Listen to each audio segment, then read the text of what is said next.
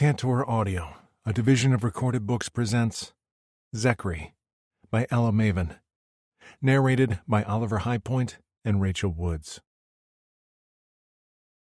Prologue. Zecri.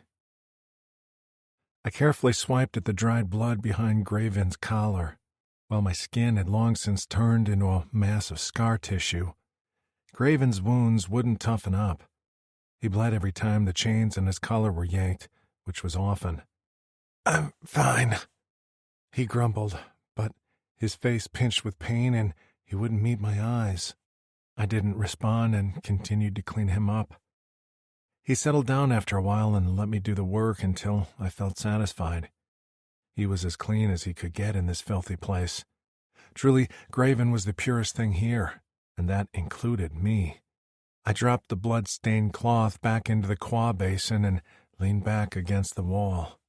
The chains holding me in place rattled, and the sound grated on my raw nerves. Graven lay on his side in front of me on a thin mat with his hands tucked under his head.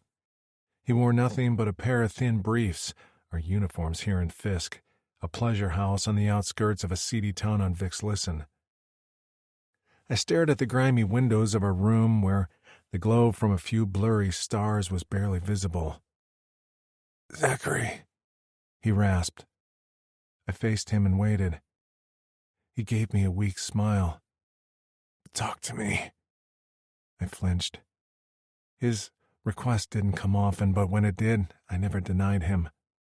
Graven was younger than me, and as the elder warrior, I took my job of caring for him seriously. "What do you want to hear?" "A story," he murmured, his eyes half closed. He'd been gone most of the rotation with a new visitor.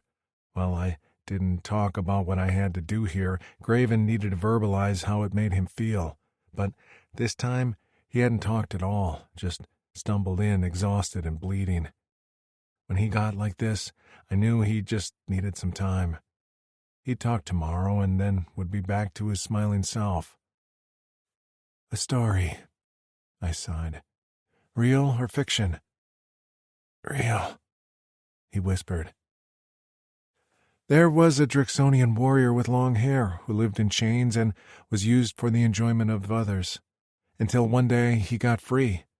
He spent many cycles plotting how to free his friend and get revenge until one day his plan came together.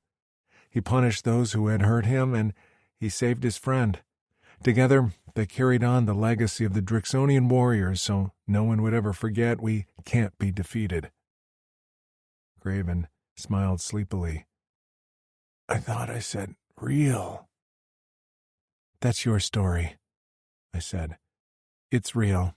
It just didn't happen yet." He reached out and squeezed my calf. "It's not my story." "It can be." His eyes opened, and the purple irises glowed as he held my gaze with a seriousness he rarely showed.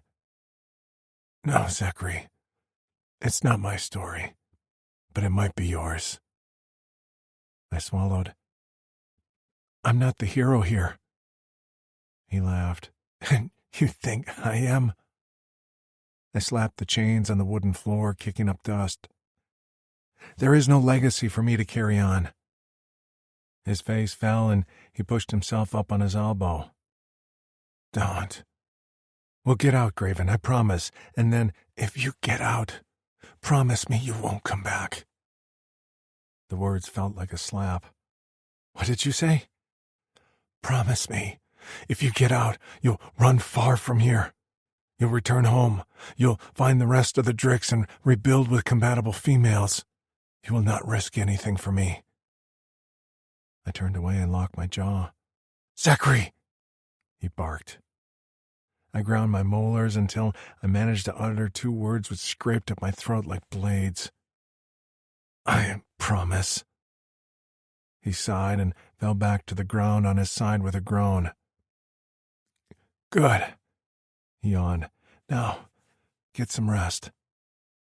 His eyes closed, and it wasn't long before his breaths evened out and a few snores escaped his lips. I leaned forward and pressed a hand to the top of his head. "I promise. I whispered, "that I'll never rest until you are safe and can carry your own legacy. The future of the Drixonians need you." He snuffled while he slumbered.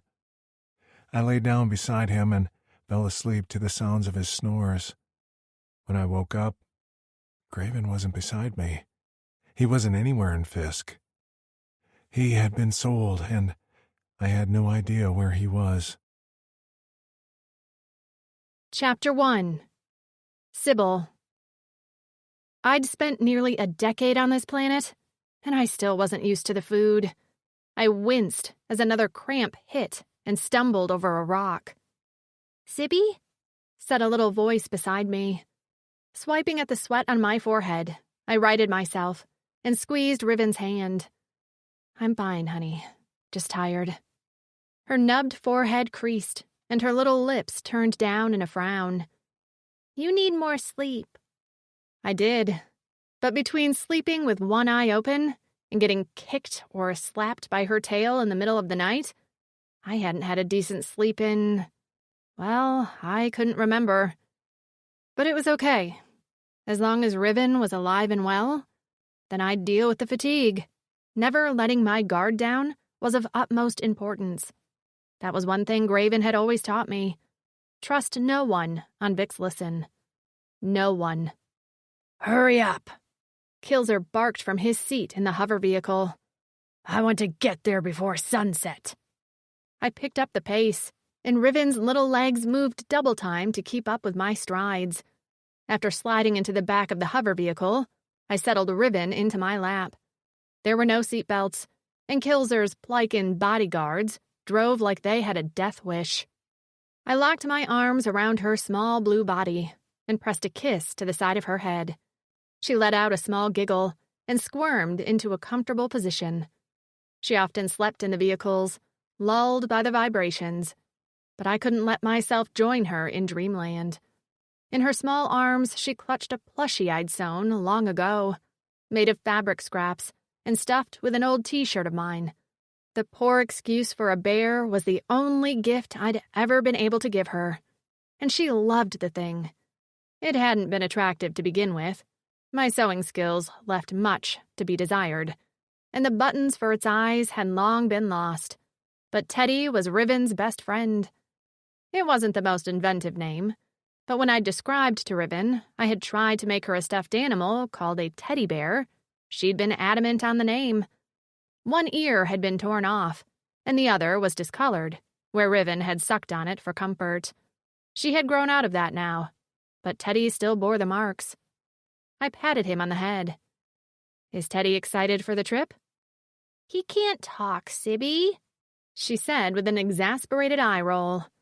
I smiled, even as a pang hit my heart.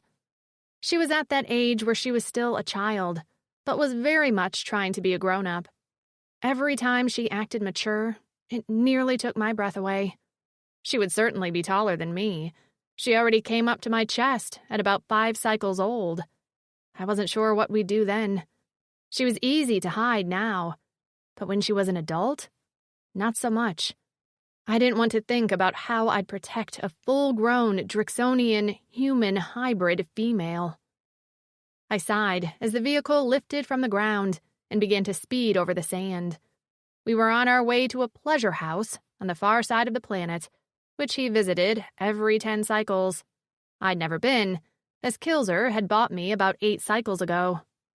I wasn't sexually compatible with Kilzer, who was a Gatrix, a type of insect alien species with a stinging dick, which was truly the only saving grace in my life, other than Riven. But the pleasure house, named Fisk, had a type of species he could mate with. I didn't know who or what they were, and I didn't really want to know. As long as Riven and I were safe, then that was what mattered. I wasn't sure why we were being taken along. Couldn't Kilzer attend his sex weekend by himself?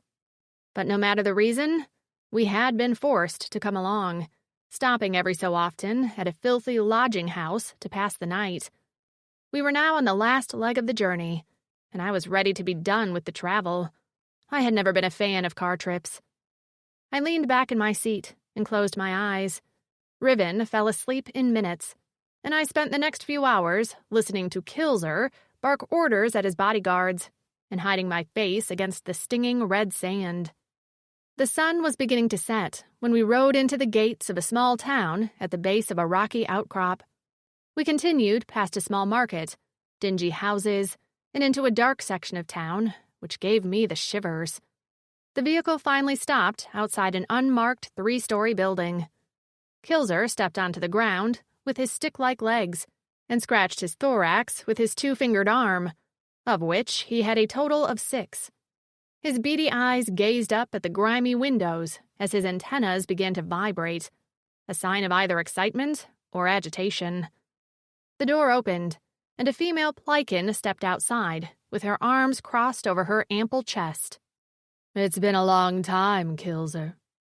Plycans were nasty aliens, gray in color with varying shades of black, gray, or white hair. They bore temperamental dispositions. The females were tall and muscled. This one was named Wargo, and the only reason I knew was because she used to own Graven before he was sold to Kilzer. Kilzer took a step forward, his leg joints clicking. "I heard you have something for me." She gave him a smarmy smile. "You don't visit often, but when you do, you pay well." Her gaze drifted to the vehicle, and when she caught sight of me and Riven, her smile dropped off, and her eyes went wide. "Is that... Kilzer, you? That's for later," he said, waving a leg in my general direction. I cursed myself for not covering Riven sooner. I'd hoped to fly under the radar here. Was it possible she recognized Riven as Graven's offspring? I hoped not.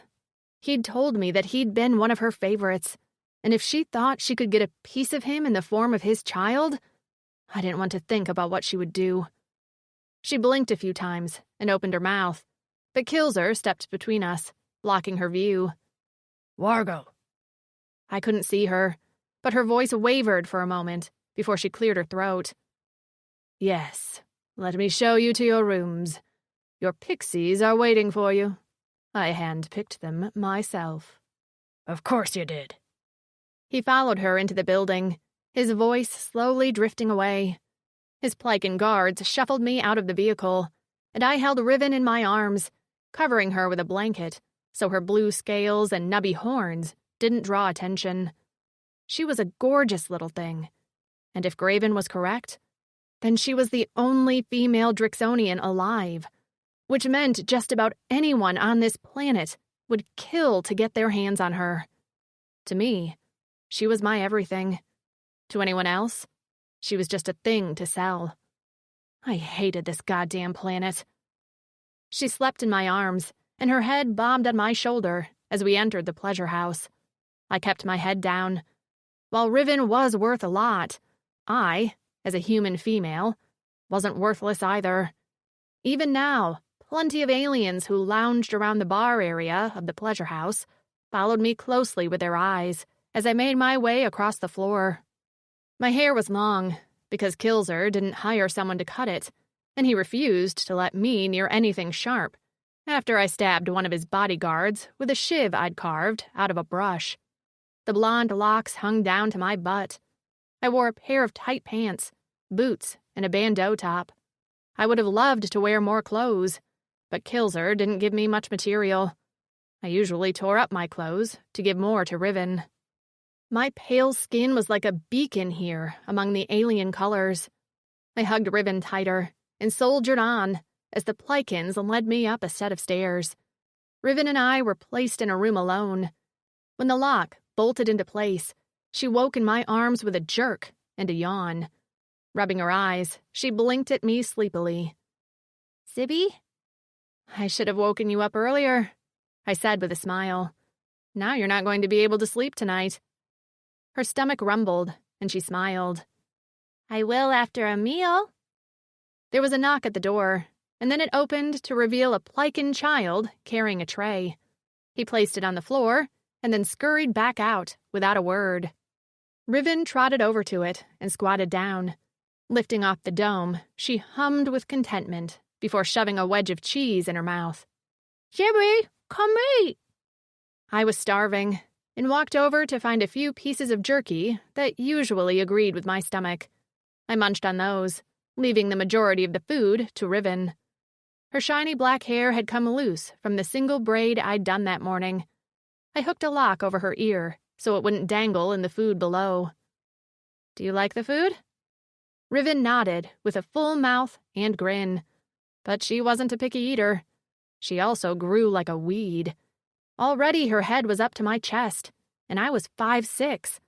Graven had said Drixonians reached maturity around 10 or 12 cycles. I couldn't imagine her not being my baby anymore. Finally full, she stretched out on the floor with her hand on her bulging belly and the other clutching Teddy. She preferred to wear leggings with a tunic and flat shoes. Her hair splayed on the floor around her, and I forced myself not to mention how dirty it was getting. She seemed so content lying. "Why are we here?" her voice asked after a long moment of silence. I crossed my legs in front of me. "What?" She eyed me with an unusually serious look. "Why did Kilzer bring us here?" I patted her leg. Maybe he just wanted to give us a change of scenery. Eager to change the subject, I gestured toward the bathroom door.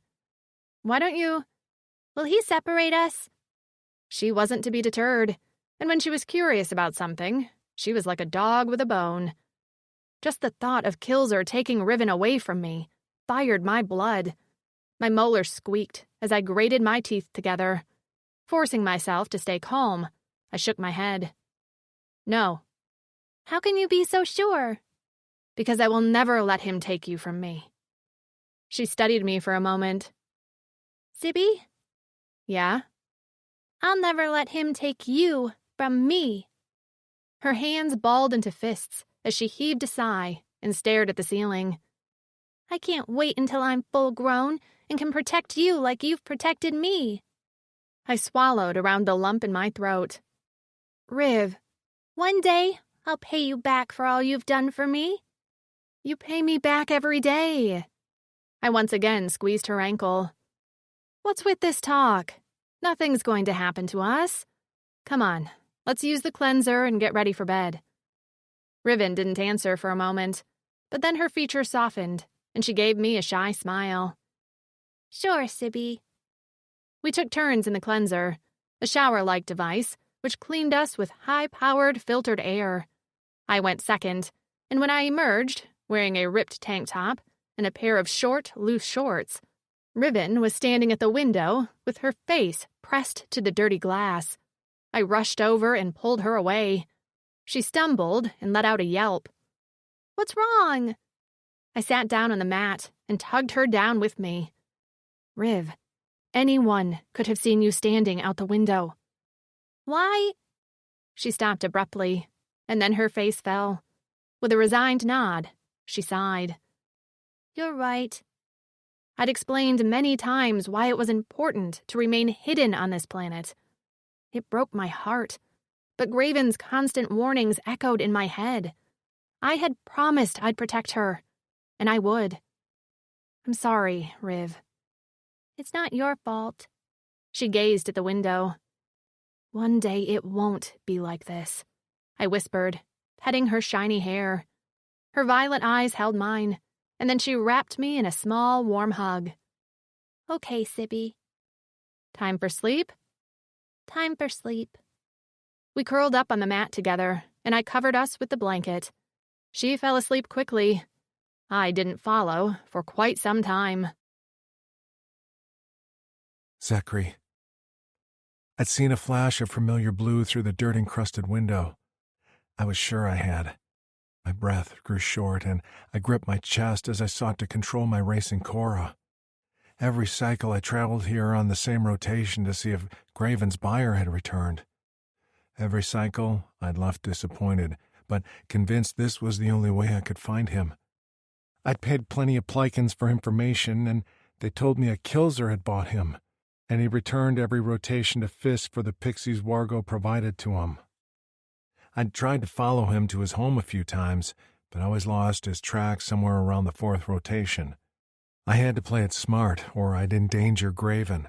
The anticipation of seeing my old friend again was nearly enough to send me into a battle rage and descend on Fisk like a crashing monster. I waited in the shadows of the alley until the sounds from inside Fisk grew quieter. Most of the clients would have retreated to their private rooms now to finish with their purchases. I hoped Graven had been given the night off, but even if he hadn't, this would be the last night he'd be forced into this life. I drew up the cloak over my head and pulled the cloth around my neck up over my mouth and nose. Shoving a pair of dark glasses over my eyes to hide my purple irises, I slipped from my hiding place. Striding across the alley, I arrived at the back delivery door, heavily bolted but no match for my machetes. Unleashing the blades from my skin, I sliced through the lock. I caught it before it could clatter to the ground and placed it down gently. The door opened silently, and I slipped inside. The back staircase was used for storage, so piles of supplies and trash blocked the way to the second floor. I frowned at the fire hazard as I picked my way through. At the top of the stairs, I remained hidden against the wall and listened for the sounds of guards. Only occasional moans of pleasure and giggles reached my ears. The sounds brought up ugly memories I longed to forget, but I reminded myself I wasn't a pleasure slave anymore. I'd gotten out, and the only reason I returned was for Graven. Peering around the corner, I found a dozing Plycan guard on the floor outside the room with the window where I'd seen Graven. With careful steps, I padded down the hall until I reached his side. He grumbled in his sleep, and his eyes blinked open. They went wide when he saw me, but before he could get a word out, I reached down and snapped his neck. He went limp, and I propped him up again to simulate a sleeping form. The door was locked, but after a quick pick with my claws, the knob turned. I took a step inside and closed the door behind me. Eager to see Graven, I turned around to find not one large form lying motionless beneath the covering, but rather a small one and an even smaller one. I went still just as the larger of the two stirred. A dim lantern in the room caught on a lock of yellow hair before the figure turned a pale face to me. I couldn't get a good look before the creature let out a startled yelp. It rose from the bed on two skinny legs, 5-fingered hands fisted at its side, and stood over the other figure. Legs braced, a human female stared at me with flared nostrils and wild eyes. "I don't know how you got in here, but don't come any closer," she growled in a raspy voice. "We're not pleasure slaves, so go downstairs and talk to Wargo." I stared at her, unable to believe my eyes. I'd never seen a human female in a pleasure house. They were rare and fragile. Most species weren't sexually compatible with them, and if they were, well, they had to be careful. "Sibby?" came a soft voice. The figure under the human stirred, and for the first time the human's expression registered genuine fear rather than anger. My gaze dropped to the moving form, and I caught sight of a lock of black hair before the human let out a roar of rage and leapt off the bed. Wrapping the covering tightly around the smaller figure, she shoved it into the corner before placing herself between us. Her legs braced apart, fists up, she stood wearing almost no clothing. No defenses, no weapons. Her thin, pale skin nearly translucent. I could have ripped her to shreds before she ever threw a punch.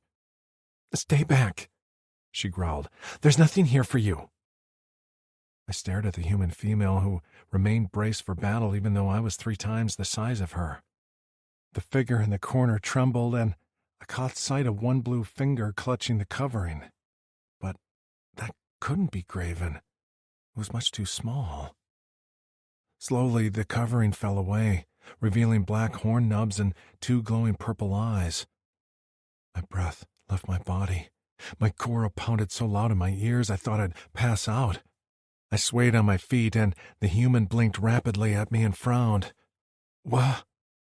I fell to my knees as those purple eyes, so familiar yet so different, held my gaze. I reached up and shoved my hood off. The human let out a gasp as I tugged down the covering over my nose and mouth. Last, I reached up with a shaking hand and tore my glasses off my face. Tossing them into the corner of the room, I bent my head and crossed my wrists in front of my neck in the Drixonian greeting in sign of respect. I remained still as a statue on my knees.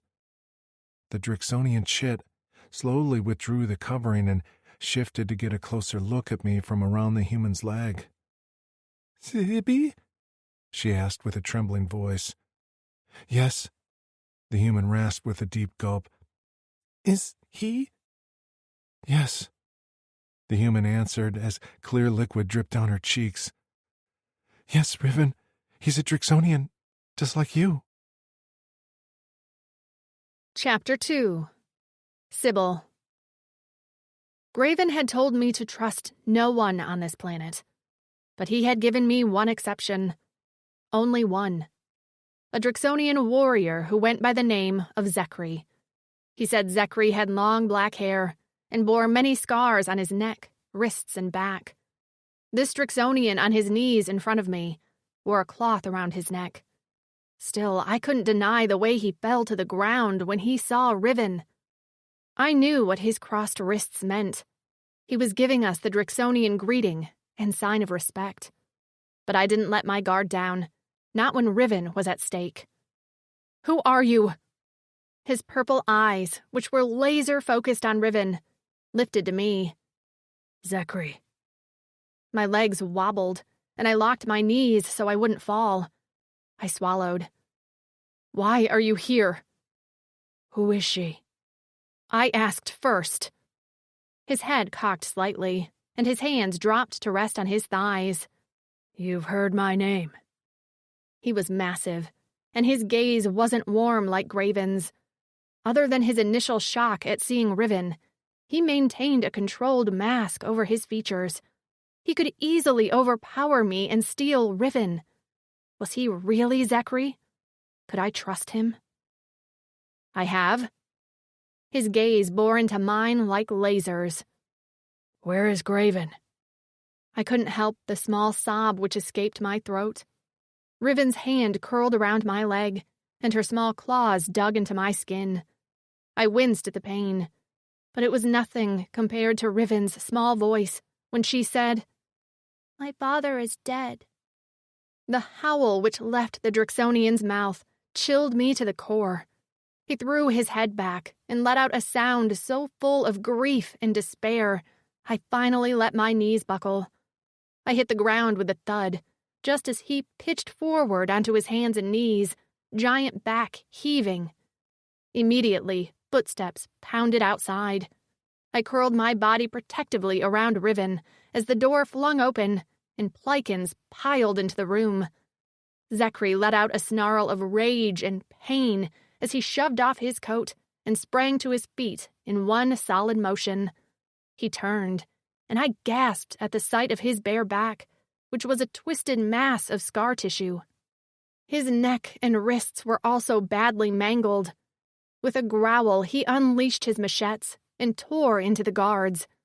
I tried to cover Riven's eyes, but she shoved me away and watched as Zecri laid waste to the Pliken guards. But more came, and then more. Too many to count rushed into the room until Zecri was buried. He snarled and lashed out as sprays of Pliken blood arced in the air. He would have won, too, if it wasn't for Wargo rushing in and slamming a needle into the side of his neck. Rising to his feet, he wobbled, glaring at her, while covered in blood. Spit pooled in the corner of his mouth and dripped to the floor as he lurched toward her.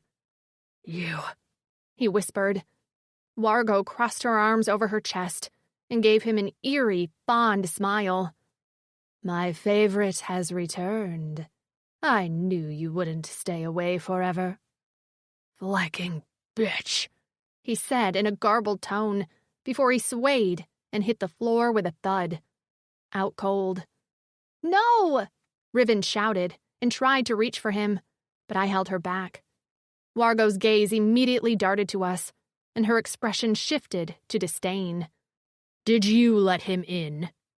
I stayed silent and clapped my hand over Riven's mouth. I'd learned long ago the best thing to do on this planet when it came to my enemies, was to stay silent. Don't give them any fuel to hurt me or Riven. And at this point, I was protecting Zecri too. I stared at his motionless body. I willed him to get up and fight more. I wished I had machetes, and I could slice into Wargo's smarmy face. But all I had was my wits. Psh, Wargo said with a sneer. She clapped her hands to the remaining Plycan guards. Clean this up. Put Zecri back in his old room, and let me know when he wakes. We have a lot of catching up to do. All rooms are full, reported a Plycan. I couldn't take my eyes off Zecri's bloodied form. Wargo curled her lip. Then just chain him up here. Her gaze shifted to me, and I fought not to cower. With careful steps, she walked to stand in front of me, until I had to crane my neck back to look at her.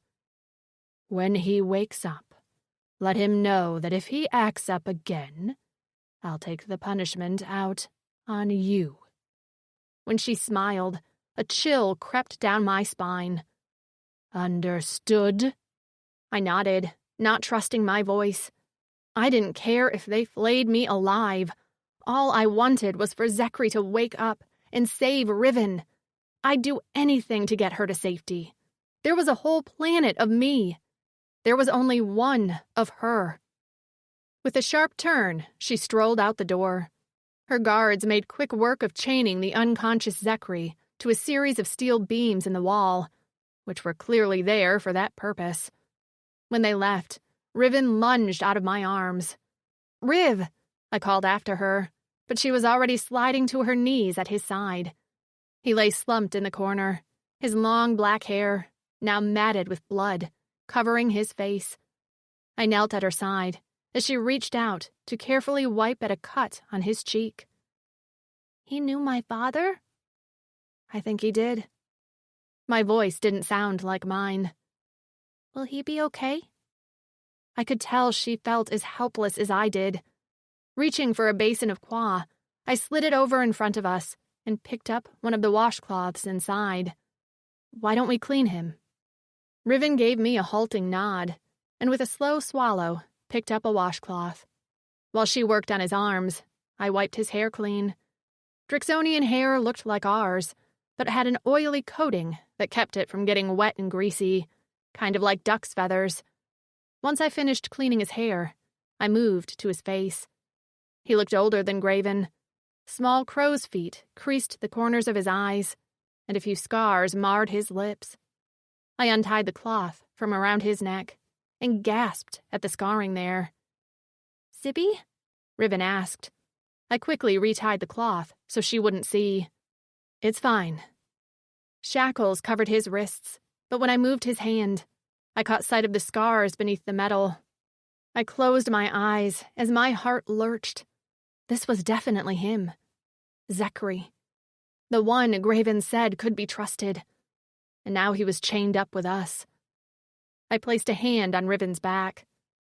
Let's get some sleep, so we are rested when he wakes, okay? She glanced at the bedding pad along the wall. It's too far away. What if he wakes up scared, thinking he's alone? I smiled and ruffled her hair. Why don't we drag the bedding over and sleep next to him? Would you like that? She nodded eagerly and immediately sprang to her feet. We pulled the bedding pad as close to Zecri's form as we could.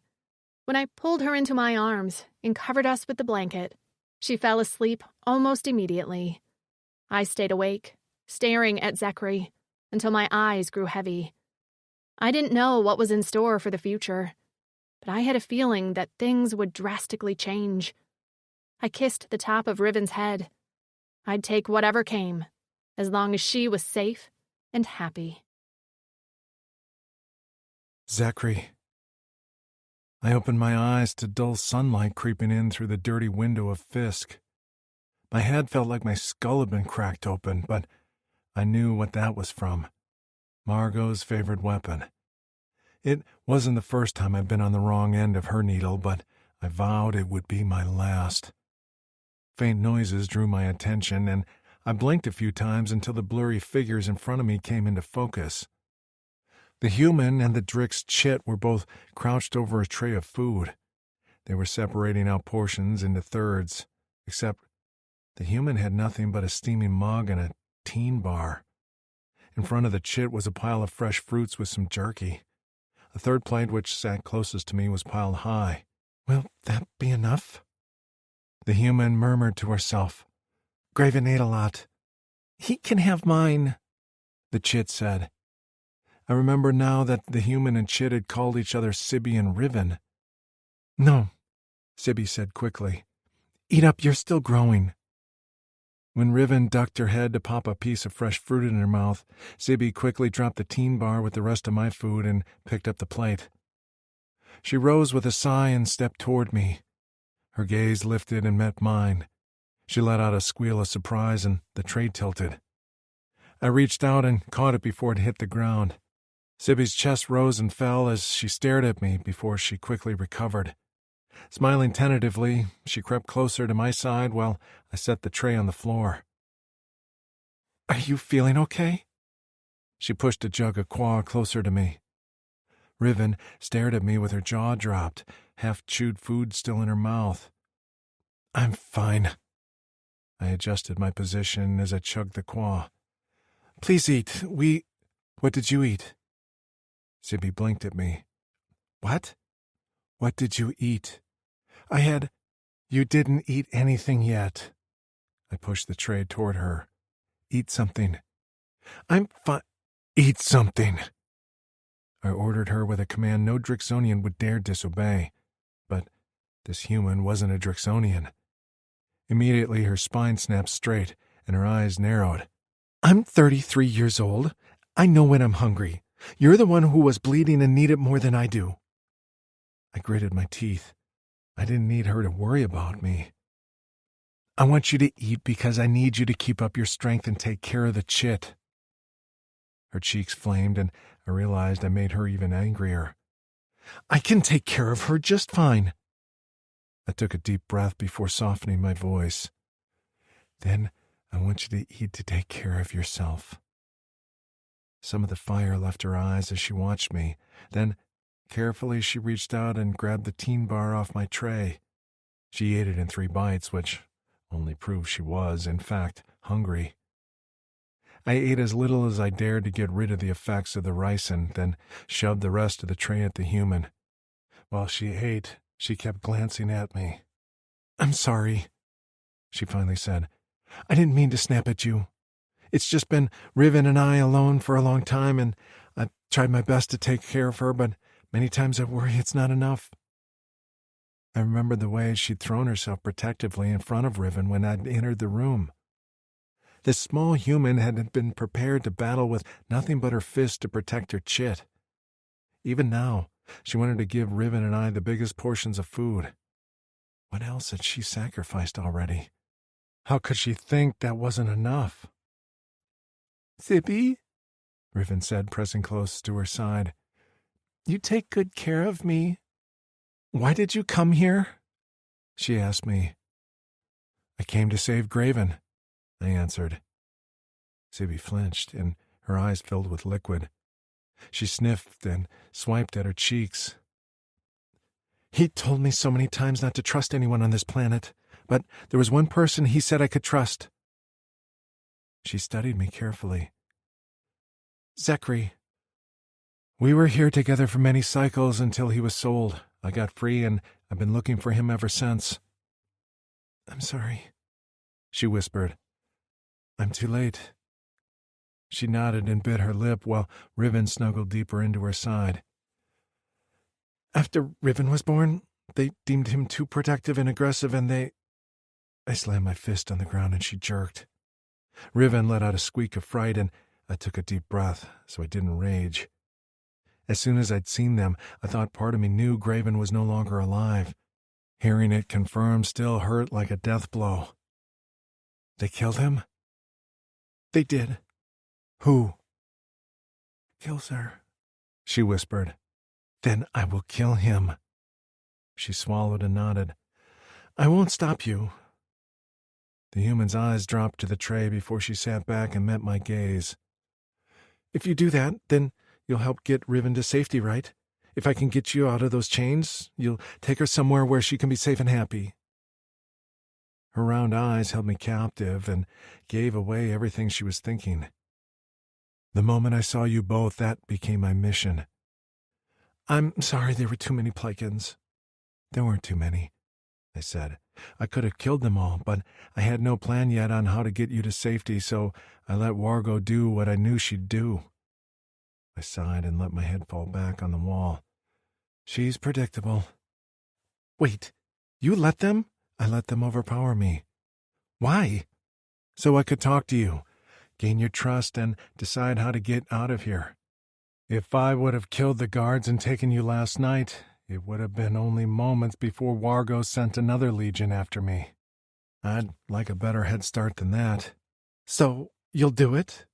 The human shuffled closer. "You'll take care of Riven?" I lifted a brow, and the words came out before I could even think about them. "And you." "I don't." "And you," I repeated. I told myself it was ingrained in me as a Drixonian. I swore to protect the human, but there was something else about her that drew my attention.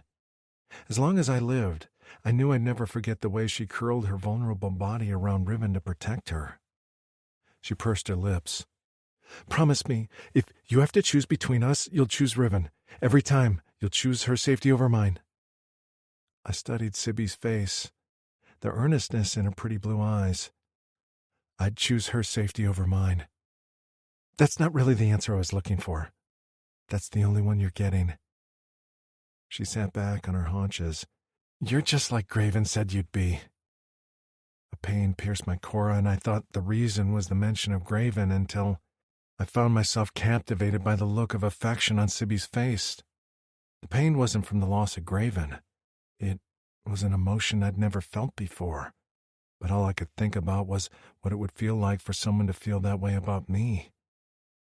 Graven had been lucky. At least before he left this galaxy, he'd had companionship, a mate, and he deserved it. I cleared my throat. "I'm sorry you both lost him too." She rubbed her eyes and let out a long exhalation. Riven watched her closely, and Sibby gave her a smile as she patted her head. "Did you get enough to eat?" Riven nodded with a yawn. "Why don't you lie down? You didn't get a lot of sleep last night." I noticed how the bedding pad had been moved closer to me. Had they slept there all night? "I wanted to talk to Zecri," Riven said softly. "How about we let him rest a little too, okay?" Riven nodded and crawled over to the bed before pulling the covers over her head. In moments, she was asleep and snoring slightly. I wanted to talk to the chit, but I was still barely able to believe she was real. Looking at her was like looking into the sun. I could practically hear Graven telling me to talk to her, to get her to like me, but that had never been something I was good at. Everyone loved Graven, but not me. What really mattered was getting Riven to safety, not getting her emotionally involved with me. I wouldn't be her surrogate father. I watched the rise and fall of her back as she slept.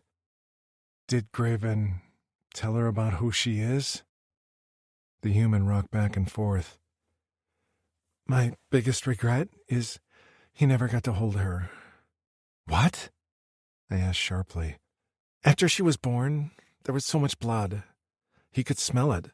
He went into a rage, and they couldn't get him to calm down, so they had to put him down."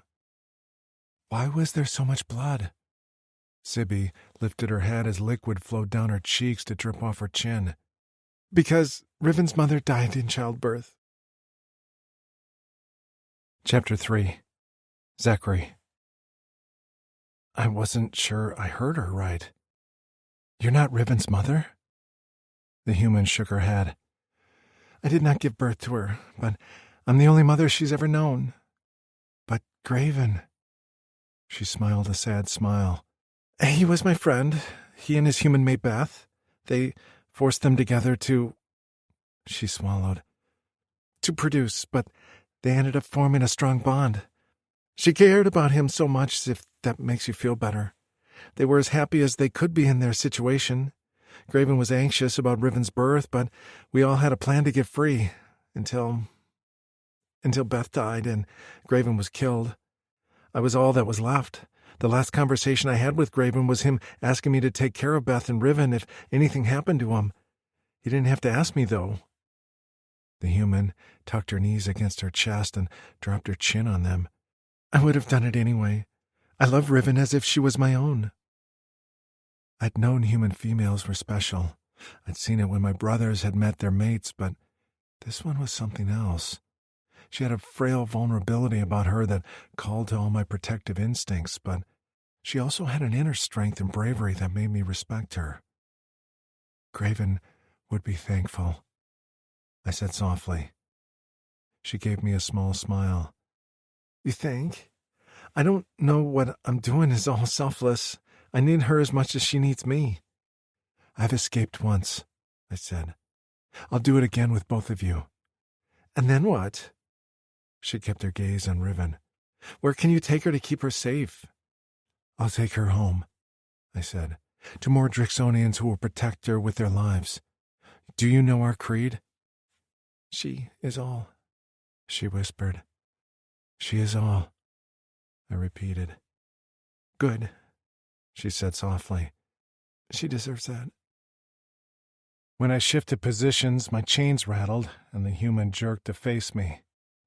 Are you okay? Don't worry about me. I was suddenly eager to know more about her. Your name is Sibby? Sybil. Riven calls me Sibby or Sib. How long have you been taking care of Riven? About 5 cycles. How long have you been on this planet? She started counting on her hands. About 10 cycles, I think. How did you get here? I really don't know. I went to bed one night and woke up on a spaceship with one-eyed aliens. They brought me here and sold me to Kilzer. One corner of her mouth tilted up. I have to say, I really don't like your galaxy. I let out a bark of laughter that sounded more like a cough. She immediately darted to my side and pressed her hand against my head. Are you okay? Did you choke on something? I wrapped my fingers around her wrist and lowered it to our sides. I'm fine. I just haven't laughed in a while. The sound is a little rusty. Her gaze remained on where I gripped her wrist. Her fingers flexed and I slowly loosened my grip. Sorry, It's okay, she said. I haven't trusted anyone but Riven to get this close to me in so long. I sort of forgot what it was like to be touched. She let out a huff of laughter and pulled her arm from my grip. She ducked her head so her yellow hair obscured her face. I must be going crazy, she muttered. She leaned against the wall next to me, her other hand circling her wrist where I'd held her. We sat in silence for a while, the lingering feel of her skin fresh on my fingers. What had been that feeling in my chest when I'd touched her? My lungs had gotten tight, my core erased. I shook my head. I couldn't do this. I'd get her to safety, then let her choose if she wanted a mate, but that mate wouldn't be me. I opened my mouth to tell her I'd never touch her again when Riven sat up in bed.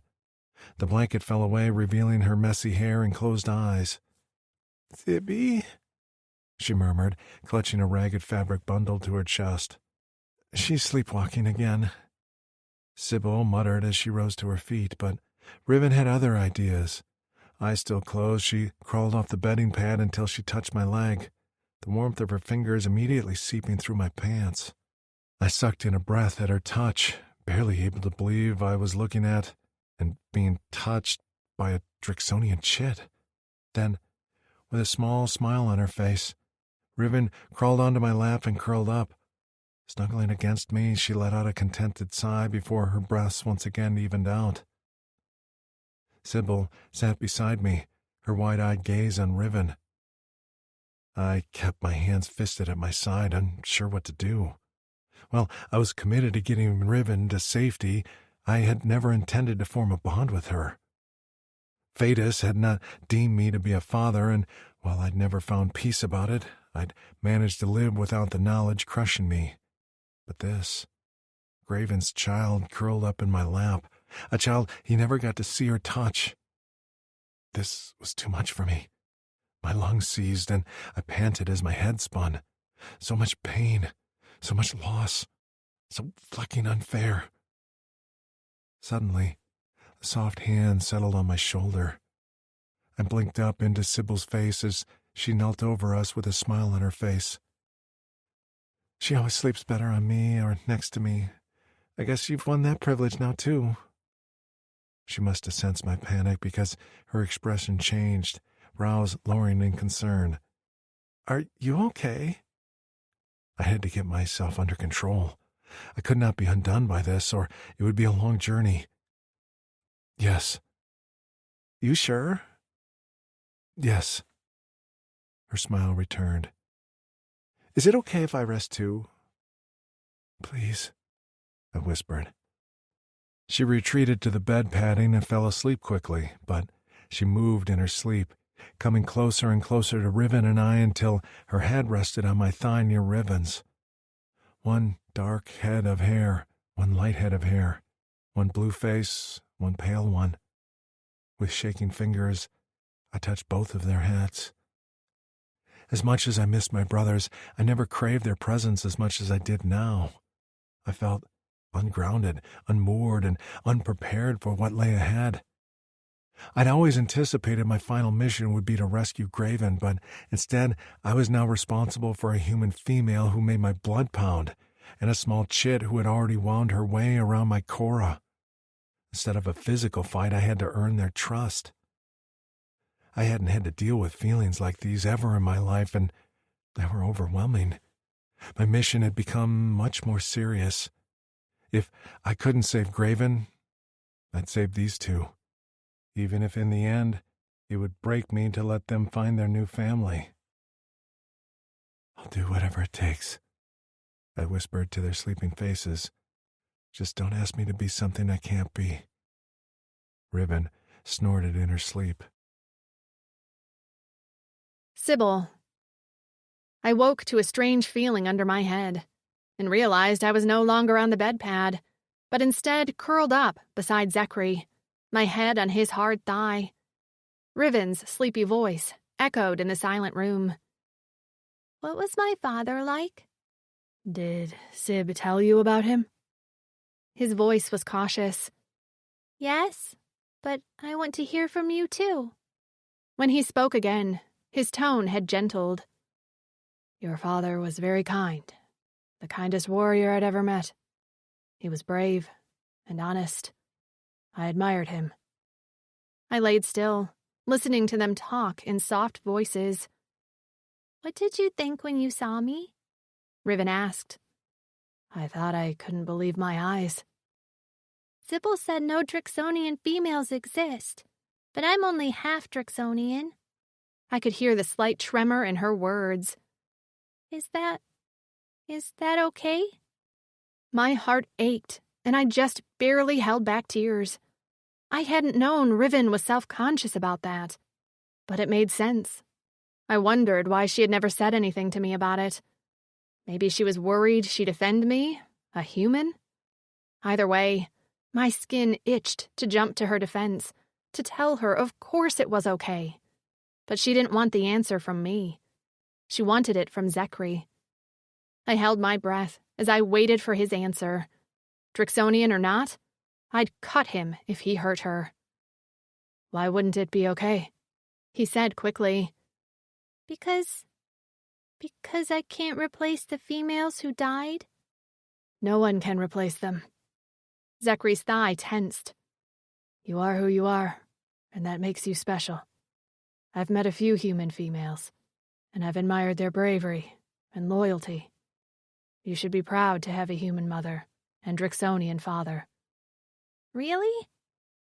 You look up to Sybil, right? She's protected you and cared for you. Sibby is the best person I know. Riven's voice had gone firm, and my heart pounded as my eyes pricked with tears. I could hear the slight smile in Zecri's voice. Then be proud of who you are. Okay, Zecri. Say it. What? Say that you're proud of who you are. Riven stirred, and I imagined she puffed out her chest. I'm proud of who I am." "Good," he said softly. I shifted slightly and opened my eyes. Zecri cast a quick glance at me, then focused again on Riven. "Now tell me who this is." He poked a finger at Teddy's missing eye. "This is Teddy." Riven arranged his legs so he sat on her lap. "He's a stuffy that Sybil made me." "What's a stuffy?" Riven repeated the words I told her many times. "A soft friend I can hug when I'm sad, mad, or scared." "Ah," Zecri said. "Syb made this for you?" "She said a lot of children on Earth have these." "Has Teddy helped you when you've been mad, sad, or scared?" "Yes," Riven said. "And I help him, too. Sometimes he gets scared, too." "Of course." Zecri's tone was serious, and it made my heart swell. "I think that was very nice of Sybil to make Teddy for you." "She always takes care of me." "Oh, yeah?" "She gives me the best food, the best bed spot, and never lets anyone else be alone with me." Zecri didn't answer right away, and when he did, his voice was strained, eyes dark. "She's a good mother." "The best." Riven patted Teddy on the head and picked at a loose strand at a seam on his side. Finally, Zecri's gaze swung to me and held. I blinked at him as I sat up. "Hi." His hand lifted, and I thought he meant to touch me, but instead he dropped his palm back to his thigh. He leaned his head back against the wall and took a deep breath. "Thank you." I didn't answer, feeling uncomfortable at his direct gaze, so I only nodded. "Riven," I said, drawing her attention. "Do you need to use the expeller?" She nodded, and I used the excuse to go with her, to avoid looking directly at Zecri. When we returned to the room, he sat quietly, seemingly deep in thought. He was so still and silent for such a large person, or alien. He was bigger than Graven, more intimidating for sure. Graven, despite his appearance, had been a total marshmallow inside, right up until he lost it when his mate died. The familiar pang of Beth and Graven's loss knocked on my chest. I didn't just miss them, but I also missed having others to depend on. We'd been a team for so long, and then suddenly it was just me, with a helpless blue infant. But now there was Zecri in our lives, and it was a new feeling for me to have someone else to rely on. I couldn't believe how deep I'd slept, and it was because I no longer felt like I had to stir at the slightest sound. Subconsciously, my mind had surrendered trust to Zecri. Even without Graven's words, I think I would have still felt this way toward the big Drixonian. Deep in my bones, he felt dependable, which terrified me. What if he ended up letting us down? Or worse, what if I let him and Riven down? Riven and I crossed the room to his side, just as a pounding came on the door before it flung open. I immediately shoved Riven behind me, and Zecri straightened his spine. The chains prevented him from standing. Wargo stood in the doorway, flanked by a few Plycan guards. She had a creepy smile on her face that sent a chill down my spine. The atmosphere in the room felt charged, when just a minute ago it had been lazy. The soft words of the conversation minutes ago felt like years in the past as Wargo strode into the room. She wore a long skirt and a skin-tight top. A gaudy jeweled necklace jingled around her neck. She craned her neck to peer around me to get a look at Riven, but I shoved us into a corner and met Wargo's gaze with a direct snarl. Her lip curled in disdain before she ignored me in favor of the big chained Drixonian in the room. Her eyes lit up with what I could only describe as lust, and my stomach churned. "You returned." She grinned at him as she knelt at his side. "I missed you. The clients missed you." She reached out, and when the tips of her fingers were an inch from Zecri's forehead, he lashed out. With a growl, he slammed his forehead into hers with so much force, I heard their skulls crack. Blood burst from Wargo's nose, and she let out an unholy shriek.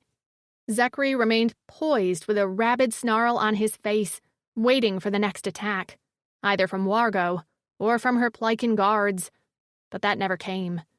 After swiping her nose with the dirty sleeve of her shirt, she curled her lips into a bloody grin.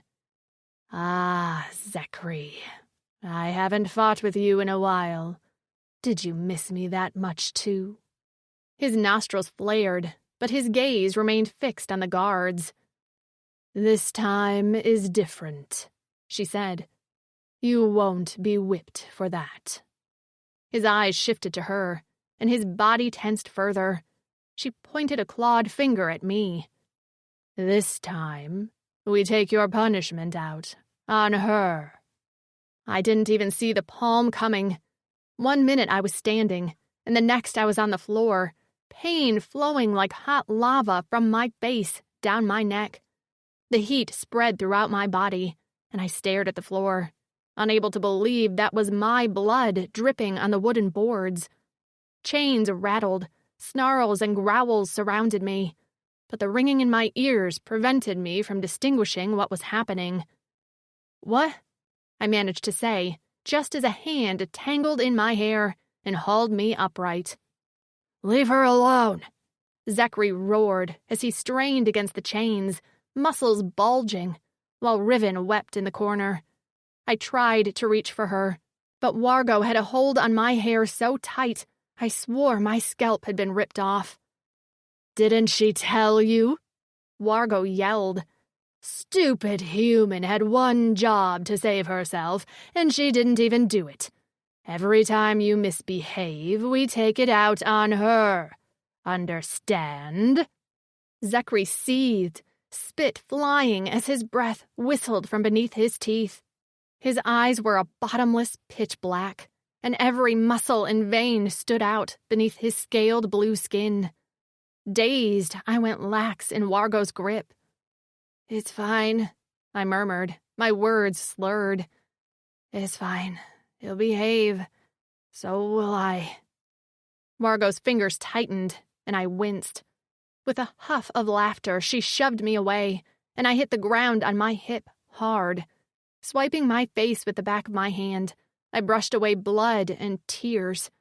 This wasn't the first time I'd been hit on this planet, but it had been the only time I'd been that blindsided by a hit. Usually, I could at least brace. I spat on the ground as footsteps retreated and flinched when the door slammed shut. Chains shook and hands slapped the floor as little feet raced to my side. "Sibby!" Riven sobbed. "Sibby!" She'd never seen me get hurt before. Not like this. "I'm fine." "Why didn't you tell me?" Zecri's booming question shook the floor beneath me. "I wouldn't have struck her." I glanced up to see him still straining against the chains toward me. I shook my head and rubbed the back of my neck. "Because it doesn't matter." "What do you mean it doesn't matter? You're a human. She could have killed you from one blow." What I had to say, I didn't want to say in front of Riven. "Kills her hits hard, too." Zecri sucked in a breath as his nostrils flared. "Come here." "What?" He gritted his teeth. "Come here." I frowned at him. "When you say it like that, I'm not sure that I want to. You're kind of scary right now." He let out a long-suffering sigh, but his expression didn't change from one of murder. "You know I would never hurt you." His irritated growl was a direct contradiction to his words. I raised an eyebrow. "Are you sure about that?" "Are we really having this conversation, right after Wargo nearly took your head off?" I huffed. "She didn't nearly take my head off." His chest heaved. "There is a clump of your hair missing." I gasped and reached up to feel a small bald spot above my right ear. I hissed at the tender skin. "Shit! That bitch!" I glanced at Riven. "Don't repeat that word. It's not nice." Riven only blinked at me. "On second thought, go ahead and use that word, but only to describe Wargo. Okay?" Riven nodded. Okay. Sib, Zecri snapped. Come here. Okay, I muttered. Standing made me dizzy, so I crawled toward him on my hands and knees until his big hands reached for me and deposited me neatly in his lap. I jerked in surprise, but he held me firm as he began to inspect my head. Can you get us some clean qua, Riven? There should be a bin of supplies in the expeller. Riven jumped to her feet, but before she ran off, she thrust Teddy into my arms. You said he helps when you feel hurt too, in your heart or body, right? And why did that make me want to cry more than the pain? I nodded with a lump in my throat and curled my arms around the stuffy. Riven flashed me a grin and then ran off with an eager expression. She loved to be helpful. I sat dutifully in Zecri's lap while he prodded at my cheek and lip. My skin felt hot and tight, so I knew I was swelling up. Zecri cupped my chin, and his eyes met mine. His irises were back to his normal color, a cool purple, and the anger had mostly fled from the grooves in his features. Why didn't you tell me? He asked softly, as Riven could be heard puttering around in the expeller. I didn't want their threat to me to hinder you in any way, I said. The priority is you and Riven getting free. His nostrils flared. Why don't you think you're a priority? Once you get her free and find the rest of your people, she'll have plenty of caregivers and won't need me. He swallowed, and a muscle in his jaw ticked. First of all, you're not just a caregiver that can be replaced. She's bonded with you. You're her mother. Second, protecting Riven isn't the only reason for your existence. I barked out a dry laugh. I'm a human on a planet full of aliens twice the size of me. The only reason I didn't do something to make Killser kill me a long time ago was because of Riven. I haven't seen another human since Beth died.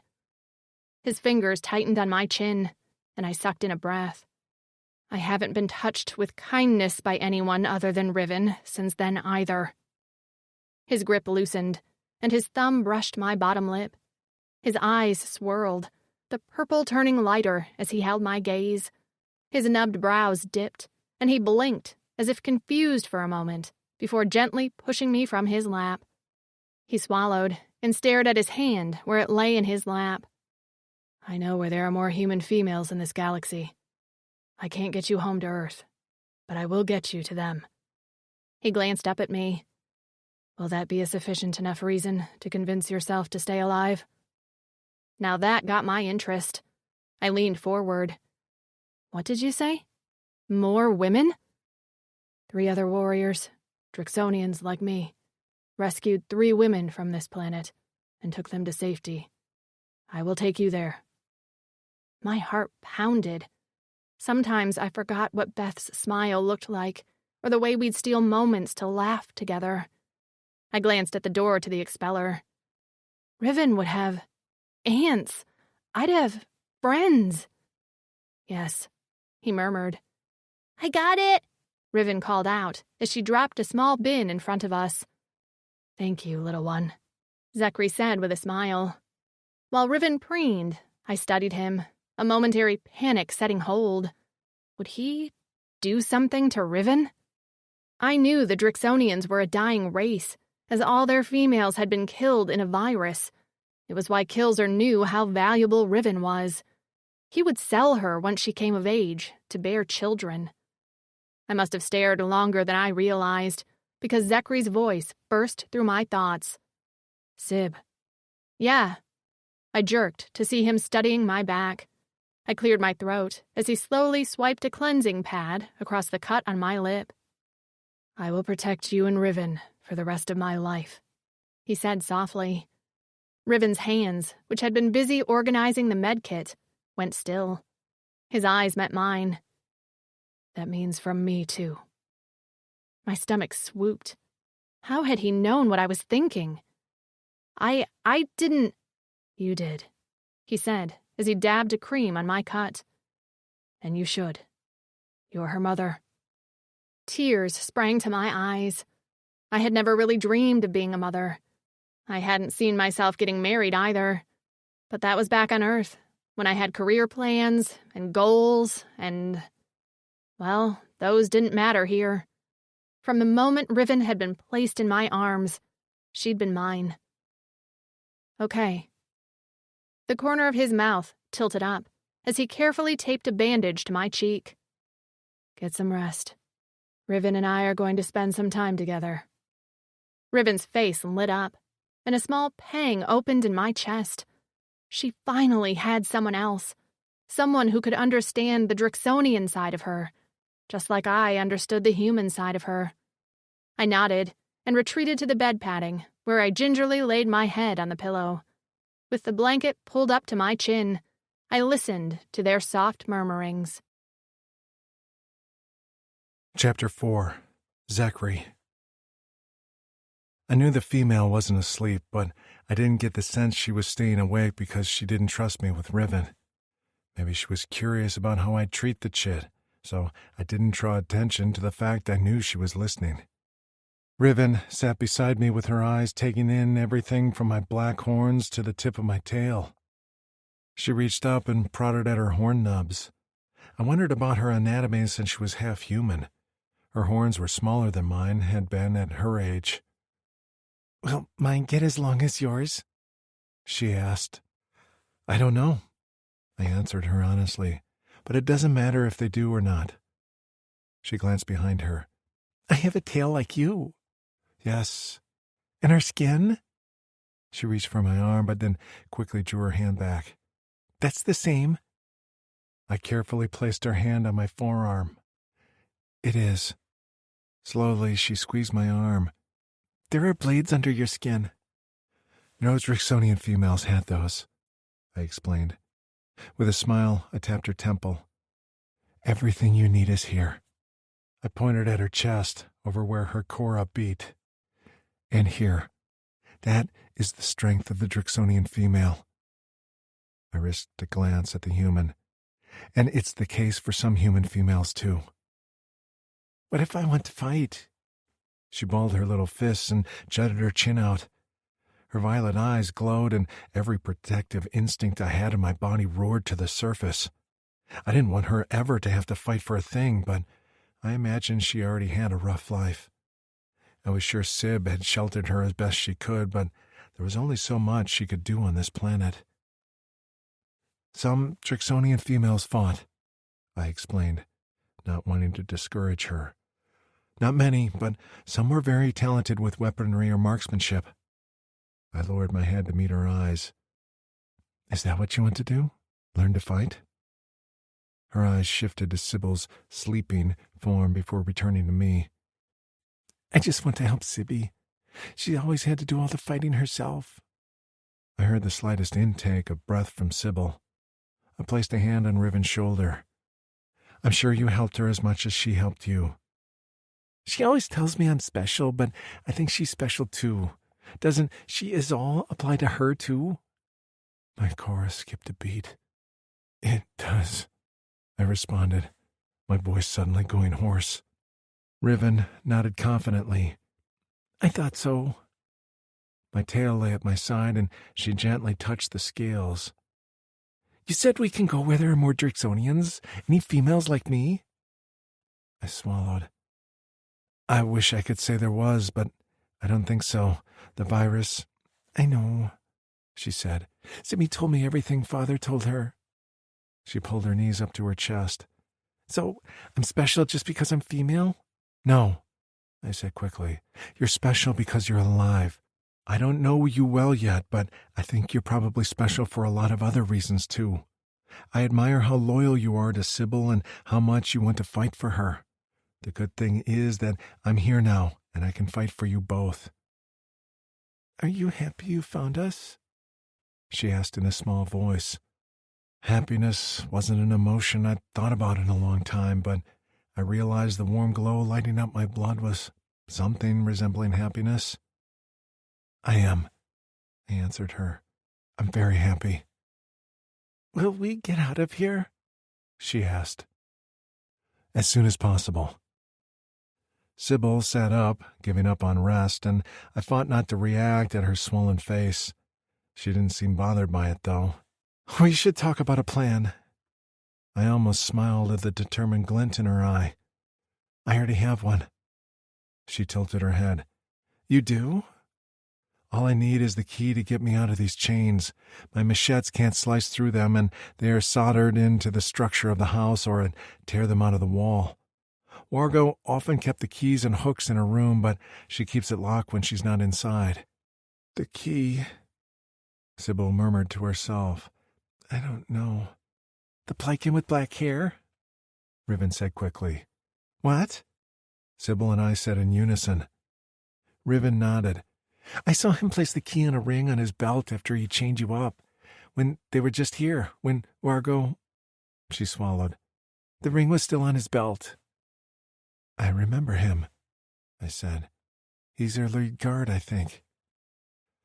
I remember him too, but I didn't notice where he'd placed the key. Sybil shifted closer to us and ruffled Riven's hair. Good job, Riv. The chit beamed. I'm helpful, right? I tapped her head. What did I tell you? Your strength is here. I sighed. Now, how do we get it from him? You can leave that up to me, Sybil said. You can't do it for obvious reasons, and I won't let Riven get that close, but I can do it. How? Plycans completely underestimate humans. They think we are weak and stupid, and I don't do much to change that belief. She patted her chest. Trust me, I'll get it tonight. Sybil. When Riven retreated to use the cleanser, Zecri leaned his head back against the wall and closed his eyes. Despite the murky sunlight filtering in through the dirty window, I was captivated by the lines of his face. Graven had been my friend, my ally, and confidant. I'd never once looked at him as anything but that. But Zecri had a strong presence about him, a blast of masculinity and testosterone that speared me through the gut. I hated the way Wargo had looked at him with greedy lust. So, you and Graven, you used to live here? He let out a snort. I wouldn't call it living. His eyes went a little hazy, as if casting his mind back to memories. Graven and I were pleasure slaves here for many cycles. My heart sank into the floor, and my stomach wobbled. I'd known Graven was a pleasure slave. A large part of me had hoped that wasn't Zecri's past as well. I'm sorry. Graven was sold, and I escaped shortly after that. Zecri, it's in the past. She might think I'm back, but that will never be my life again. His jaw twitched, and his hands fisted. Never. I remembered Beth had told me that before her, Graven had never been touched by a female out of kindness. It was only to be used as an object of lust. Was that Zecri's life, too?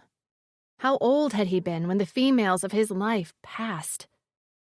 So you came back here even though this place holds so many bad memories for you? He huffed a dry laugh.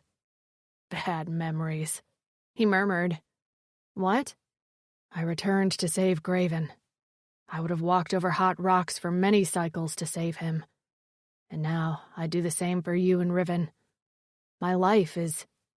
He shook his head. Never mind. What were you going to say? I prodded. He turned away. I forgot. That was a lie. But what about what you want? I shifted closer, creeping to his side until my knees brushed his leg. Graven never thought you'd return to save him. He wanted you to escape on your own and live happily. Graven was a dreamer, he said softly. I am not. So you don't have your own dreams? I reached out tentatively and cupped his cheek. His dark eyelashes fluttered, and he swallowed. I tried to turn his head to face me, but he resisted as the veins in his neck bulged. See? I whispered. His eyes closed, and a flash of emotion creased his features so quickly, I almost missed it. Finally, he loosened his muscles and let me turn his head. I stared into those purple eyes, so different from the warmth of Graven's. But they weren't flat. They were deep and dark. "What do you want?" A strangled sound left his throat, and for a moment I thought he'd make some grand confession. But with a quick jerk, he broke my hold. Chains rattled, reminding me of our situation like a slap in the face. I dropped back onto my haunches as Zecri stared straight ahead with a cold stare. "Don't mistake me for Graven." His voice held no tone, and I shivered. "I will find you friends, and I'm sure a bevy of willing mates if you want. But I will be neither of those for you." My chest felt like he'd carved a hole into it. "Then what will you be?" "A rescuer." "What am I to you? What is Riven?" He still didn't look at me. "My mission." I felt like a fool. It'd been so long since I'd had anyone but Riven that I'd placed too much on Zecri, a Drixonian I barely knew. He was right. He wasn't Graven, and it wasn't fair to project that onto him. He was a warrior with a mission, and I should be grateful for that. He'd vowed to protect us. What more did I want? And why did my heart feel like it'd been cracked with a hammer? We spent the rest of the day alternating between eating and sleeping. At one point, a few Plycans came in to unchain Zecri long enough to let him use the expeller and cleanser. I could see the resistance in his eyes when they handled him, but I gave him a firm headshake. We had a plan to sneak out of here without much attention being drawn to us. Fighting our way out wouldn't get us far. The sun was just beginning to set, and I was getting antsy, thinking of how I was going to get the key, when the door flew open to reveal Wargo and a few Plycan guards. The one with black hair was there as always, standing right at her back like a sentry. "Bring him." Immediately, Riven leaped to her feet. "Where are you taking him?" Wargo's cool gaze slid to Riven, and I instinctively stepped in front of her. Wargo's lips thinned into something resembling a smile. "He's back, and now it's time for him to work." I could feel the chill coming off Zecri's body.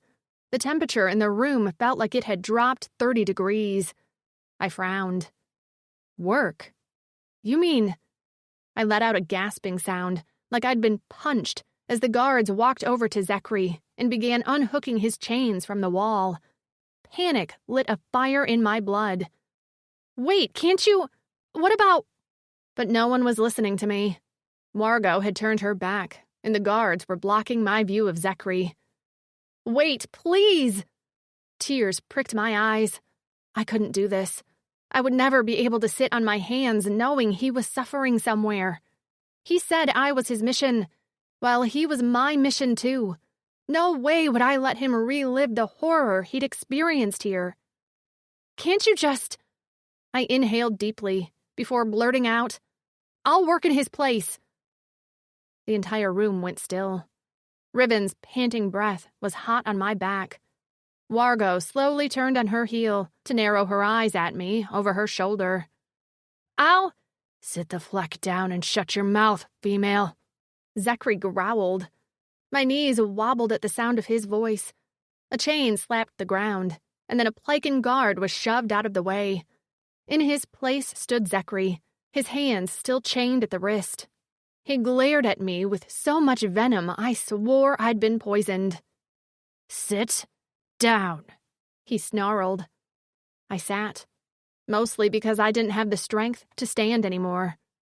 Why wouldn't he let me make a sacrifice for him? "Z!" He shoved another guard with his shoulder. "Let's go." As he turned, I was faced with his scarred back. I'd seen it before, but now that I knew more about what his life had been like, the sight was a punch to the gut. "I'm going to be sick," I whispered to myself. I couldn't handle this, knowing he was being walked off to hell. If it wasn't for us, he never would have stayed and been caught. He would have fled before the guards ever came. He would have been in the right mind to fight and flee without the burden of me and Riven. "Please!" I protested as they shuffled him toward the door. Wargo snorted. Kilzer won't let me put you to work. But if you want it that badly, maybe I'll have to ask him about your price. Riven clung to my back as they marched Zecri out the door. When it slammed shut behind them, I let the tears fall. Chapter 5. Zecri. Stubborn human. Wargo knew Drixonians, so she would be aware I'd do anything to prevent either Sybil or Riven from getting hurt. But I didn't want her to know we felt any real affection for each other. Sybil offering herself, just the memory of her words made me want to slam my fist through the wall. What had she been thinking? I'd be fine. I would always be fine. Wargo hadn't broken me then, and she wouldn't break me now. I trudged after her, thinking I was going to have to change our plan. Sybil wouldn't be able to get the key on her own, and she should stay focused on protecting Riven. I'd have to get free the same way I did last time, which I'd been hoping to avoid. I didn't enjoy killing everything in my path, but sometimes it was necessary. Sybil's voice kept filtering into my brain and messing with my thoughts. I could still feel the lingering warmth of her hand on my face. Why had she touched me like that? What did she want from me? I told her I'd get them to safety, and I would. Bonding to a human worked for Rexor, Miko, and Phoenix, my Drixonian warrior friends who'd long left this planet on their own mission. Hopefully, they were happy now, living a promising life with their mates. But that wasn't for me. Thetis would not use me for that. I was like an empty ship ready for transport, but I certainly wasn't a long-term living space. I shook my head. I needed to get Sybil's big blue eyes and Riven's warm purple ones out of my head. Now was not the time to get caught up on sentimental emotions, especially around Wargo. One sign of weakness and she'd pounce. I had to be me, Zecri, not whatever the Drixonian who had been back there in the room with Sybil, talking about dreams of all things. We reached Wargo's door and the guards led me inside. The room hadn't changed much since the last time I'd been here. There was still a massive pile of bedding as the focal point of the room. Various torture instruments lay around, of the sexual variety. She never used those on me. I got the real torture, the whipping which had nothing to do with intimacy and everything to do with power and punishment. All Wargo had ever wanted from me was obedience and loyalty, and all she ever got was cold indifference. Graven had been almost kind to her, maybe because he sought to make up for me, but she'd never cared about him beyond what zens he made for her with his body. As for me, I'd always felt she had a bit of an obsession that made my skin crawl. But even showing her hate was giving her too much credit. The only time she'd seen an extreme emotion from me was when she hit Sybil, and that worried me. What would she do to Sybil or Riven to get a rise out of me? The guards pushed me down into a chair and then stepped away quickly. I stared straight ahead as Wargo opened a drawer in her desk and pulled out a familiar box. My hands curled into fists and my claws extended to dig into my palms as she opened the lid. The sound of the creaking hinge sent a spike of panic down my spine, but I concealed it as I always did. My core raced, and I fought not to react as she picked up a small syringe of green liquid. There was nothing I hated more in this entire galaxy than the feel of that needle plunging into my skin. That poison in my veins forced my body to do things I didn't want. Soon, my cock would fill and harden, but I wouldn't feel any desire or pleasure. I would feel nothing but an empty ache. Wargo stepped toward me and tapped the syringe on her palm. "Remember this?" I stared at the wall over her shoulder. She pulled a chair in front of me and gripped my chin to force eye contact, but I refused. Her grip was nothing like Sybil's. The humans had been warm and gentle, while Wargo's was cold and cruel. "Should I test if you still have the same reaction?" She leaned close so I could feel her breath on my lips. I curled them back to reveal my fangs. She smiled and let go of my chin with a jerk before leaning back with a sigh. Are you still mad at me for selling Graven? I hated she even spoke his name. I gritted my teeth. That's why you came back, right? You knew Kilzer was coming. She shook her head. You see yourself as a savior, don't you, Zecri? My gaze shifted to hers, and her smile grew. You were Graven's protector, but you had no idea all he did to protect you. That's why I had to sell him. I thought taking him away would be the last thing I needed to break you. That didn't work, but that was my mistake. Her satisfied smile made my stomach churn. This is different. Now I have a human female who's willing to sacrifice herself for you and a Drixonian shit you both would die for. She leaned forward and lowered her voice. Want to hear my plan? I'm going to kill Kilzer and keep them. I couldn't control you with Graven, but I can with those females. My lungs tightened. While I was able to keep my face blank, I couldn't halt the panic growing in my chest like a vine, wrapping around my throat until my chest shuddered as I fought to breathe. This time, I'm keeping you for me, she whispered as she brushed her fingers along my cheek. So be good for me, and I'll be good to you and those females. Be bad to me, and... Her hand slapped my cheek with a vicious blow. My head whipped to the side, and for a moment my vision went blurry. And they'll be the ones to pay. Understand? Stay strong, Z. You can do this. I didn't acknowledge her words, but the thought of her hands on me, the one thing she'd never done, made my gorge rise in my throat. My skin crawled as her hand slid up my thigh. She held up the syringe and drew it toward my neck. Be good, she whispered. I had to endure her for just this rotation, then I'd form a new plan. I'd get out of here with Sybil and Riven. I tried to imagine it was Sybil's hand on my thigh and her breath on my lips. So you don't have your own dreams? No, because this was why. I never got what I wanted. I had been used too many times as a tool to see myself as anything other than that. I felt the needle prick my skin just as a loud commotion sounded from the hallway outside. Wargo jerked back, the full syringe still in her hand. What's going on? Screams followed, and my eyes jerked open as I pricked up my ears. Was that Sybil? Riven? I made to stand, but the guards behind me shoved me back down. Wargo narrowed her eyes at me for a moment before standing. Let's go, she said to the black-haired Plykin. You two stay with him and make sure he doesn't move. They ran out the door and slammed it shut behind them. The sound of a full-on fight came from somewhere deep in the bowels of Fisk. I could hear the meaty thuds of fists on flesh and wounded cries, but Sybil's voice wasn't there. I'd recognize it.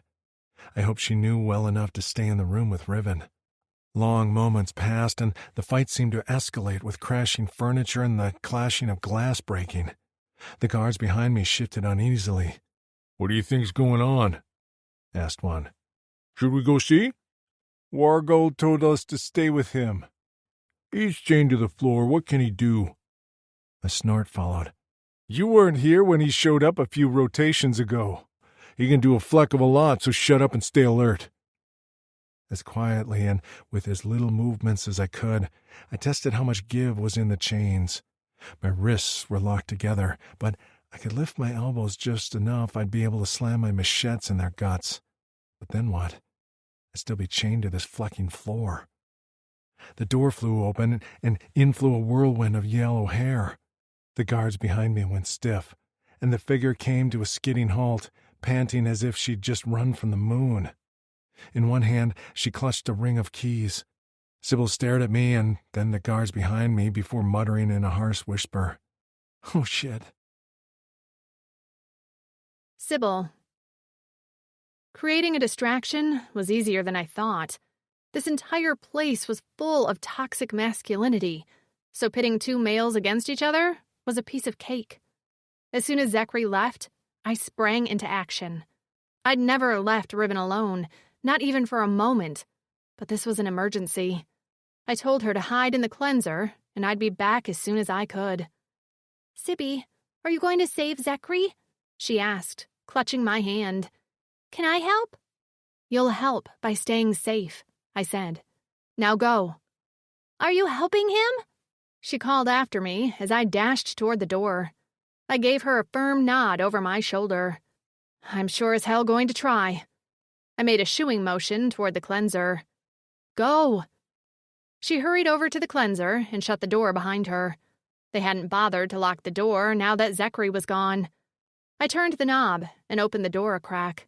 The hallway was clear, so I exited and shut it behind me. Creeping down the hall, I made my way to the set of stairs. The main room downstairs was full of clients and pleasure slaves.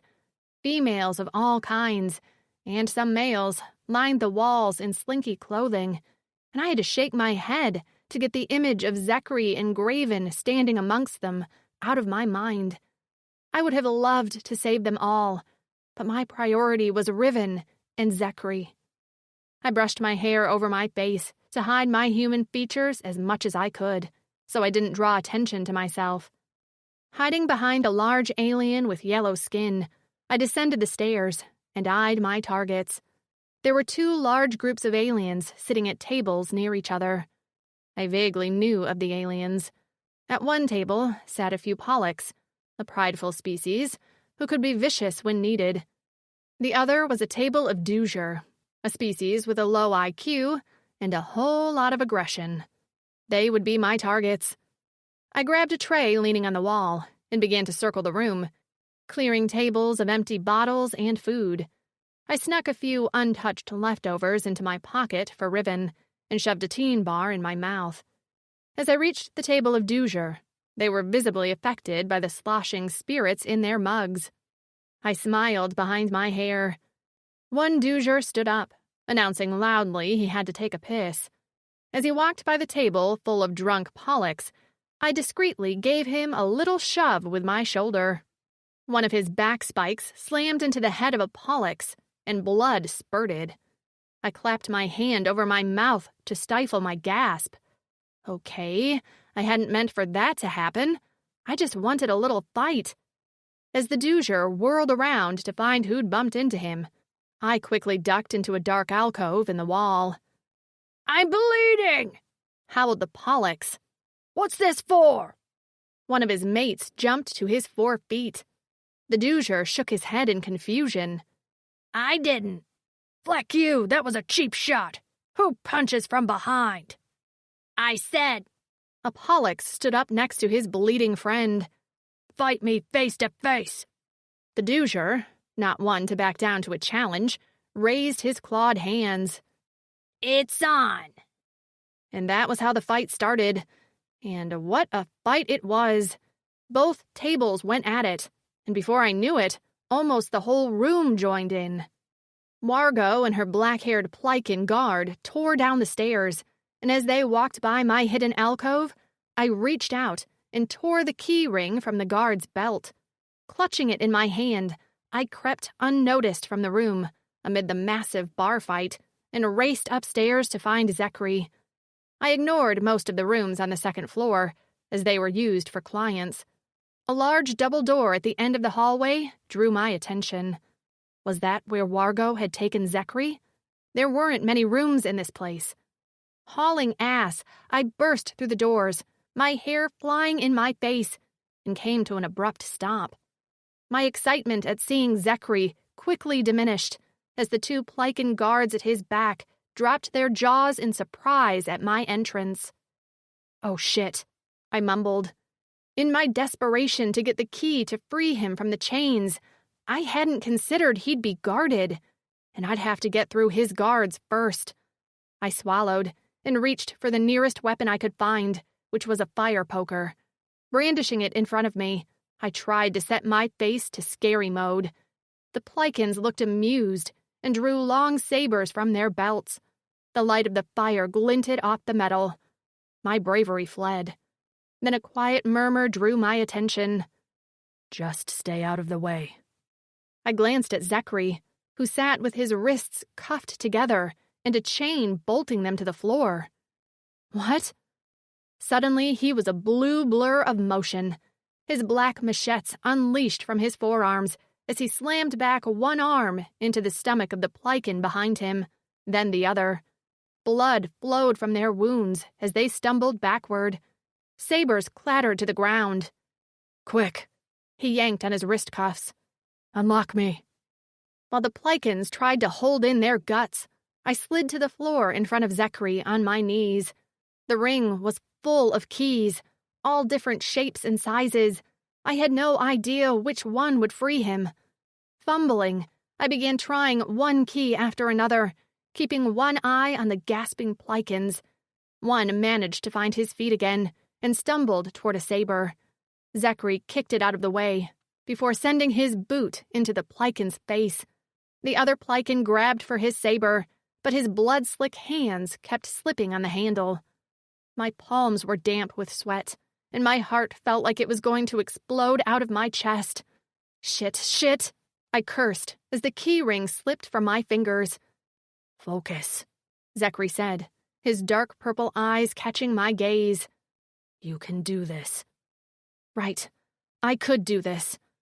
I jammed a long, dingy key into the lock at his wrists and nearly wept when I heard a telltale click. The lock fell to the floor with a thunk, and Zecri rose from the chair to his full height, every inch the avenging Drixonian warrior. He turned, his hair swirling like something out of a movie, and grabbed a Plycan saber from the ground. He slashed at the neck of one before plunging it into the chest of the other. Rattling death gasps filled the room as he reached for my hand and hauled me toward the door. "So much for a quiet exit," I murmured. "Where's Riven?" "I had her hide in the cleanser." "You left her?" he asked as we took off down the hallway. "I didn't have a choice. Don't judge how I managed to get you free. I didn't hear a thank you, by the way." A muscle in his jaw ticked. "Thank you." I grunted. "You're welcome." The sounds of the fighting had somewhat dimmed. "What happened down there?" he asked. My chest puffed out. "Never underestimate the power of spirits and testosterone." He raised a nubbed brow over his shoulder at me before shoving open the door to our room. "Riven!" I called out. She burst out of the cleanser door in a flail of limbs and dark hair. "Sibby, I heard the noise downstairs and was worried." She skidded to a halt when she saw Zecri. Grabbing his hand, she beamed up into his face. "You got him free!" "And now it's time for all of us to get free," he said. "Do I need to create another diversion?" I glanced at the door to our room. It would be risky, but I was sure I could cause another fight somehow. He shook his head and grabbed a few supplies and leftover food from our room before piling them into the center of the bedding furs. After tying the four corners in a makeshift pack, he hauled it over his shoulder. "We're going out that way." He pointed to the window. I stared at it. "I'm sorry, what?" While we were on the second floor, Plycan buildings consisted of 10 to 12-foot floors. Covering his hand with a balled-up blanket from the corner of the room, he slammed his fist into the window. The shards shattered to the ground below. He poked his head out before ducking back inside. "I'm going out first. Riven jumps next. Then you." "You want us to jump? Zecri, I'm not a Drixonian and—" He let out an annoyed sound in his throat. "I'm going to catch you." "Catch?" Except he wasn't there to answer my question. Without another word, he leapt out the window like Spider-Man. I rushed over to the ledge to see him landing smoothly in a crouch below, before spinning to his feet. He beckoned to me. "Riven now, quick." Riven didn't need another command. She'd never been scared of heights, and Zecri had already become one of 2 people in the world she trusted. The other was me. She stepped onto the ledge and dropped. With my heart in my throat, I watched with bated breath until she landed neatly in Zecri's arms. He placed her on the ground at his side and then looked up at me. "Now, Sib, we have to go." I stepped away from the window for a moment to gather my courage. "Just jump. He's a big blue target. Come on, Sib." With a small squeal of personal encouragement, I hopped up onto the ledge and took a leap of faith below. The drop felt like forever, and a split second, all at the same time. First, my stomach took a dip, then my breath left my body, and then suddenly I was in Zecri's arms. "Oof," I said as I braced myself on his shoulders. His face inches from mine. I swore I saw the slightest smile twist his lips. "Told you I'd catch you." I swallowed. "So you did. A thank you would be nice." His voice went high in what I assumed was a mimicry of me.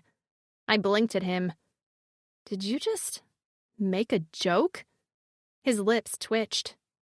"Okay, thank you," I mumbled as he set me on the ground without much finesse. Hauling Riven onto his hip, he grabbed my hand. "Time to get the fleck out of town." We disappeared into a shadowy alley just as a dark figure appeared in the broken window. Wargo's screech echoed after us. Chapter 6. Zecri. We wouldn't make it far on foot. Sybil was fast, but her legs were half the length of mine, and I knew she'd tire faster than me, as she was human. Riven clung to me and kept quiet, already proving she was a smart little chit and would make a great Drixonian adult. I could barely believe I held her in my arms. I wish Rexor was here, and Miko and Phoenix.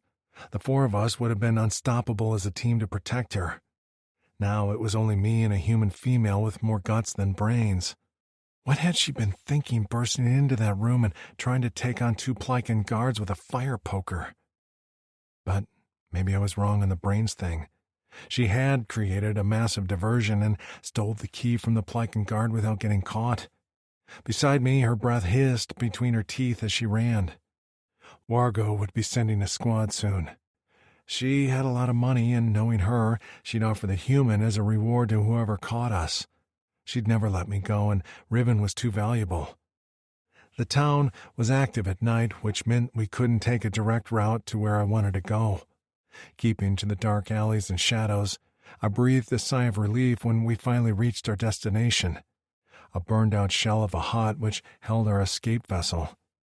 Sybil bent with her hands on her knees as I tossed the metal sheeting off the buzzer to reveal the vehicle that would be our ticket out of here. It was faster than any of Wargo's vehicles and could squeeze into places hers couldn't.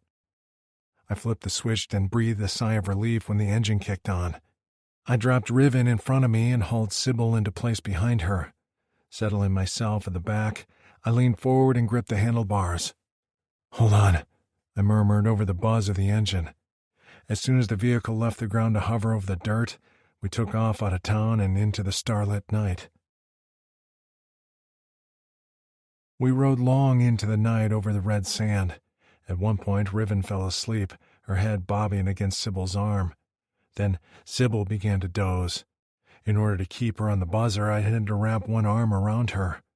All she wore was a strip of cloth over her breasts, and the bare skin of her stomach was soft against my scales. I draped my cloak over both of them to keep them warm and kept driving. If it had just been me and Graven, I would have returned to Blazon, which was the hideout where Rexor, Miko, Phoenix, and I had stayed after escaping the various places we'd been sold on the planet. We weren't the only inhabitants, though. We'd taken in various other races who looked to free themselves from Plycan rule, and we'd made a makeshift home in the crashed and abandoned cargo ship plunged into the side of a sand cliff long ago. Rexor had taken his female there, but not for long, and while I'd maybe trust those in Blazon to keep Sybil's existence a secret, I couldn't risk that with Riven. She was too valuable to others, and they'd see nothing but how much they could earn if they sold her. The more I drove with the dozing females in my arms, the more thankful I was for Sybil. She'd stepped up in the absence of Riven's mother and father to raise Riven into the brave little female she was. Most of all, she taught her about her Drixonian roots. Riven knew about our history, our motto, and that was due to Sybil. Did the human realize how important that was? Our history and legacy were everything to us, as it was all we had. We were a dying race, but the existence of Riven at least gave us hope we could survive.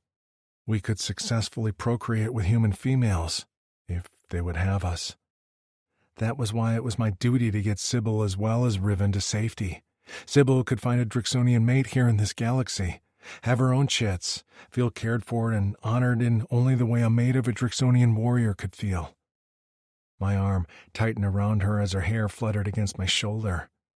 I'd repay her for what she'd done for Graven, for Riven, and for me. When the sun began to rise, I found a rocky outcrop with some shade and cover. When the buzzer touched down, Sybil's head rose and she blinked sleepy eyes at the dawning light. "Where are we?" After making sure she was awake enough to stay sitting on her own, I dismounted and hauled a still sleeping Riven from the buzzer. Laying her down in the shade on a patch of dry sand, I covered her with one of the furs I'd taken from Fisk. With a smack of her lips, she curled up on her side. I stayed crouched beside her until her breaths evened out, then rose to find Sybil at my side, spinning in a slow circle to take in our location.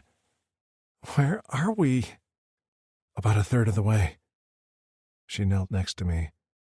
"A third of the way to where?" "Our destination." "Which is? Geez, talking to you is like pulling teeth." "Pulling teeth?" "Earth expression." I clicked my fangs at her. "We're heading to Gauls." "What's that?" "Kilzer never mentioned it." "I didn't make it a habit to have long conversations with him." I liked the way she talked. It was direct and honest. I motioned for us to sit a bit away from Riven where we could still see her but wouldn't be talking next to her head. I sat back and leaned against a rock with my knees bent in front of me while Sybil sat with her legs crossed, poking a stick in the sand. "Wargo is a problem." "You think?" "Her brother is the head commander of the Plycan army on this planet." Her hand froze mid-poke, and just her eyeballs lifted to meet my gaze. "What did you say?" "Her brother is head commander." "Right. But what does that mean? For us?" "It means there will be no aircraft leaving this planet for a while. She knows that's what I'll try to do with you and Riven. So she'll ask her brother a favor and we'll be grounded here." She tossed the stick away and shoved her hair behind her ear. "So, what'll we do?" "We go to Gauls." "What's there?" I cocked my head. "It's what isn't there. Plycans. It's the one place on this planet they have no rule. There's a small dock there." Her eyes went wide. "I didn't know a place like that existed." She swiped her hands together and made to stand. "Let's go now. I can eat on the way and—" "Hold on." I lifted a hand in the air. "There's some things you need to know about Gauls." She sank back down with a grimace. "Something tells me I'm not going to like anything you're about to say." I snorted, and the sound surprised me, and her. She smiled, and deep grooves creased her cheeks. Her one front tooth was crooked, and I had the sudden urge to prod it with my tongue. I looked away, feeling an uncomfortable swelling in my groin. I cleared my throat. "The Plycans are terrible rulers, but they rule. In Gauls, there are no rules. This won't be easy. We will have to be careful to hide Riven. You will not be safe either, so it's important that we make it clear I'm your mate." "Mate?" "There are a lot of stupid species on this planet, but few will mess with a Drixonian's mate." Her chest rose and fell, and her full lips rounded in an O shape as she exhaled roughly. "I see." "If we were elsewhere, I could get away with pretending to own you, but in Gauls—" I shook my head. "It has to be mates. They have to know I would kill for you, and it will likely be possible I have to demonstrate that early and often." She swallowed, and her lower lip trembled before she bit down on it and sucked it between her teeth. "This place sounds scary as hell." "It is. But it's the only way. We'll be hunted anywhere else, and there's no way off this planet except for Gauls." She dropped her head into her hand and rubbed her forehead. Okay. With a firm nod, she met my eyes. "Yeah, I trust you. If you say this is what we have to do, then this is what we have to do." Her gaze drifted to Riven. "You just have to tell me what to do. I'll do anything to keep her safe." Silence descended between us, and I dropped some food in front of Sybil. She ate a few bites before carefully wrapping it up and placing it near Riven. Then she hugged her knees to her chest and rocked back and forth, staring out across the desert. I shoved some food into my mouth and washed it down with some quaw. I leaned back, closing my eyes and knowing I had to sleep, but every time I tried, my eyes seemed to open on their own to watch Sybil. She was braiding her hair, her long, thin fingers moving quickly through her yellow strands until she tied the end with a raggedy strip of cloth. She needed clothes, more food. She needed warm furs and a soft place to sleep. "Thank you," I said, not realizing I'd said the words out loud until she lifted her head. "For what?" "For what you did back at Fist to get the keys to my chains." I'd said thank you before, but it had been mid-run and prompted by her. I needed her to know my gratefulness was real. Her cheeks reddened, and she nodded. "Of course." I gestured to Riven. "And for talking to her about her Drixonian roots." "It's important," Sybil said. "I told her about Earth, too." "Tell me, too." Her head went up. "Tell you about what?" I settled back and let my eyes fall half-closed.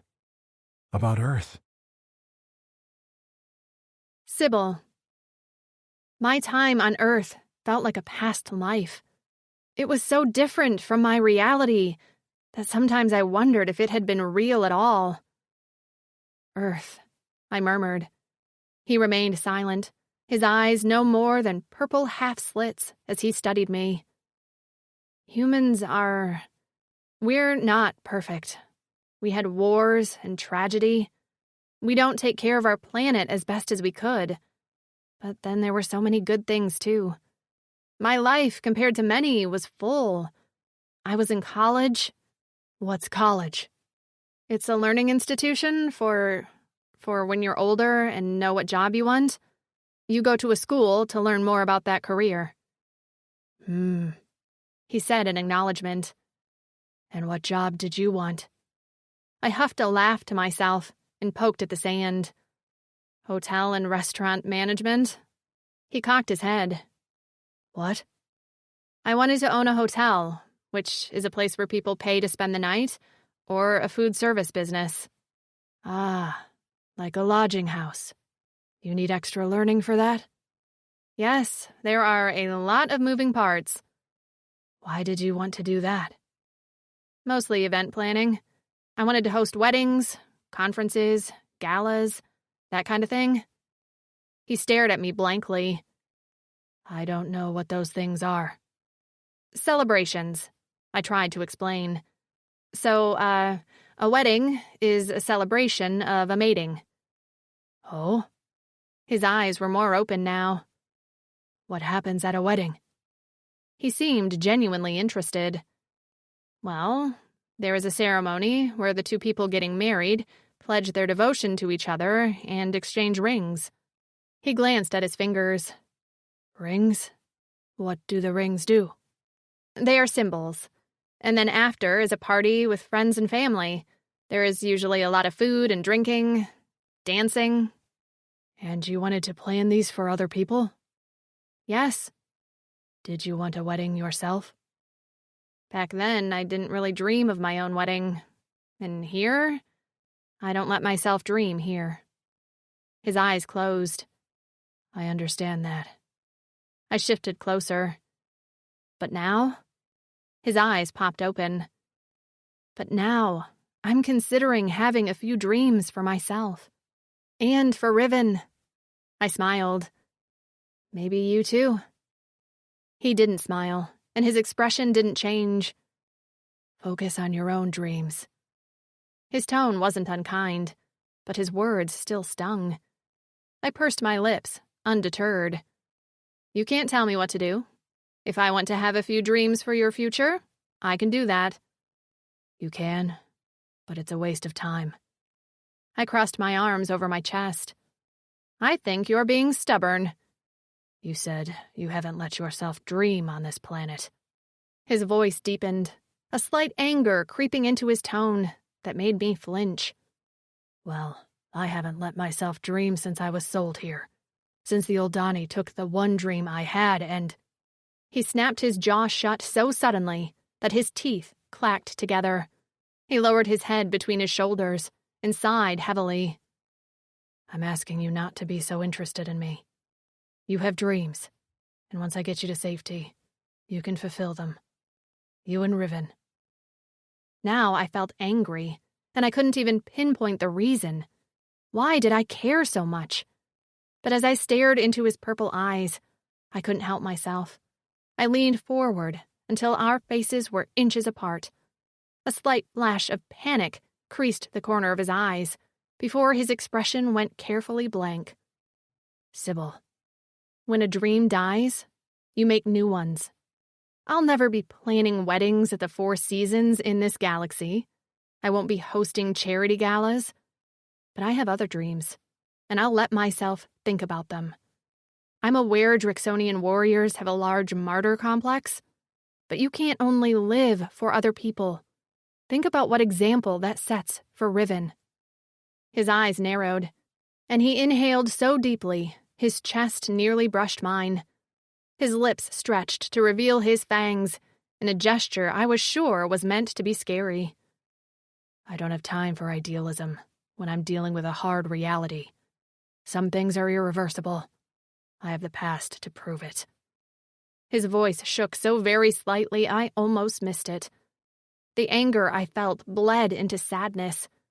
Right. His past. His scars. All he'd been through with Wargo. And who had he mentioned? The old Donnie? I reached out, and his gaze darted to my hand as it drew closer. My knuckles brushed his hair a second before his hand shot out and grabbed my wrist. "Don't," he said in a tight voice. "I'm sorry," I whispered, feeling ashamed. "I didn't think about what you've been through before I talked. I shouldn't have said what I did." His fingers tightened for a brief moment, but he didn't let go.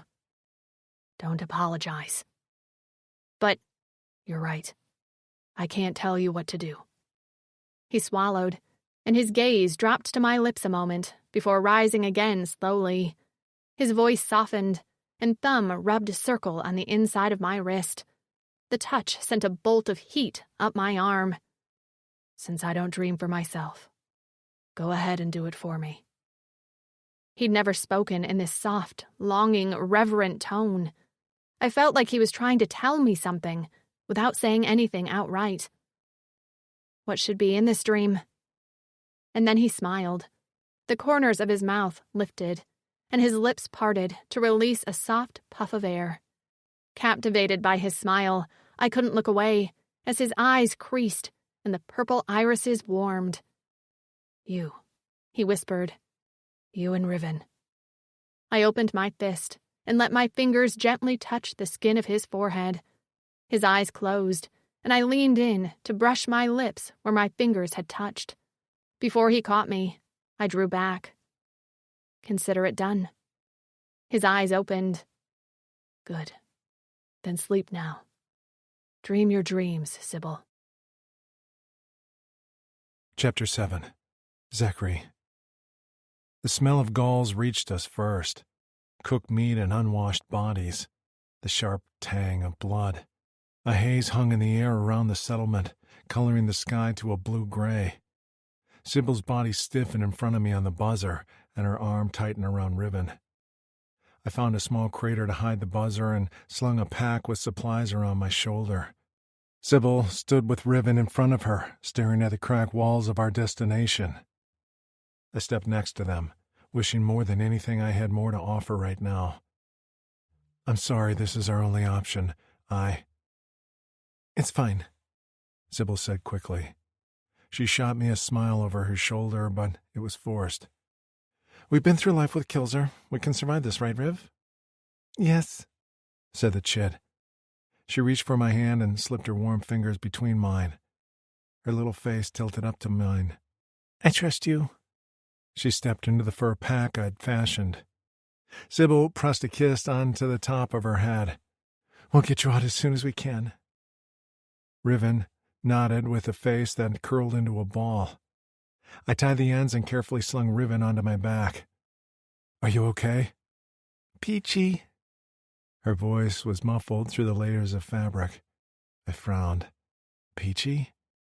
Riven giggled and Sybil laughed. The sound immediately made my Cora feel lighter. It's an expression I use. She has picked up a lot of English humanisms. I grunted and repositioned Riven's weight. Grasping Sybil's hand, I nodded toward the gates. Let's go. It was a short walk to the entrance of Gauls, but each step felt like I was slogging through mud.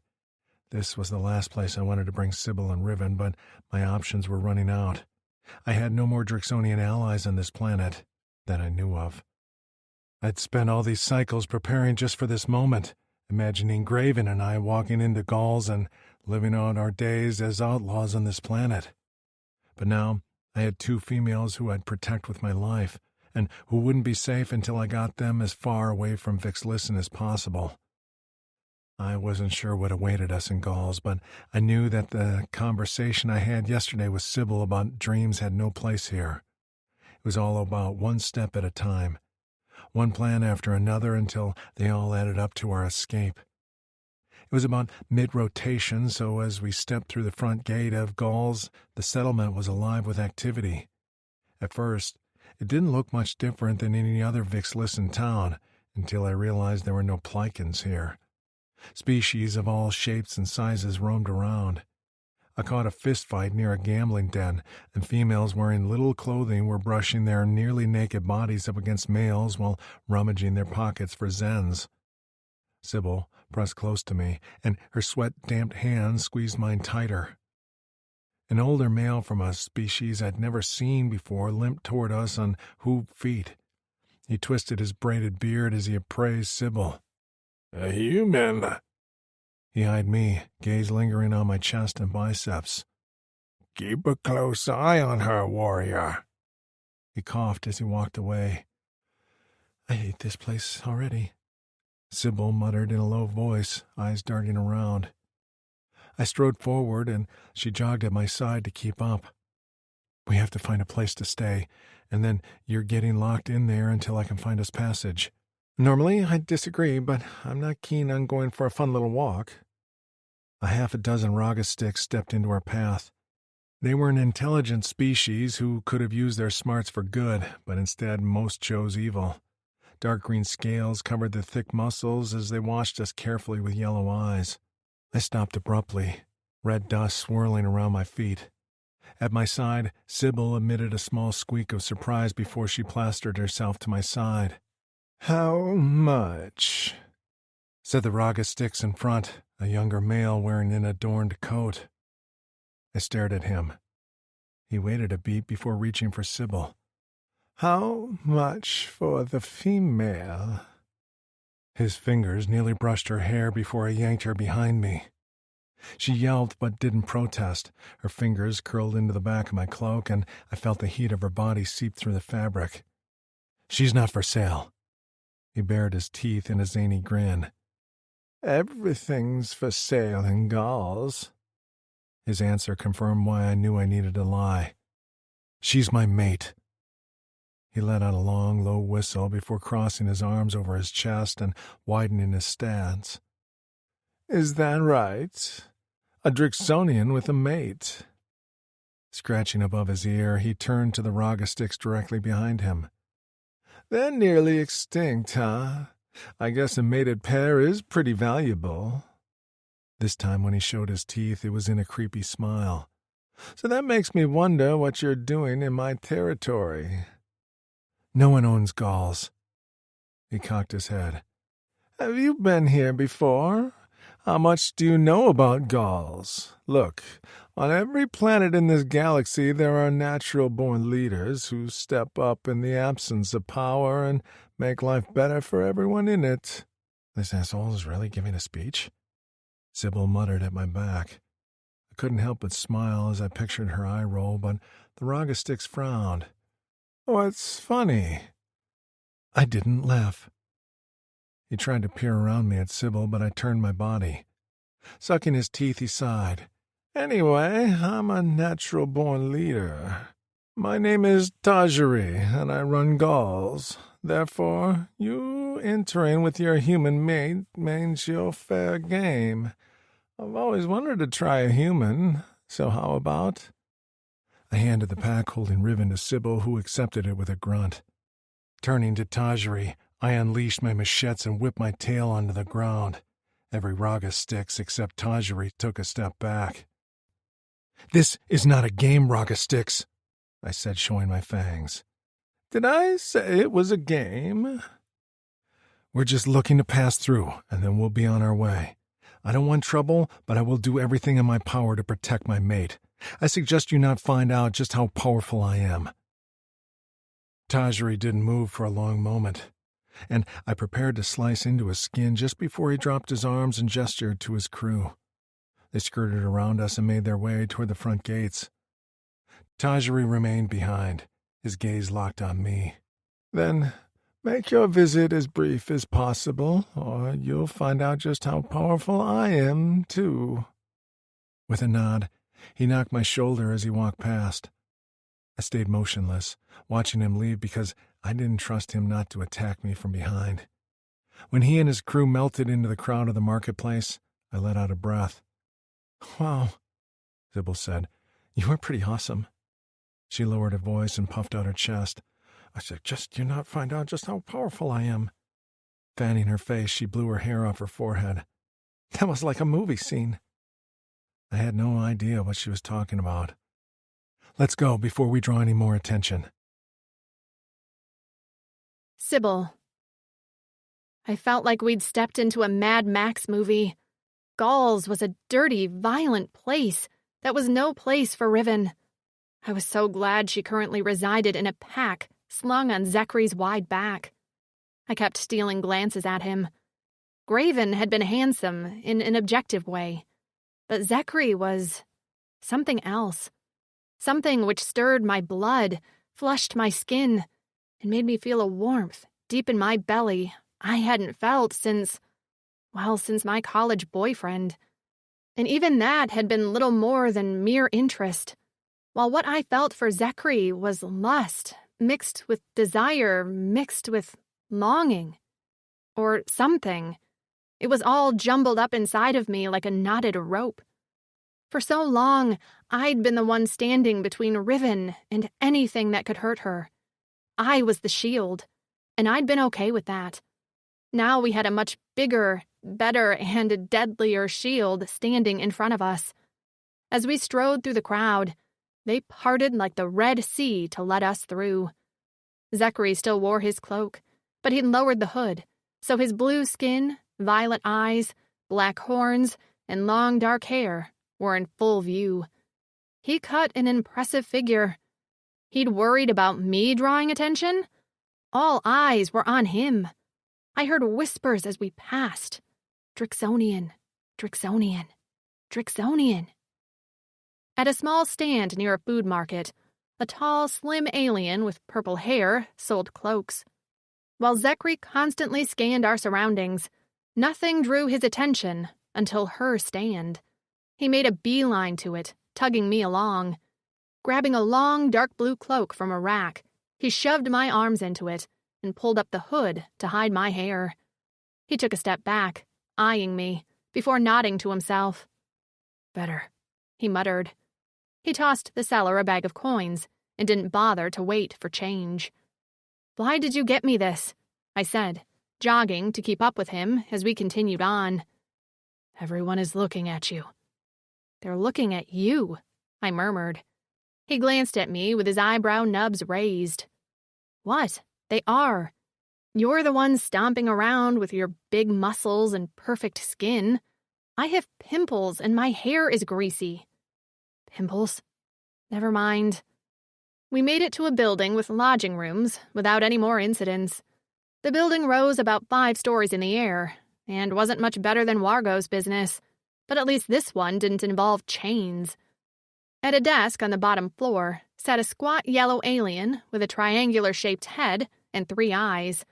When he blinked them all at me, I shivered and looked away. Zecri plunked down a bundle of zens to get us a room for a few rotations, plus a tray of food. We rode a lift to the 3rd floor, which I balked at, because the last thing I wanted to do was get stuck in an alien elevator.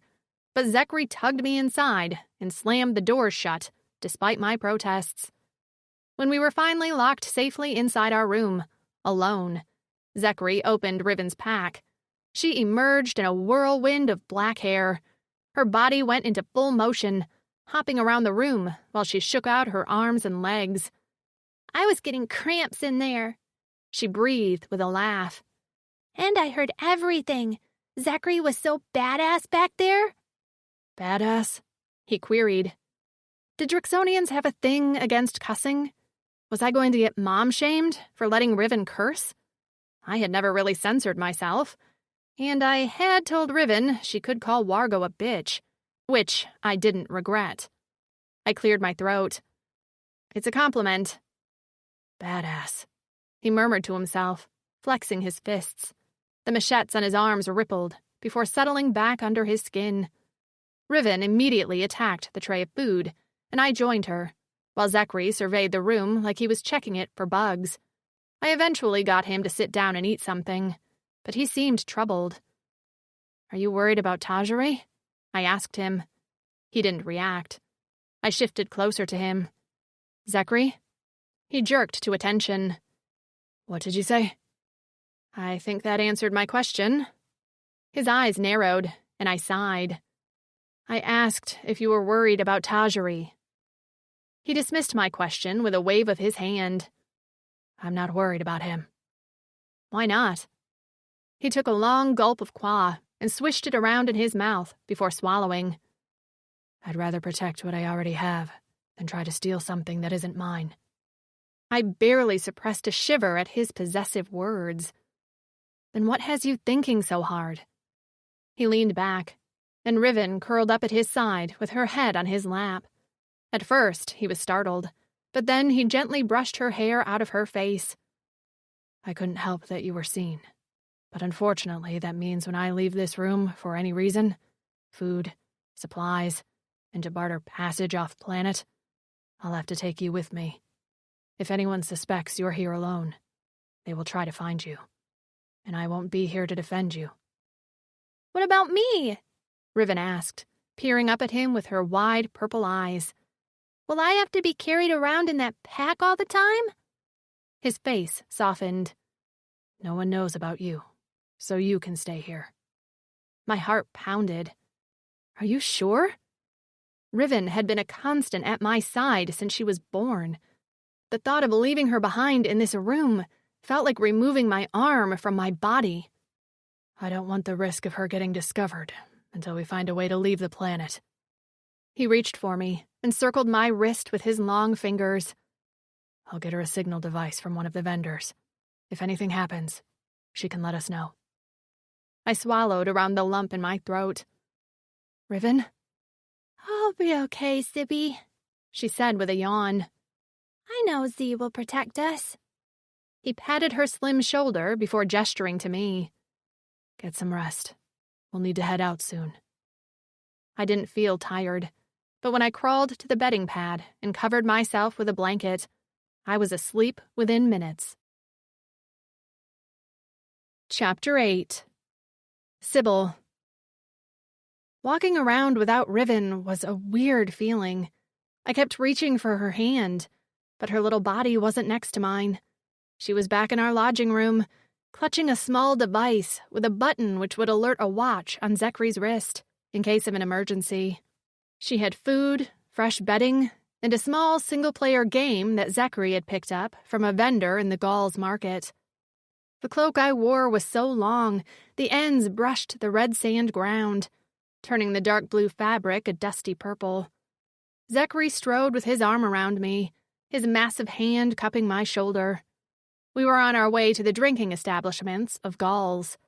Zecri said that was where the crews with spacecrafts gathered most often.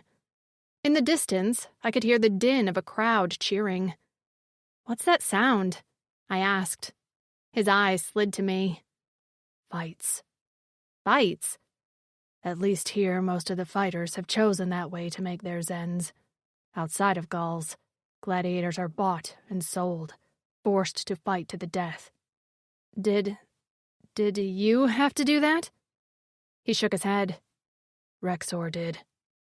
Who's Rexor? His hand flexed on my shoulder, as we brushed past a few aliens with a sickly gray skin. Rexor, Miko, and Phoenix are Drixonian warriors like me.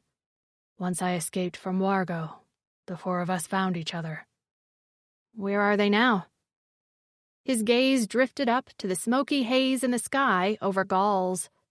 Hopefully, they are home. Why didn't you join them? We all had our separate missions. Graven, I murmured. Yes. But you said there are more Drixonians on another planet. Why were the four of you sold here? A muscle in his jaw ticked, and his pace seemed to pick up. I broke into a light jog, but when he realized I was running, he slowed down. I'll explain another time. I wasn't stupid. I was sure whatever the reason, it was a source of pain for him. So I let the subject go for now, and focused on keeping up with Zecri as we walked through the back alleys of Gauls. The place was full of aliens of all kinds. I spotted a few Gatrix, like Kilzer, but mostly it was a melting pot of aliens. Several were large, but none had the commanding presence of Zecri. While I kept my hood up and face covered, Zecri kept his hood down. His long dark hair, cerulean skin, and black horns stood out in the crowd. He was broad, heavily muscled, and wore a face like thunder. While some aliens tried to catch glimpses of what I was beneath my clothes, one glare from Zecri had them skittering away. I heard whispers of Drix and mate. We entered bar after bar. They were loud and raucous, the floorboards cracked and stained. Zecri never let go of me. He either kept his arm around my shoulders, a palm on the back of my neck, or a firm grip on my wrist. I'd avoided any touch but Riven's for a decade, so at first the heat of his skin gave me goosebumps. But by the third hour or so of our search, I found myself craving his possessive hold. I wondered if he felt the same way. Was this only for show? Did he enjoy his hand on me? Even when I needed to use the expeller, he stood outside the stall, barking a warning at any other females who came near us.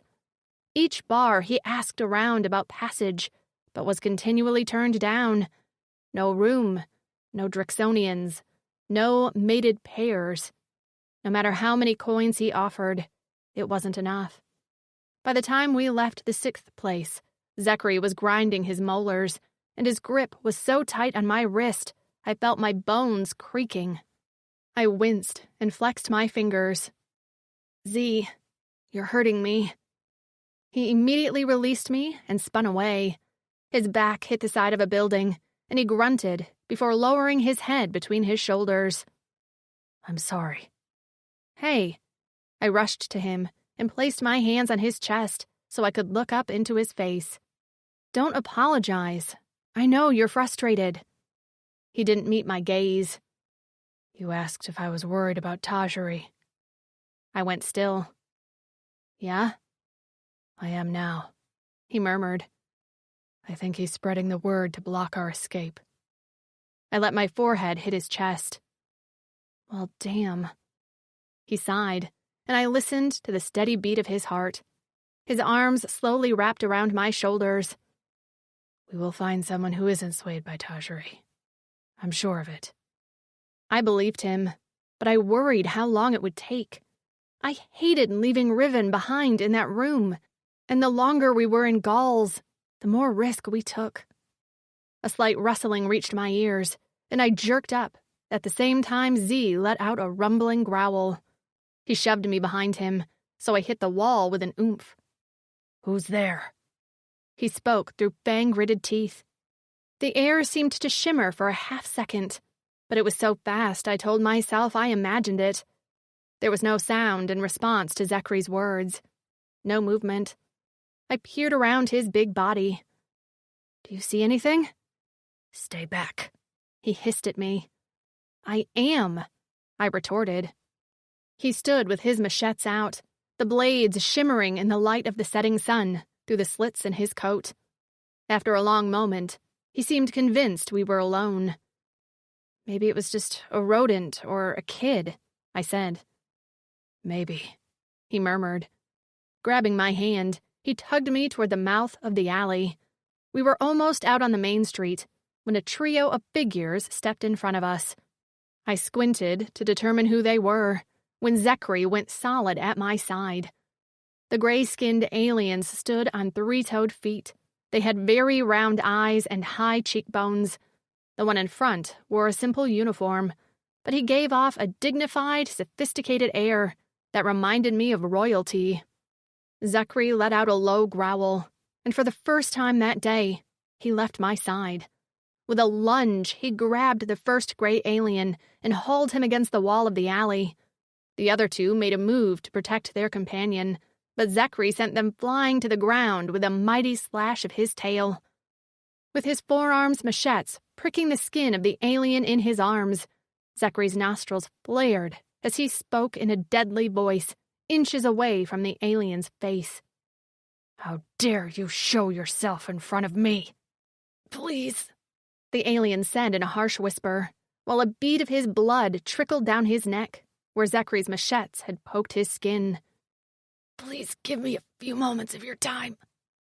Zecri pressed harder, and the gray alien's chest heaved. "You aren't worth even this amount of time. You want to know how many times I've dreamed of slicing into an Aldani neck?" Aldani. Aldani. Why was that familiar?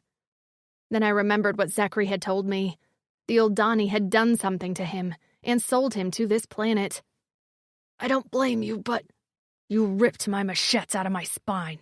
You made me." He shook his head. "You stole my future. If it's the last thing I do, I'll kill every last one of you." "You can, but first let me—" Zecri tossed him to the ground, where he landed in a swirl of dust. He shuffled away, and for the first time he glanced over his shoulder at me. His eyes went wide, and he held out his hand, as if that would stop the fast-approaching Zecri, who stalked toward him like a lion finishing off his meal. He crossed his wrists at his neck, and his eyes went dark as night. "I'll get you off this planet," the Aldani hollered, before covering his eyes with his hand. Just as Zecri hauled the Aldani to his feet and drew back his forearm machetes for a killing slash, I gasped out, "Wait!" Zecri. The smell of his blood made me dizzy. Drops stained his coat. I imagined the sight of the fabric completely soaked through, the streets running with his blood. All Aldani blood. But Sybil's words stopped me. I held my arm above his bared neck and flashed my fangs. Below me, he panted, scared like the vermin he was. "I can get you off this planet. I can get you home." He rushed out. "Shut up," I growled. He swallowed and kept talking. "I know you want to kill me. This has nothing to do with you. I want to kill all Aldani."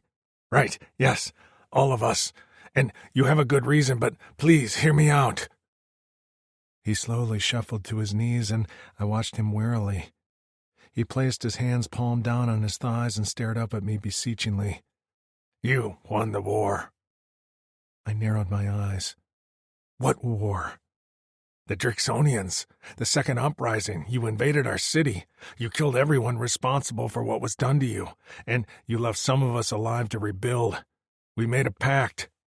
No way my fellow warriors would make a pact with the Aldani. "You lie," I snarled. "I'm not lying." His voice rose, and I saw a little bit of defiance enter his gaze. The flecker. "Das Bakut and the rest of the Drixonians won the war and went home to Corin. Those of us Aldani left on Torin, we hadn't been aware of what was done to you. I don't care about your excuses. I know, and if you still want to kill me after hearing me out, then you can, but please, all I ask is, please let me do something to pay off the debt the Aldani owe you." He swallowed heavily and bowed his head. "Please, warrior Zecri. I can't give back what we took from you, but I can get you home." I suddenly felt so tired I could barely stand. So many times I'd imagined an Aldani kneeling before me, I pictured myself spilling their blood to avenge what was done to me and my brothers, but the Aldani had always been the faces of those from the laboratory, the ones who'd treated me without care or humanity. But this was not that Aldani. He was younger and spoke with a humble defiance. He wasn't bowing his head in defeat, but in apology. "I don't want your sympathy." My tongue felt thick in my dry mouth. "This is not about sympathy, but about reparations," he said, his head still bowed. Behind me, his companions were also on their knees, heads bowed. "Zecri?" Sybil whispered. I lifted my head, unsure of what she'd say. My core pounded, tugging me in all directions. I wanted to kill them just as much as I wanted off this planet. Weak with indecision, I took a stumbling step toward her. She rushed to my side and gripped me tightly. Her small hands gave me strength. "I can't imagine how you're feeling," she said softly. "I'll respect what you want to do. If you want to kill them now, I won't stop you." "But," I murmured. "No buts." She gave me a sad smile. "I also think if you want to hear them out, that's good too. I'll be right here at your side." She slipped her small hand into mine. "We can listen to what they have to offer us. You can still go on a killing spree afterward." "I can hear you, you know," the Aldani said wryly. My foot lashed out and caught him in the ribs. He let out a pained grunt. "And if I decide to kill you, that's my reparations, you scum." The Aldani took a deep breath and bowed his head again. "I accept that." I glanced up at the sky, seeking to calm my racing thoughts. If I were alone, I would have killed the Aldani on sight, even if it meant living the remainder of my life on this planet in this stinky city. But I had Sybil and Riven to think about. If there was any way the Aldani spoke the truth about getting us passage, then I had to hear him out. With a sigh, I rubbed my forehead. "Buy us a meal. I'll listen to what you have to say." The Aldani leapt to his feet so suddenly that I took a step back. "Yes, a meal." He nodded vigorously and gestured for his companions to get up. "I know a place we can have privacy." With a skip in his step, he waved for Sybil and me to follow him. She gave me a reassuring pat on my arm, and we followed him out of the alley into Gauls. The Aldani's name was Hob, and his companions were Beer and Burr, twin bodyguards who I could have wiped out with one slice of my machetes. Hob was visibly nervous around me, and Beer and Burr put on a brave front. When we'd walked into a private establishment, the owner had taken one look at Hob and quickly ushered us outside the back door to a small roofless structure where a table sat with a few stringed solar lights. After supplying us with a large amount of hot food and some strong spirits, she took her leave with a deep bow. I sat on one side of the table while Hob sat on the other with his bodyguard standing behind him. When Sybil sat down at my side, she shoved her hood off her face.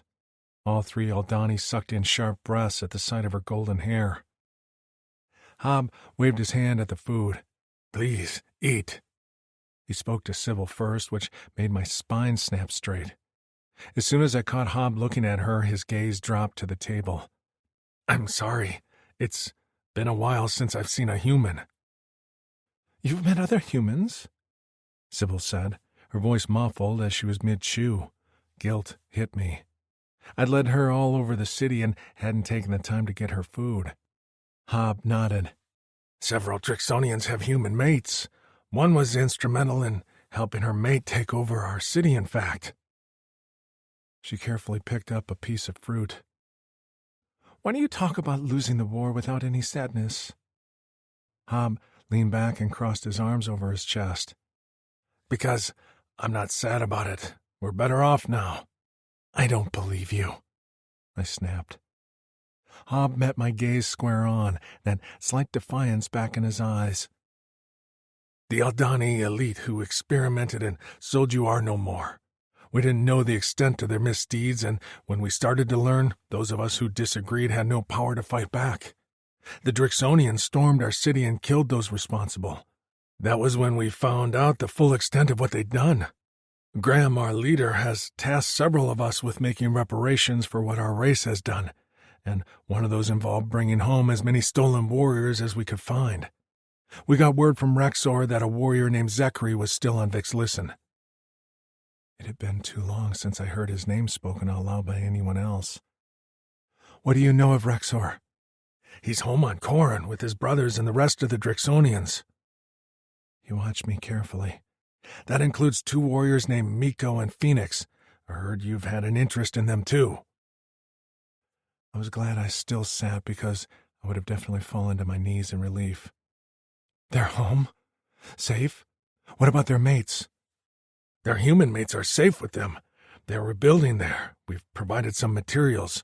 We're not quite allies. Daz doesn't want much to do with us, and we respect, but Graham feels strongly about reparations. Reparations. The word felt weird in my mouth. I'd wanted revenge and chaos. I hadn't expected the enemy I'd hated all my life to feel indebted to me. How do I know you're telling the truth? How do I know you won't slice my guts open right now? He said with a small laugh. I still might. He nodded. And I came here knowing that was a risk. Sybil's hand rested on my arm, and she squeezed her fingers. The touch comforted me. I reached for a piece of meat and bit off a hunk. So, you're telling me you came here to bring me home? He nodded. I've been here for about a cycle. Today I heard about a Drixonian asking for passage off planet. I had hoped it was you. He swallowed, and his gaze dipped to my neck for a beat.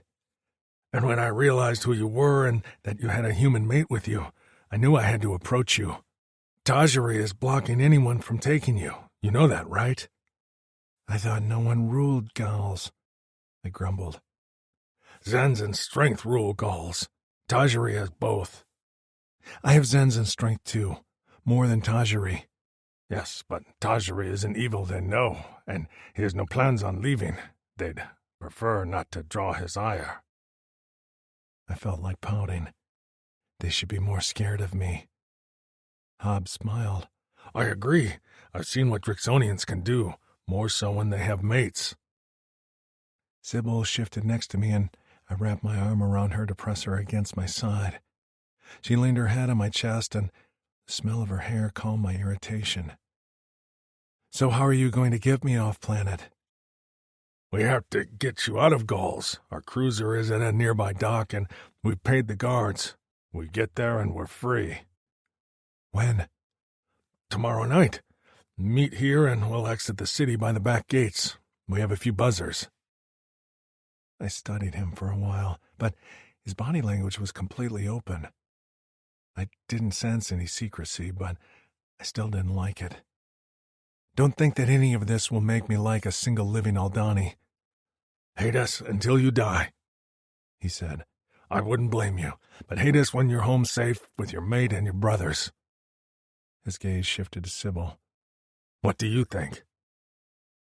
She slowly straightened her spine. What do I think? I don't even know all you've done to him, but it doesn't matter. I'm on his side. All I asked him to do was let you plead your case, but if he did decide to separate your head from your body right now, I wouldn't stop him.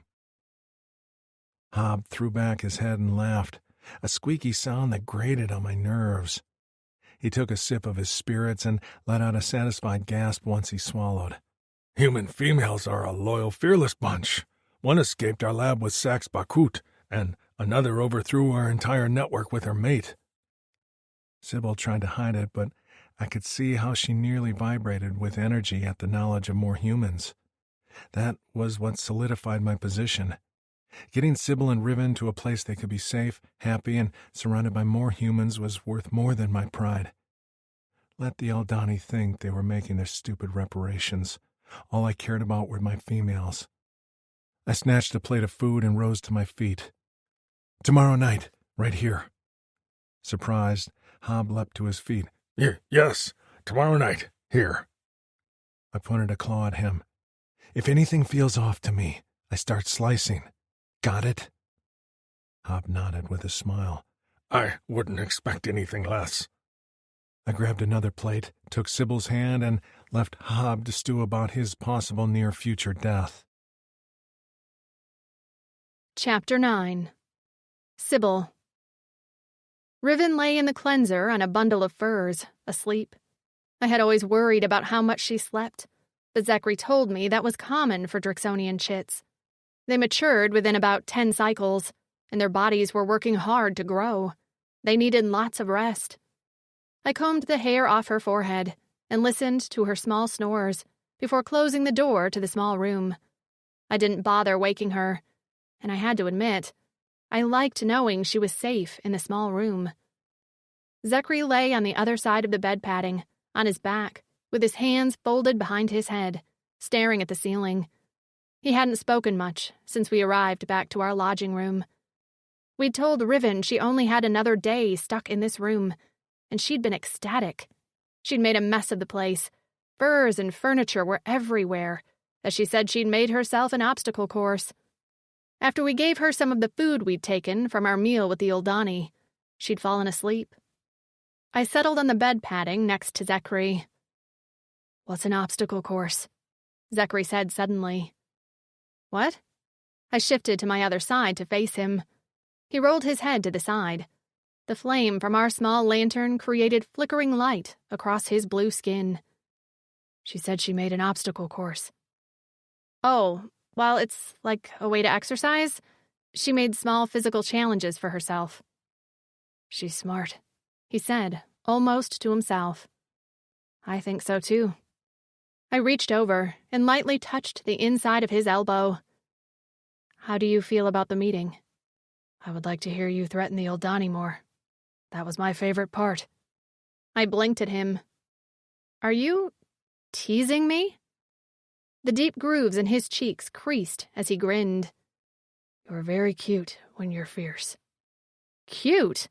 That is, by definition, not fierce." He ignored me. "But you are only allowed to threaten when I'm around to back you up. Don't go threatening anyone on your own." "I'll threaten anyone I want to if it's to stick up for you." He stretched out his arm from behind his head and brushed the backs of his fingers along my temple. "Where did you learn to be fierce?" "I haven't been vocally fierce for a long time. With Kilzer, it was best to not be seen or heard. But around you?" I shrugged. "I feel fierce." "And I feel hopeful," he said in a near whisper. My heart pounded as Riven's snores drifted through the closed door. Zecri hadn't taken those mesmerizing purple eyes off me. "Zecri?" "Yes." What did the Uldani do to you?"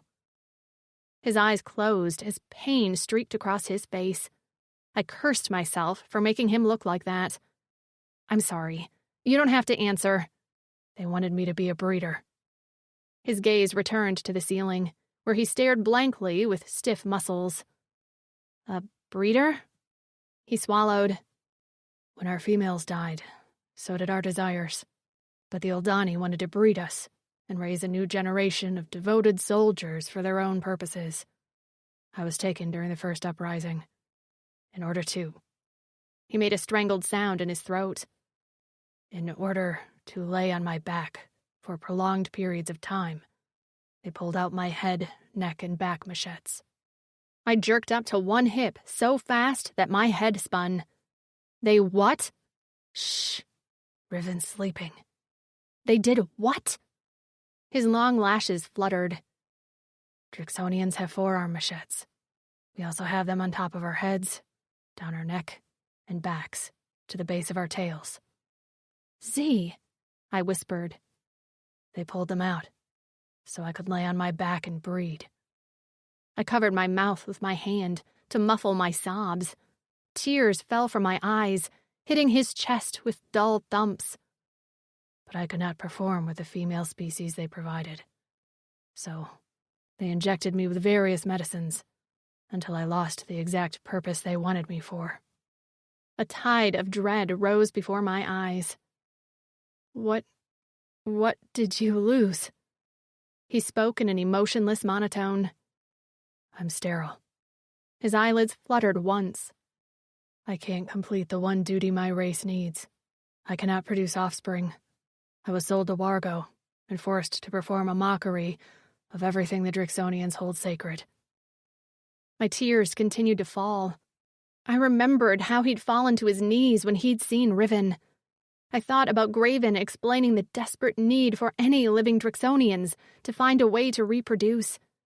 I wanted to tell him he had more purpose to his life than to make a child, but I also had to respect the history of his race, which placed so much importance on procreating. They were a dying breed, and here was a healthy male who couldn't contribute to the population growth because of some evil aliens who treated his body like a lab rat. And that was when I started to get angry. I swiped at my tears with a vicious wipe of my hand. "Those fuckers!" I spat. Zecri immediately sat up in alarm. "Are you all right?" I scrambled off the bed, tripping on the edge of a fur before righting myself. I spun on Zecri as I felt my skin flush beet red from my chest, up my neck, to my face. "No, I'm not all right. How could I be all right after you just told me what they did to you?" He blinked at me in alarm. "Sybil, keep your voice down. You're going to wake. I should have let you kill them." I began to pace back and forth, my bare feet slapping the floor. "I should have let you. Why did you let me stop you?" "Well, we'll go right now." I glanced around desperately for my shoes, feeling like I needed to hit something or scream something, or both at the same time. My fists clenched rhythmically at my sides. Shit, I need to pee first. Let me pee, and then we'll get to killing. Zecri rose slowly with his arms out, like he was approaching a wounded animal. "Sib, you get the killing blow, but let me get a few shots in first." I threw a few air punches. He let out a strangled sound. "Okay, killer. Let's talk first." I shoved my foot into my boot and hopped around, looking for my other one. "How you want to do this? I'll beat on Hob and weaken him a bit, while you take the bodyguards." Finding my other shoe, I shouted in triumph. I had just slipped my toes inside when blue arms banded around my chest and hauled me into the air. "Hey!" I squeaked out as the room spun and I landed on the bed padding. "Hey!" I shouted again, just as Zecri's weight landed on me. The air left my lungs in a whoosh, and I gasped for breath. Holding himself above me just enough so I could inhale, Zecri locked eyes with me. His swirled a warm, glowing violet in the dim light of the room. I went still at the color. Such a contrast from his typical cold indigo. "See?" I whispered. Slowly, he braced on one arm over me, while the other hooked my hair behind my ear. The backs of his fingers brushed my cheek, and his gaze drifted to the wake of his touch as he continued down my neck to the top of my collarbone. There, he lightly traced the bone. I lay frozen, my arms on either side of my head, palms up. Warmth followed his touch, sending sparks out to every limb and extremity, until all the heat seemed to concentrate in my lower belly. I fought not to squirm, but the intensity of his gaze and the proximity of his body was wreaking havoc on my mind. Finally, his gaze drifted back to my eyes. His lips parted in a soft sigh of contentment. "I don't think anyone has ever gotten that angry on my behalf before." Angry? What had I been angry about? Oh yeah, those old Donnie fuckers. I swallowed, trying to hold on to that anger. "Well, yeah, I'm really mad." "You'd fight for me?" His question had a teasing tone to it, but underneath, I sensed he really wanted to know the answer. So I gave it to him as sincerely as I could. I would. And I will. Zecri. The soft skin of her chest was damp with sweat, and I had a hard time not focusing on the rounded tops of her breasts as they heaved with her breaths. The sight of her punching the air in defense of me would forever be imprinted in my mind. She was small but fierce, and in the dim lantern light, her golden hair glowed while her blue eyes had darkened. I went on my elbows over her and cupped her face, Her soft skin felt like a dream on my calloused palms. No more fighting. Well, I'll never forgive the Aldani. Hob did not do this to me. We will take the offer to get us off this planet because it's the only way. She swallowed. If you say so. I do. Her hand lifted off the bed and she stroked my hair at the side of my head. What they did to you was monstrous and unforgivable, and I'm sorry, She bit her lip before continuing. Well, I understand the situation Drixonians face since you lost your females. I hope you know that your worth is not tied to procreating. You know that, right? My Cora beat wildly inside my chest like a storm. I didn't answer her because I knew what I wanted to say wasn't what she wanted to hear. Z, she whispered as her lower lip trembled. Please. I shook my head, unable to let her down with words, but realizing my silence wasn't any better. You can't allow yourself to dream for other things? Wetness leaked from her eyes to roll down her temples. You still deserve love and... I shoved myself off of her, but didn't get far. She rose and wrapped herself around me like a chit with her chin propped on my shoulder. Her legs straddled my waist as I sat on my knees. The heat of her core spread to my groin, and I gasped when I felt the familiar stirrings of my cock. My mouth went dry, and I went still, unsure what to do or say. I'd never gotten hard without Wargo's drugs injected in my veins. The feel of my body reacting without my consent or welcome stimulation had been violating, but this was different. Heat flooded my veins as Sybil's hot breath puffed against my neck. Her body was soft and pliant in my arms, and when she rubbed against me, I couldn't hold back a small groan. She stopped immediately. Z? I couldn't speak or move. I'd never once felt desire like this. Before, my cock had merely gotten hard and then wilted before I could ever spend my release. This was something else. Something that didn't feel wrong or forced. Sybil, I whispered, and I could hear the tremble in my tone. Her hands came up to frame my face, and my vision was filled with her watery blue eyes and flushed face. Hey, she murmured as her thumbs brushed my cheek. Hey, it's okay. I couldn't suck in air fast enough. My Cora was racing so fast I could hear it in my ears. Shh. Her hands were on my body, down my neck and crossing my shoulders before rubbing my chest in soothing circles. It's okay. I know. I feel it. It just happened. She smiled. Yeah, that's the way it works. Panic sent a shiver down my spine. I'd never felt this weak or scared, but I also couldn't seem to end this. To tell Sybil no, because more than anything, her smile and soft touch was the only thing keeping me from flying apart and into pieces. I swallowed. I want to tell you something. Her fingers rubbed the back of my neck. Tell me. I've never felt this. To get hard to perform at Fisk, I was injected with a drug, and even then, I couldn't release. A muscle in her jaw ticked, and I saw that spark of anger she had earlier, but then she inhaled deeply and let it out before her smile returned. It was strained, but reassuring. Do you want to know what it feels like? My cock pulsed between us. What? Her lips touched mine, so soft, so warm. And then her mouth opened and her tongue licked the seam of my lips. I opened them and she delved inside. Her tongue lapped at mine playfully and I followed her lead, trying my best to understand this kiss. She squirmed in my lap, putting pressure on my cock, and a long moan rumbled up from my throat. I banded my arm around her lower back and pressed her closer to me. She let out a little squeak and immediately pulled back. Did I hurt you? Her cheeks were a deep pink, and her eyes had lost the watery sadness and were now a glazed blue. Not at all, she whispered. Have you ever kissed before? I shook my head.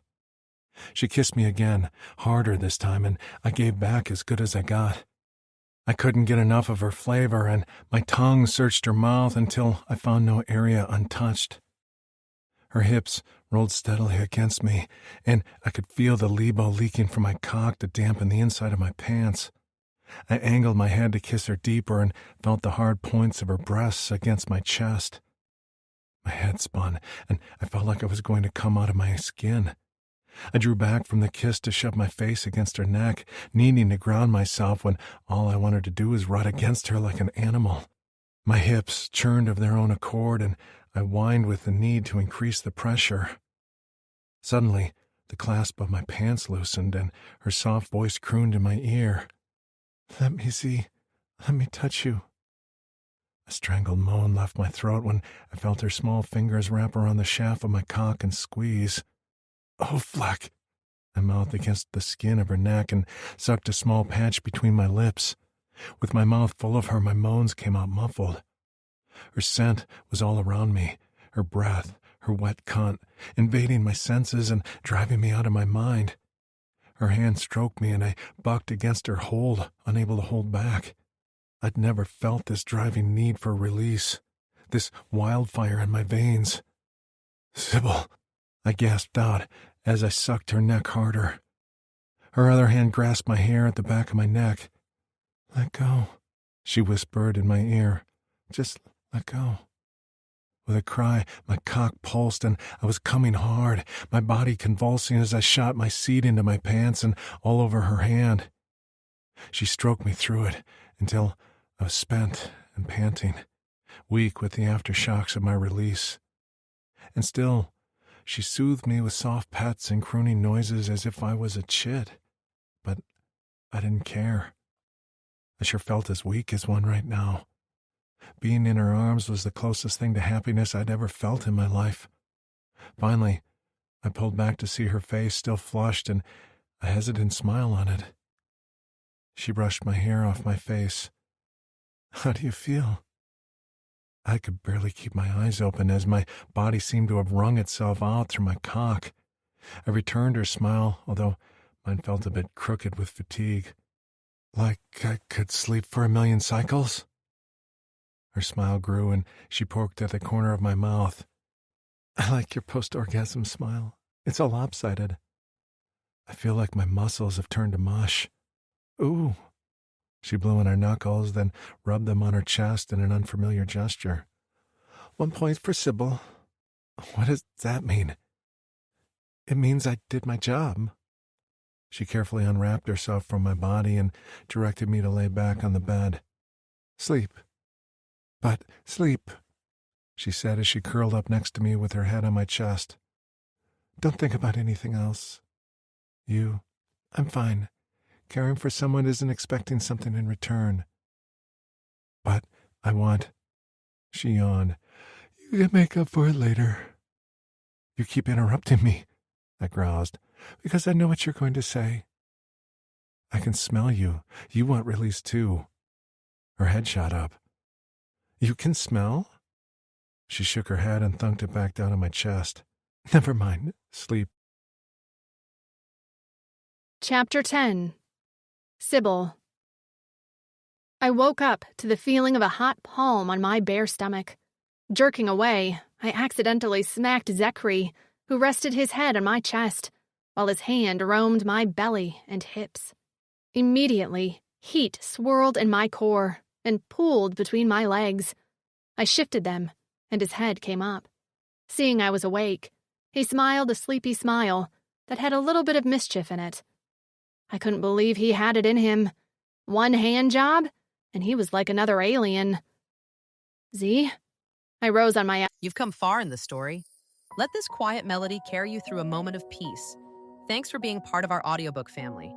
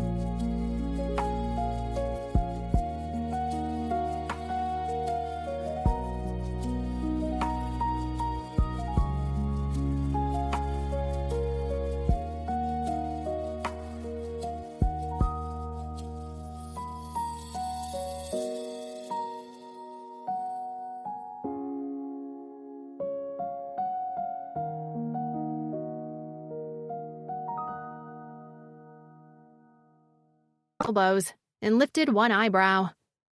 "What's going on?"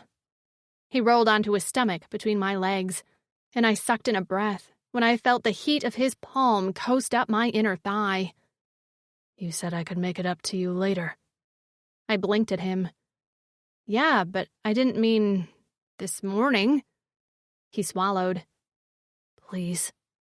His tongue snaked out of his mouth, and I let out a gasp when I realized how long it was. He could curl it around the bottom of his chin, and in the center, just like Graven, he had 3 ball piercings. "Oh," was all I managed to say. His fingers hooked around the waistband of my underwear and began to pull. "Is that a yes?" "It's, When the first of my blonde curls came into view covering my mound, he purred a pleased rumble. I felt the vibration in my clit and grew damp. "Yes," I gasped out. "It's a yes." He tugged off my underwear and settled his wide shoulders on the bed, hooking my knees over his back.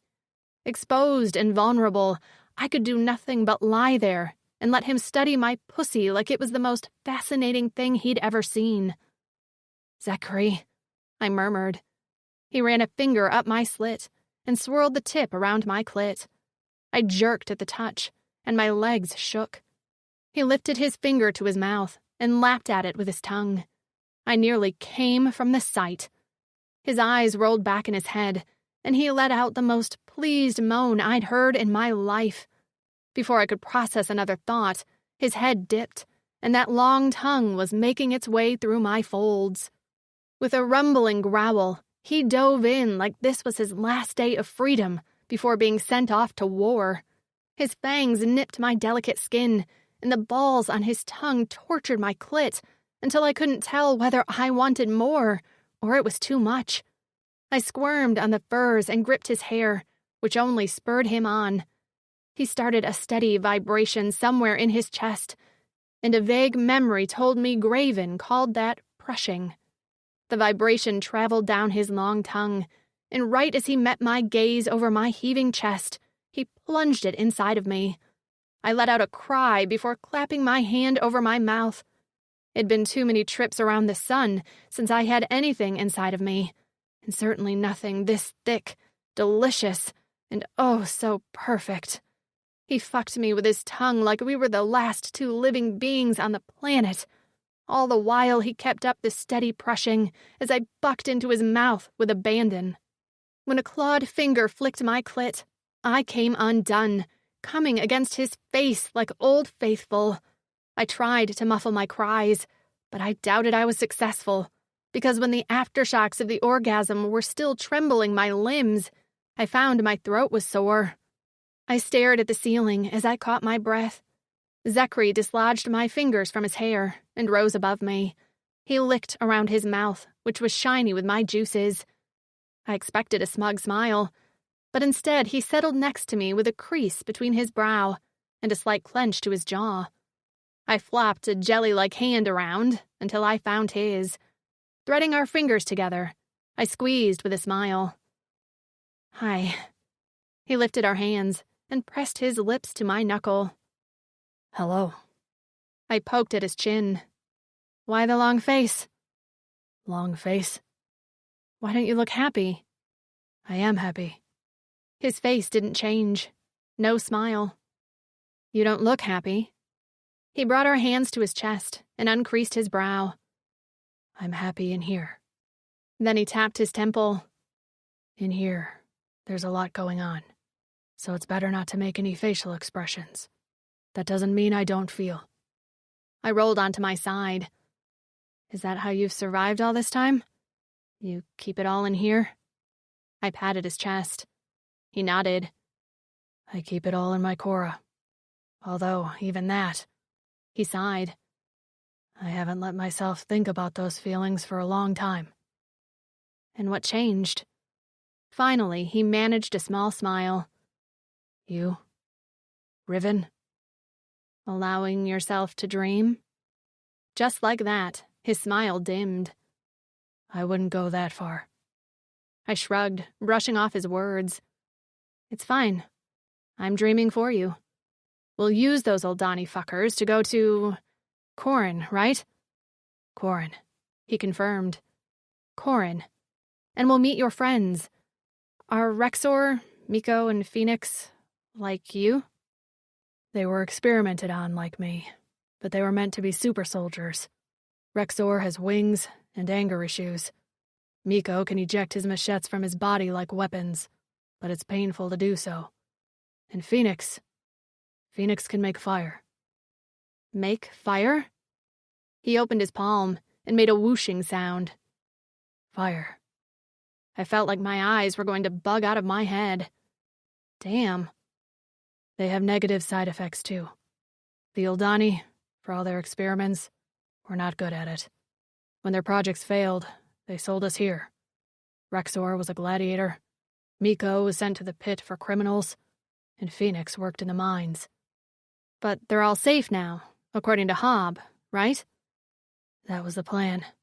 They all met and rescued humans. That was the destiny Phaetos gave them. Graven told me about Phaetos.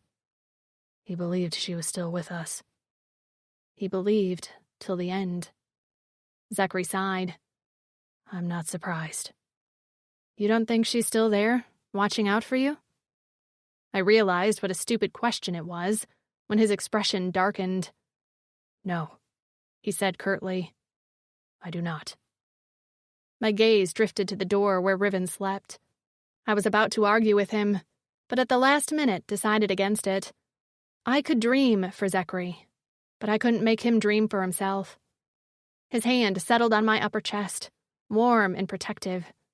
I glanced at him, expecting his carefully blank expression, especially because of the topic we'd just been on. Instead, his features were soft, regretful. I take that back. His thumb drew a comforting circle at the hollow of my throat. You're the first one in my life who made me wonder if Phaetos hasn't abandoned me. I scratched at his chin and play-snapped at my finger with a click of my teeth. I like the positive change in your attitude. I mean, I am pretty great. He barked out a laugh that startled both of us. I grinned at him. What made you? He swallowed. Touch me. Because I wanted to? I answered simply. So you did it for you and not for me? His lips curled at the corners in a smirk. Absolutely. Completely selfish. He huffed a laugh and rolled onto his back, eyes closing. I wouldn't have been able to stand it if you touched me out of pity. His halting voice dipped low. I don't pity you. I'm angry at what was done to you, but I admire that you're who you are, protective and caring. Zecri, I'm attracted to you. When you look at me, my heart pounds. When you touch me, my skin prickles and my body heats. Did you touch me just to pay me back for last night? His head jerked to the side, and he narrowed his eyes. No. Then why did you touch me? Last night, I felt like if you didn't touch me, I'd die. And this morning, I felt like if I couldn't touch you, my Cora would cease to beat. I hadn't expected that answer, and air left my lungs like I'd been struck. All I managed was a strangled, "Oh." He sat up and rose to his feet. With his arms stretched over his head, I got an eyeful of every inch of his muscular body, from his scars to his colorful skin, to the way his hair brushed his lower back. Why don't you wake Riven? He said. I'm going to ask the lodging manager to send someone to get us food. I don't think we should leave today until we have to. Okay, was all I could say, still stuck on his earlier words. I wasn't quite sure how to define what had occurred between us. All I knew was it meant a hell of a lot to me. And when he turned around with a soft smile, I knew it meant a lot to him too. Stay here. I'll be right back. I nodded. Sure. He tugged on his pants, shoved his feet into his boots, and left, locking the door behind him. Zecri. I shut the door behind me a moment before my knees buckled. I slid to the ground in a squat and covered my head with my arms. My mind spun in a death spiral, and I was so fucking hard I couldn't believe I'd been able to clasp my pants. I wanted her even now. The taste of her lingered in my mouth. The feel of her skin was imprinted in my mind. I understood now why my brothers had been willing to go to the lengths they had for their mates. At first, I'd told myself this was about getting Riven to safety, and Sybil was along for the ride. But I'd been kidding myself. From the moment I'd seen her standing in front of her child braced for battle, I'd been gone for her. I'd ignored it until last night when she unraveled the knots of pain tied in my chest. With every beat on my Cora, I knew I'd risk it all for Sybil.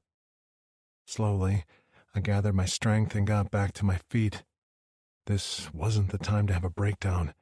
I was supposed to be strong, emotionless, a machine, but all I could think about was running back into the room and falling into Sybil's arms while she crooned in my ear and ran her fingers through my hair. I'd never been cared for like that.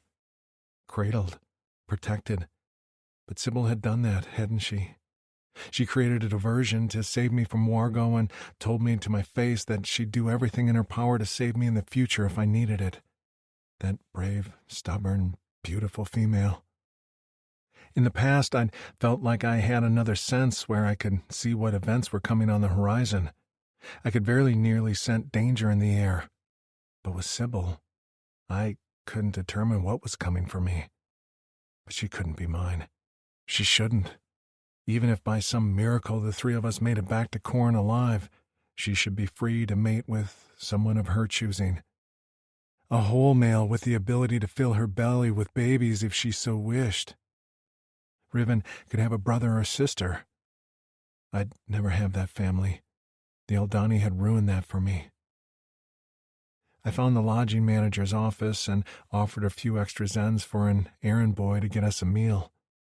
In moments, a small brup came galloping up to me on his four hooves, a sack on his back that was warm to the touch. When I arrived back at the room, Riven was awake and bright-eyed. Sybil was brushing her hair while a rumbling melody vibrated her closed lips. She stopped when I walked inside and smiled.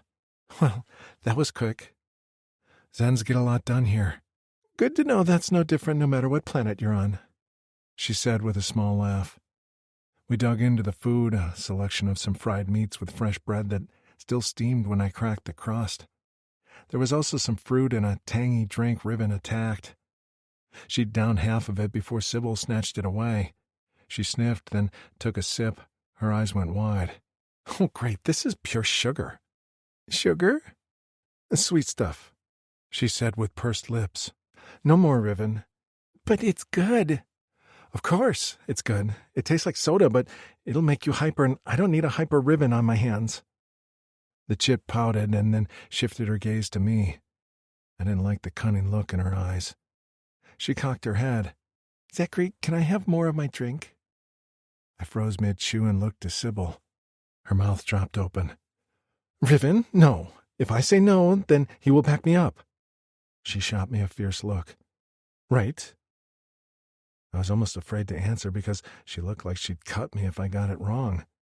"What?" She sighed in exasperation.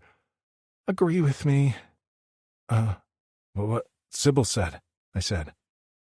The human smiled proudly and Riven scrunched her nose. "Well, I tried." "A for effort," Sybil said, shoving some more meat into Riven's face. While she chewed, Sybil glanced at me. "Two things to know about kids. Never show weakness and always present a unified front." "Noted," I murmured, my mouth tugging into a smile. "I heard that." Riven smirked. "I know." Sybil dropped a piece of bread into her mouth. "So, what's the plan today?" I ticked off my fingers. Rest, clean up, pack, meet Hob at sundown. "What's happening?" Riven asked. We gave her a brief rundown of the events from last night, and I underestimated her knowledge of Drixonian history. She jerked to her feet and clenched her small fists. "We're working with the Aldani?" Her voice went up a pitch. Sybil tugged on her wrists. "Wait, listen to us." "But they hurt us." Riven stomped her foot. I don't want to see one. I don't want to feel thankful when we're in this mess because of them. Riv, Sybil tried. You'll kill them all after they get us to safety, right? Riven turned on me. Because... Sit down. I held up a hand, palm out, which effectively silenced her. I'd never spoken to her in that tone before, and I felt guilty when her face blanched a pale blue. Her lip trembled before she thunked down on her butt and stared at the ground. Drixonians are powerful and skilled at fighting, yes, but that comes with a responsibility. We don't attack unless there is a reason. Riven's head shot up. But these Aldani were not the ones who hurt me. Us. Her brow furrowed in question. If what Hobbs said is true, then he was not aware of what the Aldani elite were doing to us. A new generation has taken over, and they are committed to not only never harming us again, but carrying out some good deeds for us. Even now I worried Hobb was lying, but he'd mentioned Rexor, Phoenix, and Miko. He knew Daz Bakut, and he'd left himself defenseless to my machetes. So Hobbs said he will get us home. If he does as he says, then he lives, Riven. I won't kill him. Riven's eyes cast down to the floor, and she hugged Teddy, her cheeks growing darker. I'm sorry, Zecri, she said in a soft voice. I gripped her chin and lifted her eyes to mine. You don't have to apologize. I was angry too. I almost killed him when I first saw him and would have if it was not for Sybil. It's okay to be angry, and it's okay not to forgive and forget. I don't have to be kind to Aldani again in my life, and I probably won't be, but I won't kill one unless he gives me a reason to, or if I meet one who harmed me in the past. She sniffed. I'm embarrassed. There's nothing to be embarrassed about. What happened to us was unforgivable. If it weren't for you and Sybil, it's possible I wouldn't have been able to hold myself back. But I won't let my anger at the Aldani prevent us from getting home. Riven swiped at her eyes, where I saw a few tears. Drixonians didn't cry like humans, but it seemed Riven had inherited the human tears. She nodded and shot me a watery smile. I felt a hand on my arm and turned to find Sybil shooting me a beaming smile. I had been worried I'd flecked up with Riven during this conversation, but the pride shining in Sybil's eyes told me I'd done okay. Maybe a little more than okay. Chapter 11. Sybil. We left our lodging as the sun began to set. Riven was carefully bundled in a pack on Zecri's back. Both of us were uneasy about what would happen once Hobb saw her. It was inevitable. We wouldn't be able to keep her hidden on a spacecraft the entire journey to Corin. Would Hobb change his mind once he saw her? Would he go back on his commitment to reparations? The thought filled me with dread, but we didn't have much choice. Both of us had been living based on others' decisions for a long time, so this was the one we were making, and we'd deal with the consequences. I glanced at Zecri from under my hood. He strode through the marketplace with a single-minded determination. His hood was up too, but there was no mistaking his bulk as a Drixonian warrior. He towered over almost all the other species here. Plus, his violet eyes glowed in the dimming light. He kept his hand linked with mine, and I tried not to let the warmth of his touch distract me from what was ahead. Part of me wanted to run back to the lodging and commit to a life on the run on this planet. Anything which ensured I'd have Zecri's body next to mine at night. I could still feel the grasping of his hands, the plunge of his tongue. I shivered, and Zecri gave me a sharp glance. Are you all right? Fine, I murmured as we cut down an alley. He adjusted the pack holding Riven and squeezed my hand. I won't let anything happen to you.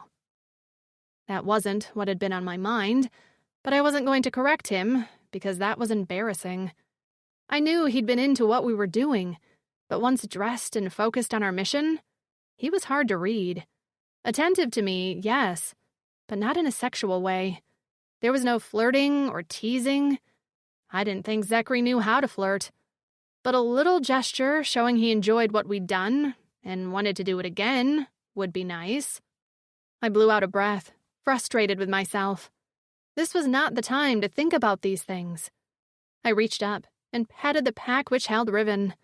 For a moment, I let my hand rest there and could feel the rise and fall of her back as she breathed. Content she was all right, if not a little cramped, I dropped my hand and walked fast to keep pace with Zecri. We reached the small eating establishment we'd first met Hob and strode inside. The same alien who'd served us was there again. She took one look at us and pointed toward the back door.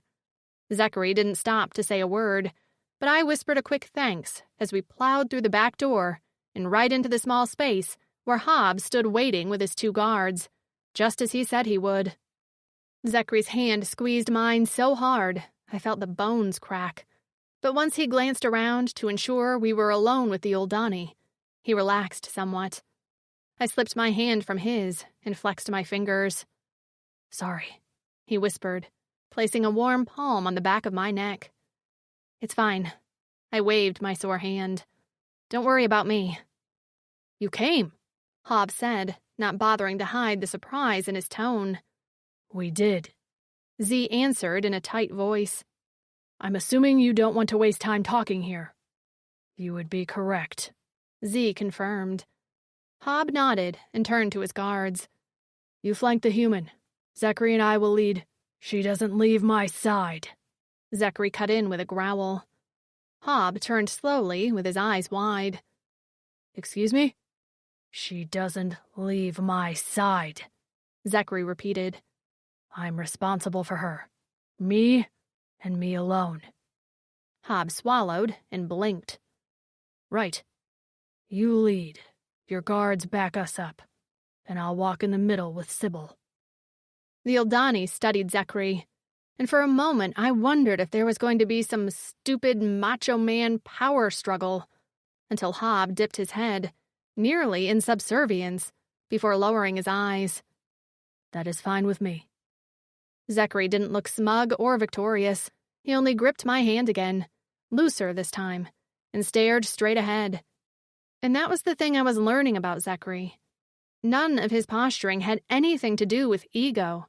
He didn't actually care who was in charge. He only wanted to make sure Riven and I were protected, and he knew he was the best to do it. My respect for him soared.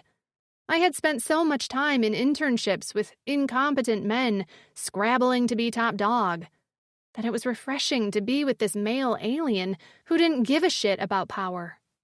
I lifted his hand to my mouth and pressed my lips to his knuckles. His hand flexed in my hold, and when I glanced up, he was staring at me with impossibly dark eyes. His Adam's apple bobbed as he swallowed, and I gave him a smile. "Thank you," I whispered. His eyes softened a fraction, but he didn't answer because we were moving now. Hob strode quickly and quietly, and his guards were silent behind us, not even a rattle from their weapons.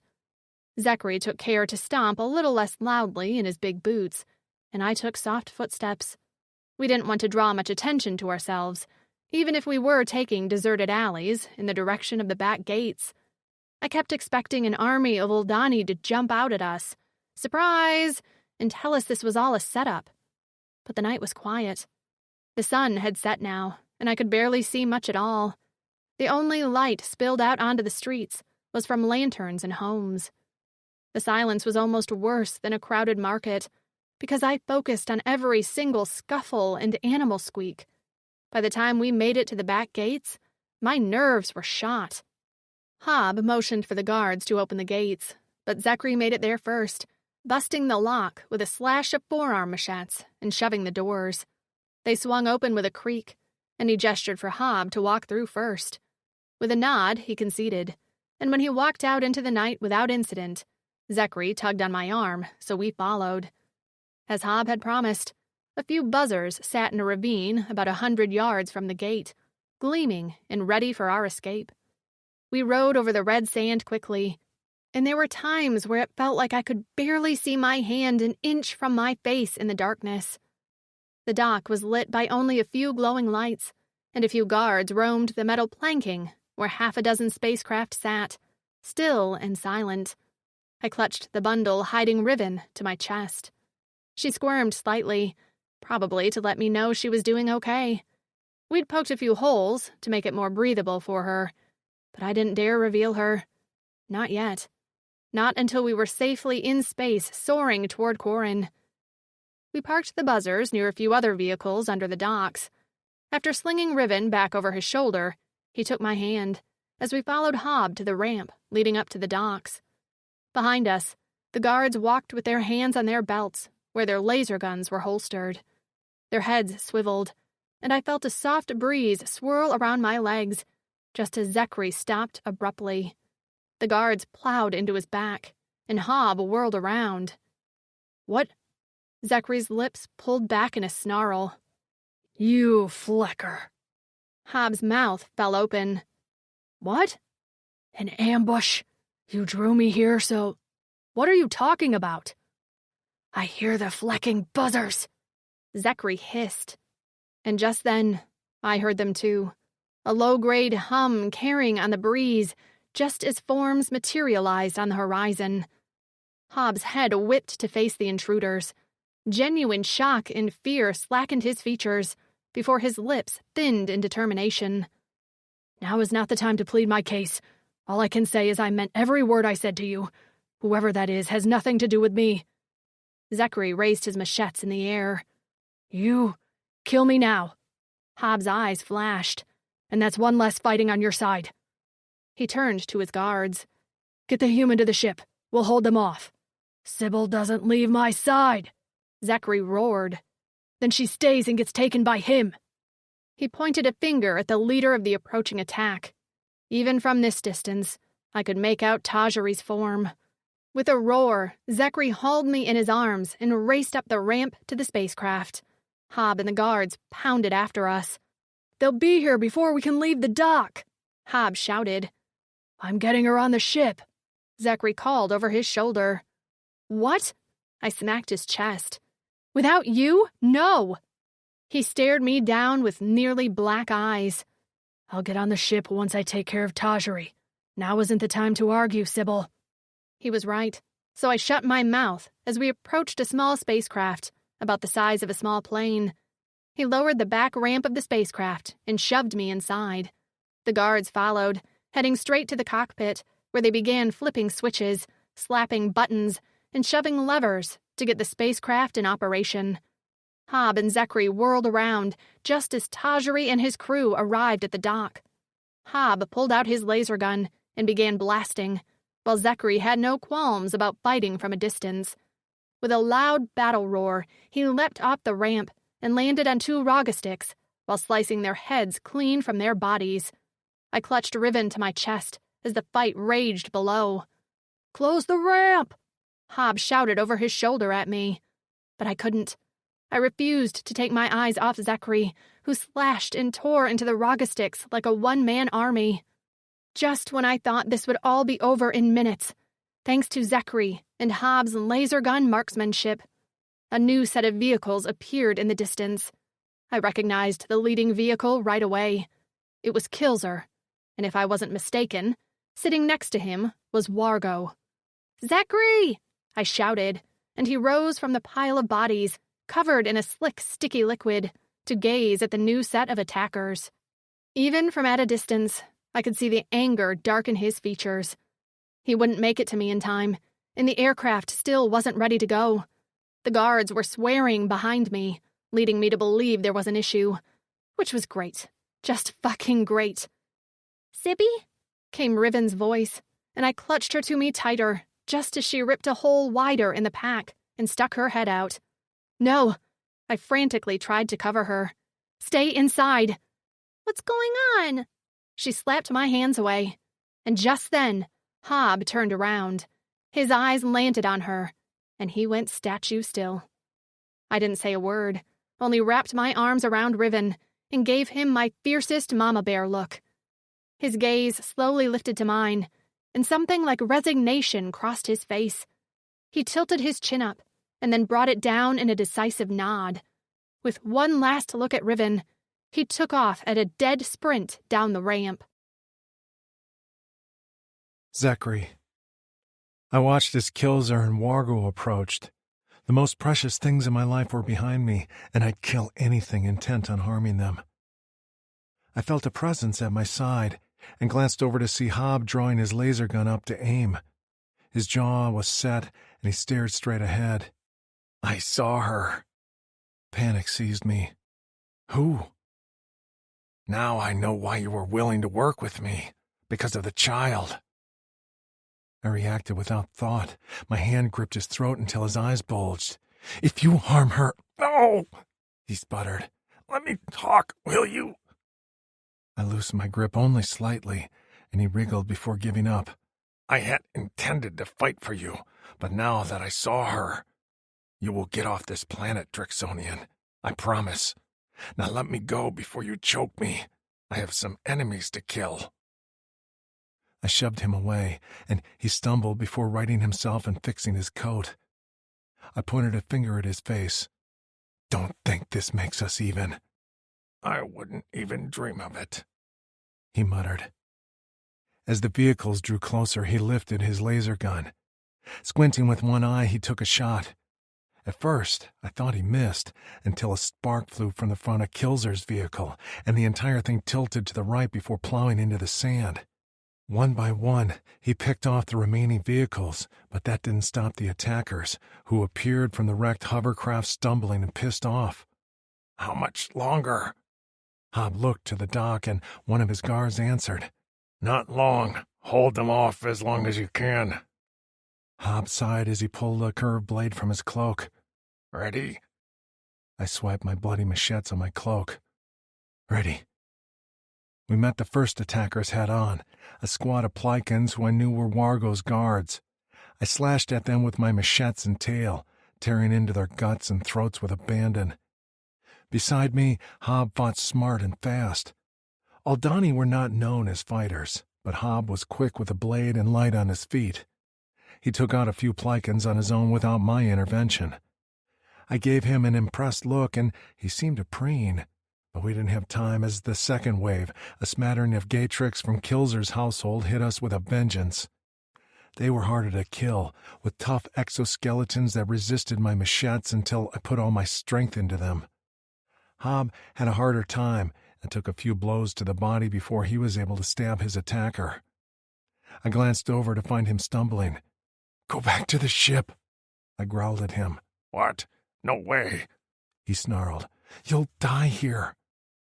He rounded on me with a bloody nose and an injured leg. I came here prepared to die to get you to safety. I went still at his words even as a second group of Plikins began a steady sprint toward us while warbling a war cry. What did you say? I will die here if it means you, that human, and that child get to safety. No, I whispered as anger rose in me, red hot. No, you will not die for me. Well, that's not up to you. He spit out a bloody wad. Now fight, Drix. I went at the new attackers with a deep-seated anger that had me slicing into them with abandon. But this time the attacks kept coming, appearing from the downed vehicles as if they were cloning themselves. Beside me, Hob bled from every limb, yet he didn't stop. I took a blade to the side and could feel my hot blood dripping down my leg to pool in my boot. A shout went up from behind us, and I turned to find the spacecraft shuddering, alive. Zecri! Sybil's voice could be heard over the sounds of the fight. It's time! Get back now! I picked up Hob by the collar and began to run back to the ramp, but before I could reach the dock, Wargo stepped into my path, flanked by 24 Plikin guards. Where were they all coming from? I skidded to a halt in pain and furious. Leave! I shouted to the spacecraft. Zecri. Hob panted. You owe me reparations, I snarled. Tell them to leave now. Hob inhaled sharply. Take off! He rasped in a ragged shout. Wargo directed a few Plikins up the ramp, but the door to the spacecraft was already closing. I could see Sybil turn frantic as the door shut. Her mouth opened, and I saw her lips say my name and heard the distant sounds carry the distance. Riven's blue face swam in my vision. I'd never see her again, but it didn't matter as long as they were safe. I felt a pang in my cora and my knees shook. This was it. My mission. I should have felt happy I'd completed seeing them off. So why did I hurt so much? Get them! Wargo shouted, but it wasn't going to happen. Hob and I would die here, but at least I knew Riven and Sybil would get to Cora and be happy. Have a future. Suddenly, the door to the spacecraft halted before slamming open again. Riv! Sybil's voice shouted, and my body froze in shock as Riven flew from the door to land on the ramp with a thud. We can't leave Zecri, she cried. Riv! Sybil's voice came again from inside the spacecraft, panicked. I won't leave you, Riven shouted, locking eyes with me. Get her! Wargo shouted to the Plycan guards hauling themselves up the ramp. Sybil! I cried. With her blonde hair flying, she leapt from the spacecraft and reached Riven's side, but something had come over the chit. Something I recognized a second too late. Something I never thought I'd see again. With her fists tense and her eyes glowing in the moonlight, her whole body seemed to swell and shimmer. Her chest heaved and her hair swirled around her like it was alive, and then she opened her mouth and let out a high-pitched scream. Immediately, the Plycans, Rogastick, and Gatrix around me collapsed to the ground, holding their ears as they screamed in agony. In my grip, Hob writhed and whined. Sybil fell to the ramp on her knees and clutched her head. As for me, all I could do was answer the call of the Drixonian female. With Hob screeching in pain in my grip, I raced up the ramp. Tossing Hob inside the spacecraft, I picked up Riven and Sybil and dashed inside. The Aldani guards were on the ground, crying out in pain as Riven's scream continued. Only when I shut the spacecraft doors did the sound die down. Her eyes rolled back into her head and she collapsed in my arms. As Sybil groaned at my feet, I initiated the flight sequence. Only when the cruiser disconnected from the dock did I finally sit down, clutching Riven to my chest as her head lolled. I petted her hair, whispering to her in a soft voice, You did well, Riven. You did well. Rest now. Rest all you like. Chapter 12. Sybil. My ears rang, and my stomach threatened to toss up all its contents. That sound had been unlike anything I'd heard in my life. Like nails on a chalkboard, but 1,000 times louder. And worse. How had Riven made that noise? Riven! I stretched out of the fetal position and gathered my hands and feet underneath me. The metal floor rumbled at my feet. Nearby, I heard weak groans and harsh breathing. My vision swam as I crawled forward. My fingers touched something wet, and I gasped when a severely injured Hob sat slumped against a wall. Nearby were his 2 guards, writhing with soft moans. What the? My sight finally cleared, and I gazed around me, shocked to find we were on the cruiser. Outside of the small port windows, I saw a red planet in the distance, growing small as we traveled away. Your Drixonians saved our bacon. I jerked to face Hob. What did you just say? He stretched his lips into a bloody grin. I heard one of the human females use that expression once. Did I say it right? You did, I mumbled. Sybil?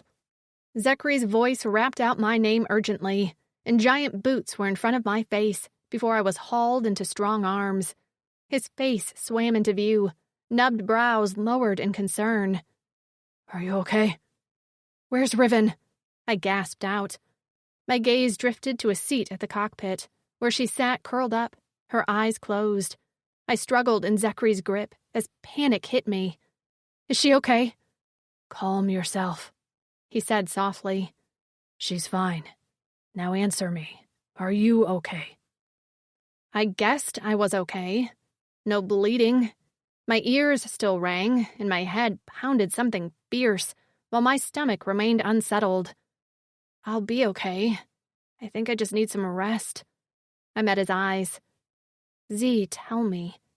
What was that? We'll talk later, he said. I want to get you and Riven to a room to sleep while I take care of Hob." "Oh, you're going to take care of me?"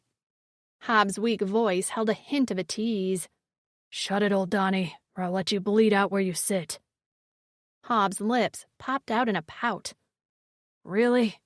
I thought we bonded back there, Drix." Zecri huffed out an irritated huff, which caused Hob to snort a laugh before he began coughing. "Put me down, Z," I said. "I'll get Riven and I into a room. You're sure she's okay?" "She's okay, but she needs rest. That took a lot out of her. Took a lot out of all of us." Hob muttered. "I thought I told you to shut it." Zecri growled. Right. Shutting it."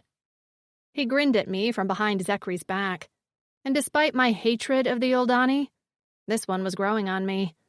I'd seen him fight. He'd been prepared to die down there. For us. "I can stay and take care of Hob," I began. Zecri shook his head. "I got it. Go. Rest." Once my feet were on the floor, I took a few steps and felt surprisingly steady. I padded over to Riven and drew her into my arms. Teddy lay on the floor, and I scooped him up as I strode down a hallway Zecri directed me to. I walked into the first room, pleased to find a bed pallet and an abundance of furs. After using the expeller, I settled Riven into the bed before curling my body around her. I was asleep within minutes. I woke to a gentle poking at my face, and when I opened my eyes, Riven lay awake beside me. She quickly drew back her finger while nibbling her lip. Teddy was clasped tightly to her chest. "Zippy?" I rubbed my eyes and yawned so wide my jaw cracked. "Yeah, honey?" She looked terrified, and I clasped her face. "Hey, what's wrong?" "What did I do?" she whispered, her eyes brimming with tears. "I was so angry, and I just needed to get the anger out. But I think I hurt you, and a lot of others. Did I hurt you?" I patted her cheek. "You didn't hurt me." She frowned. "You're lying. I saw you fall to the ground." "Okay, the sound you made hurt my ears, but that's it." I stretched out my arms. "See? No injuries." She didn't seem convinced. "What happened?" I tried to cast my memory back, but it was fuzzy. All I'd been able to focus on was that sound. "You made a marks." Zecri's voice came from behind us, and I turned to see him leaning in the doorway with his arms crossed over his chest. "A marks?" Riven echoed. He walked over to our pallet, where he dropped to a crouch on the balls of his feet. "It's a weapon some female Drixonians had. We have machetes, and you have the ability to marks. That sound you made can only be done when you feel like your family is being threatened. It's a skill not many females had. Male Drixonians are immune to the sound, but to everyone else, it's crippling." He reached for her hand and squeezed her fingers. "You saved Hob and I, Riven. You understand that, right?" "I did?" she whispered. He nodded. "Hob and I would have been overpowered soon. I was sending you away without me." He swallowed, and his gaze slid to me before it dropped. "And that was the mission. So it would have been okay." For some reason, those words hurt me worse than the marks. We were still just a mission to him? "Well, it wouldn't have been okay with me," I snapped. "Or Riven. You said yourself she made the marks because she felt like her family was threatened. That's you. Family. So now it's your mission not to hurt her family, which includes you." I narrowed my eyes because I was pissed. "Dumbass." He frowned. "What does dumbass mean?" I growled low in my throat and pursed my lips. "It means she's mad at you," Riven answered with a sly grin. "Why?" Zecri turned all his attention on me. I waved a hand. "Don't you have to fly this thing or something?" "Hob and his guards are taking care of it." That reminded me. "Is Hob okay?" "Not sure he'll ever walk the same again. His leg injury is severe, but he'll live. Riven fussed with Teddy with a furrowed brow. I can't be mad at him now. Who? I asked. Hob. She sniffed. He fought for us. He did. I brushed a tear from her cheek. Why are you angry with me?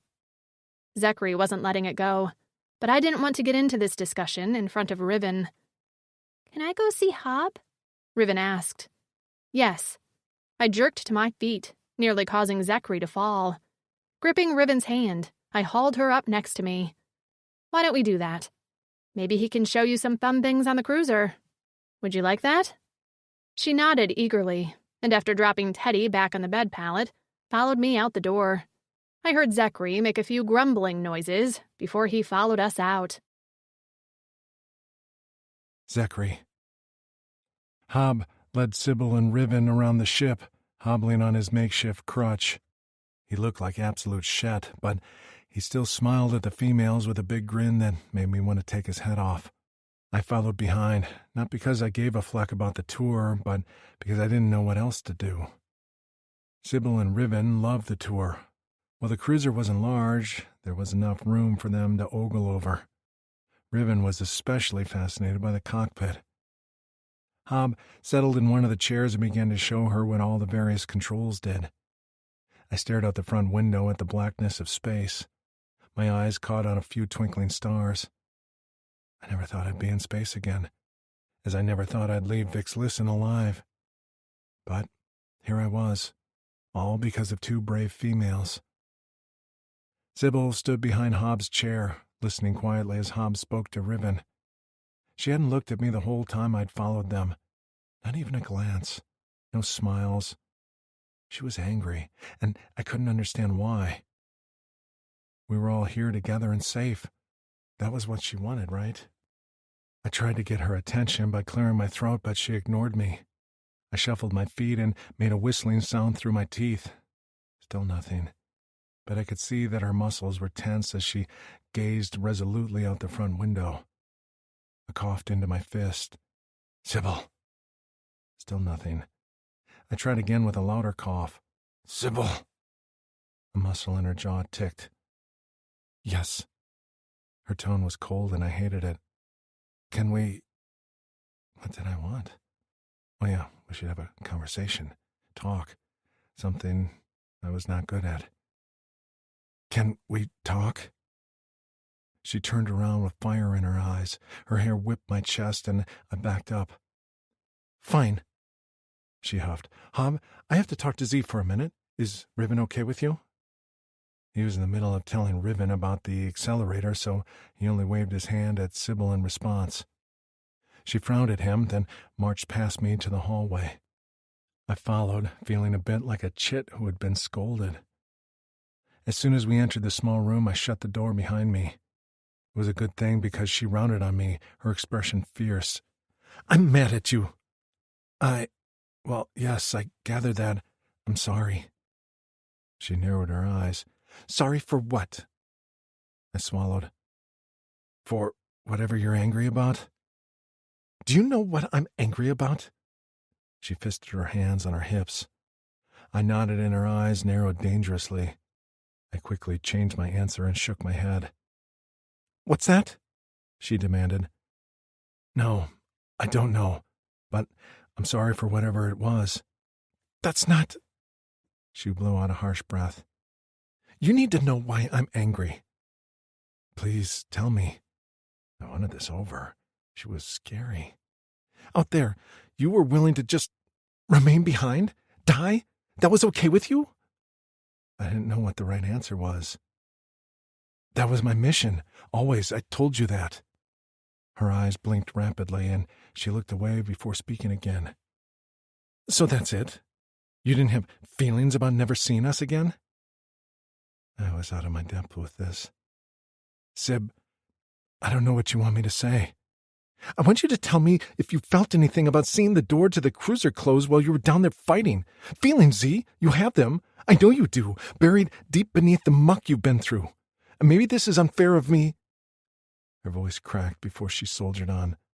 But you have to throw me a bone here, Z. throw you a bone? She let out a small growl that was cute.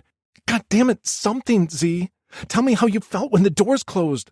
Don't say what you think you should or what you think I want to hear. Just think back to the moment. She took a step closer and laid her hand over my chest. What did you feel? The heat of her palm seeped into my skin and made my heart race.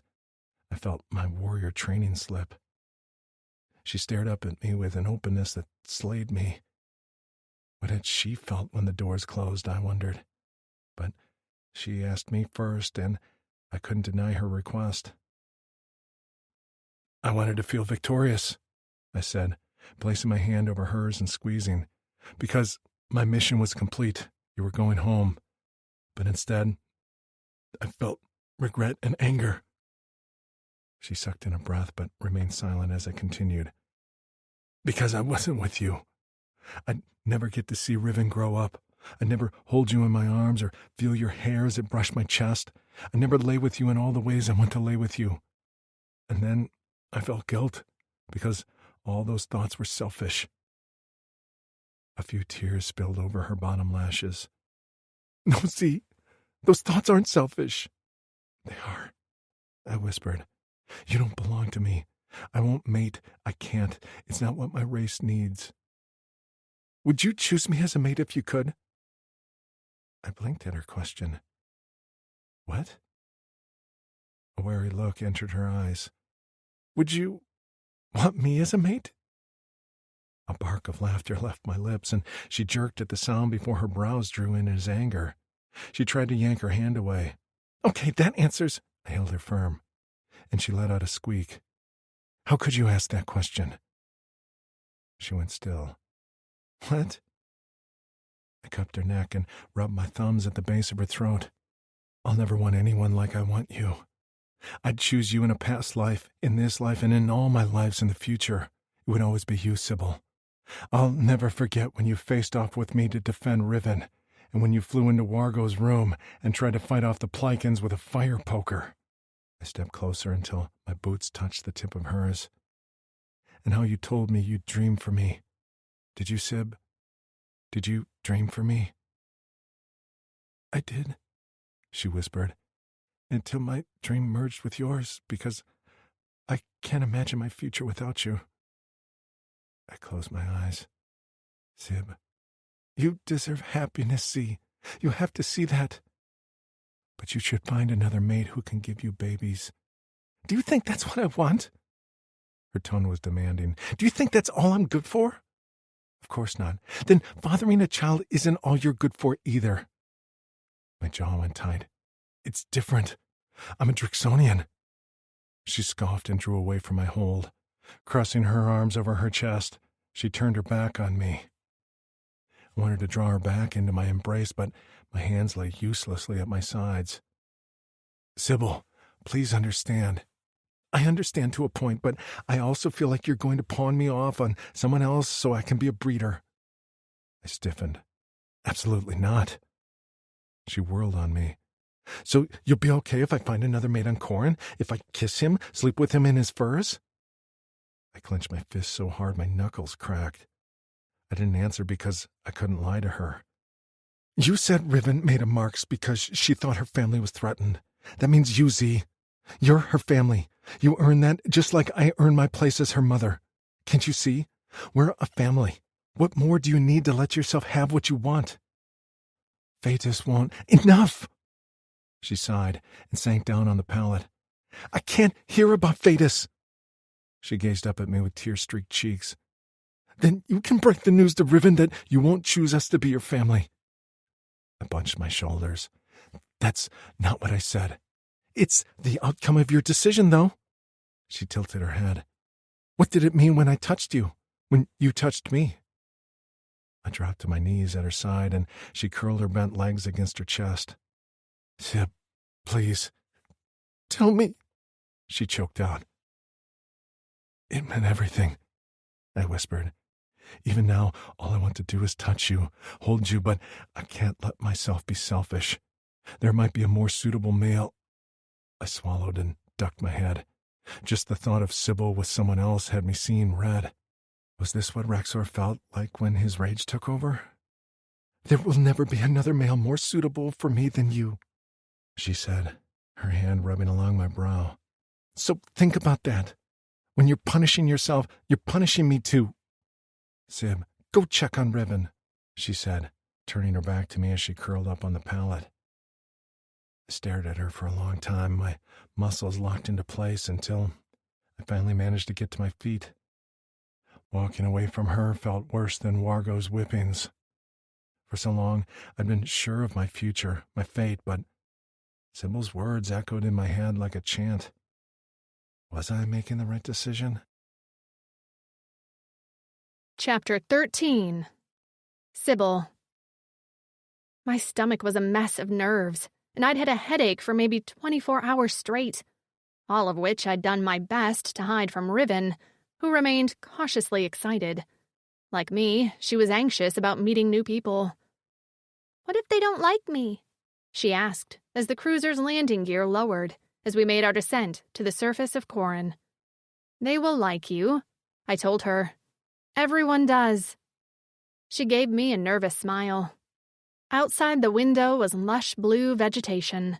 Some tall buildings in the distance drew my eye, as it looked like a small city. "That's granite," Zecri grunted next to me. We sat strapped to chairs alongside the one wall of the cruiser. Hob and his guards were in the cockpit. Riven sat on the other side of me, eyes staring in wonder out the window. I nodded, but didn't look at him.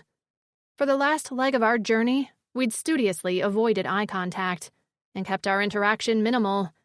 It killed me to do it, but what was I supposed to do? Zecri had made the decision about our future for me, and the thought still rankled. In fact, I knew I'd never be over it. The idea that he could just walk away from us made me ill. No one would make me feel like Zecri did. I had grown used to his kindness toward Riven, his care and protectiveness toward me, his steady presence which comforted me without him having to say a word. And he planned to take that away from us because of some misguided martyr complex. I curled my hand into a fist on my thigh. "When we step out of this cruiser, don't leave my side," Zecri's deep voice said in my ear. Oh, so now he wanted me beside him? I ignored him. "Sybil?" "Yes, Zecri," I said quickly. He sighed, and I felt the tension rolling off his body. "Will you please look at me?" Keeping my face carefully blank, I met his gaze.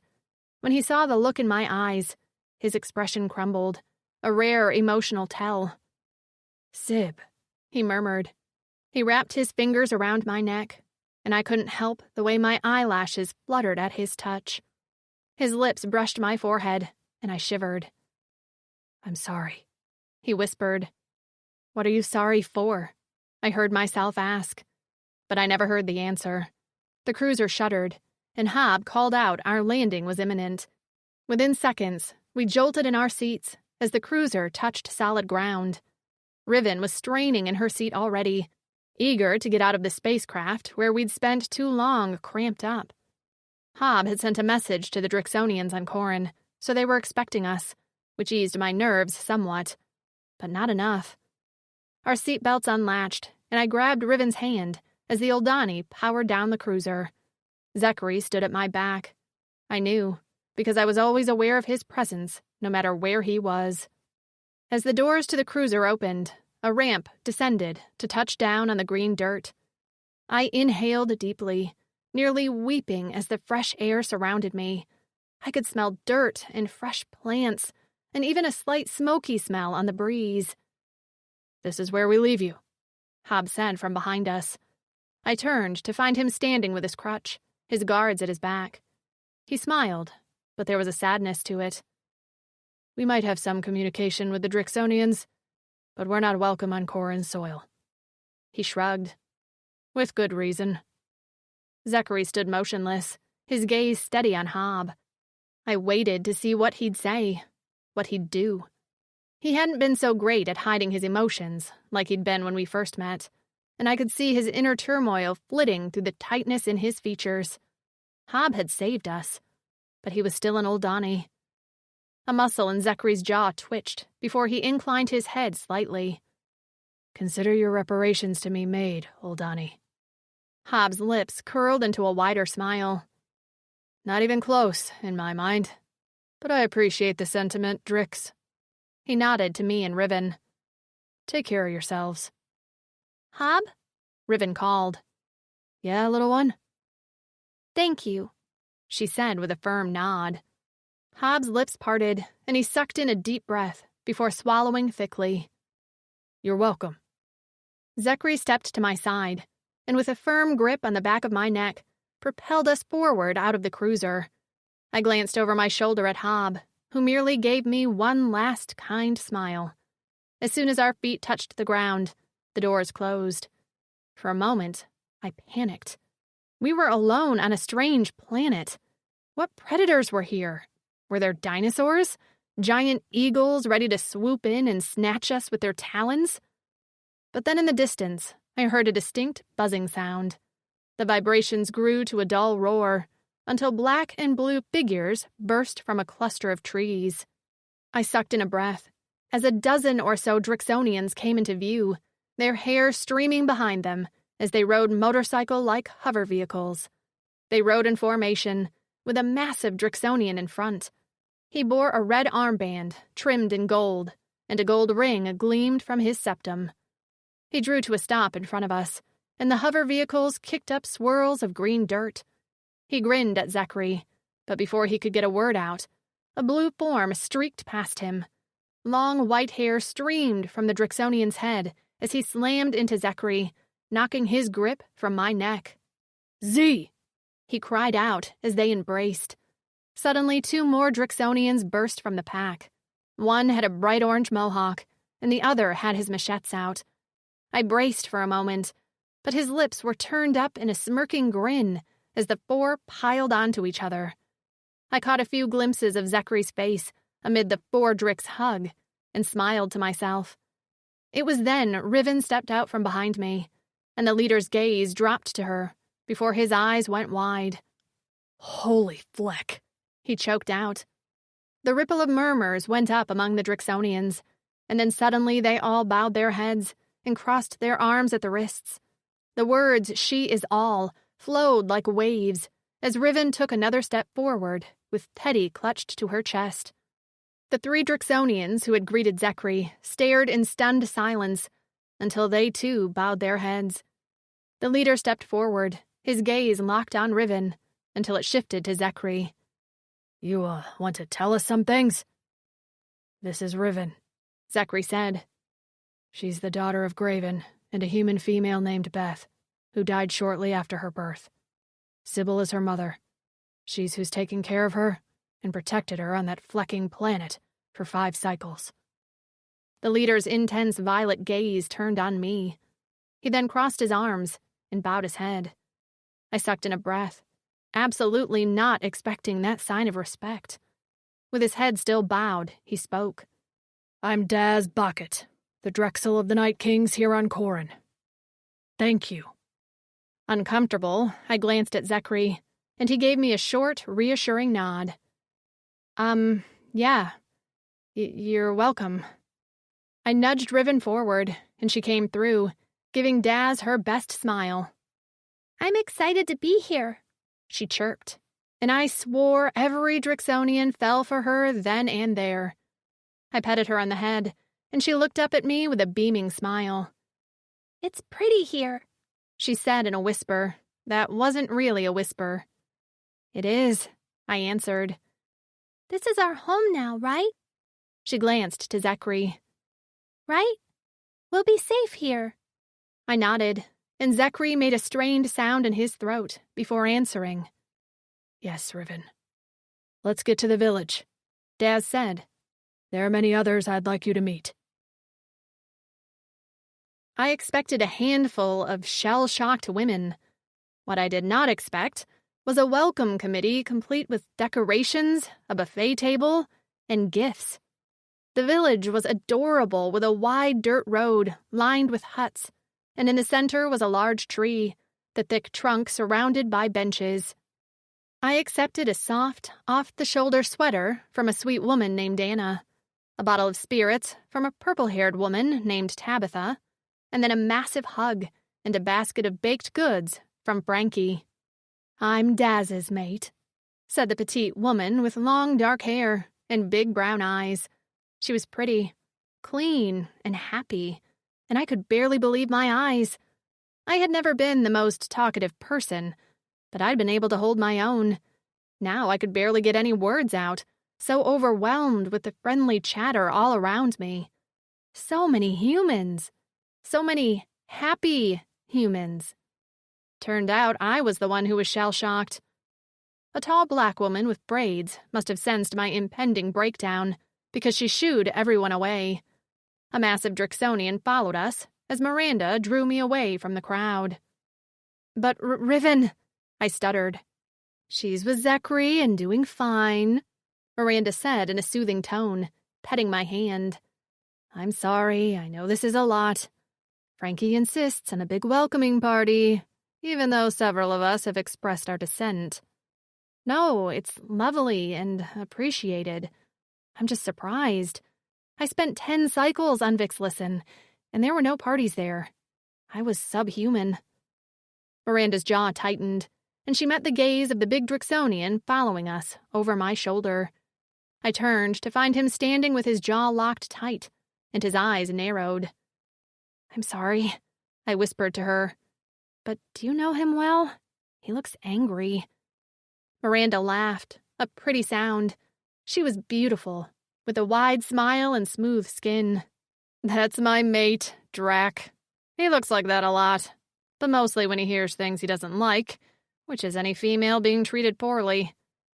"Oh, hi, Drac."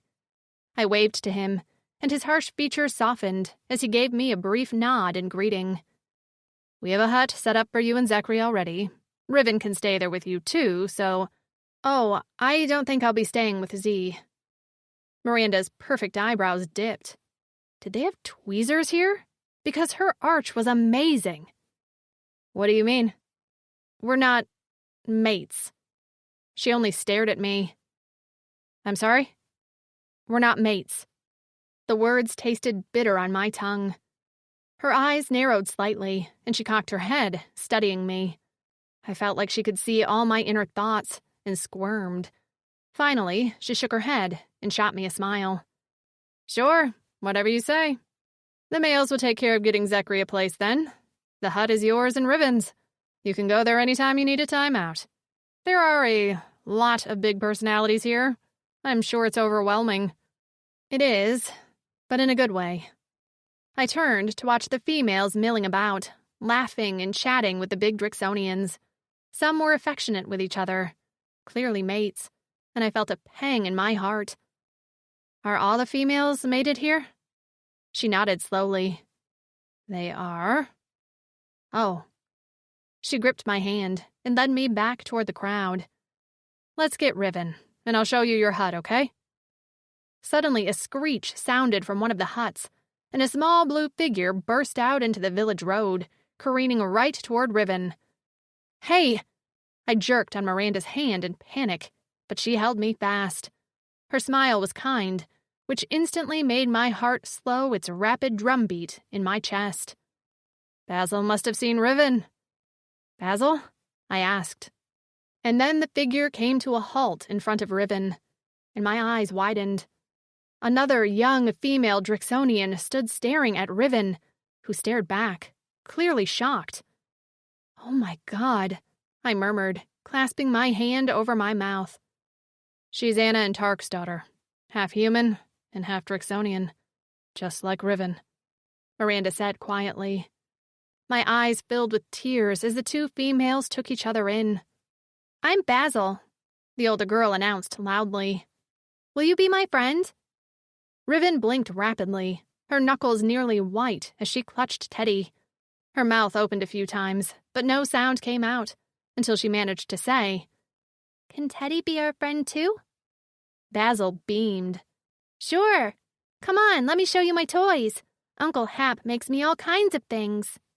Riven's eyes took in the crowd, and I knew she was searching for me, when her gaze landed on me. I smiled through the tears and gave her a nod, satisfied she could play with her friend. They clasped hands and ran off. I let out a choking sob, and my knees buckled. Drac caught me before I hit the ground, and there was a scuffle and a growl before I was scooped into a set of strong arms. I knew without looking it was Zecri. What happened? His deep voice demanded. I think she's just overwhelmed, Miranda said in that soothing voice of hers. Why don't you take her to her hut? I'll bring a tray of food.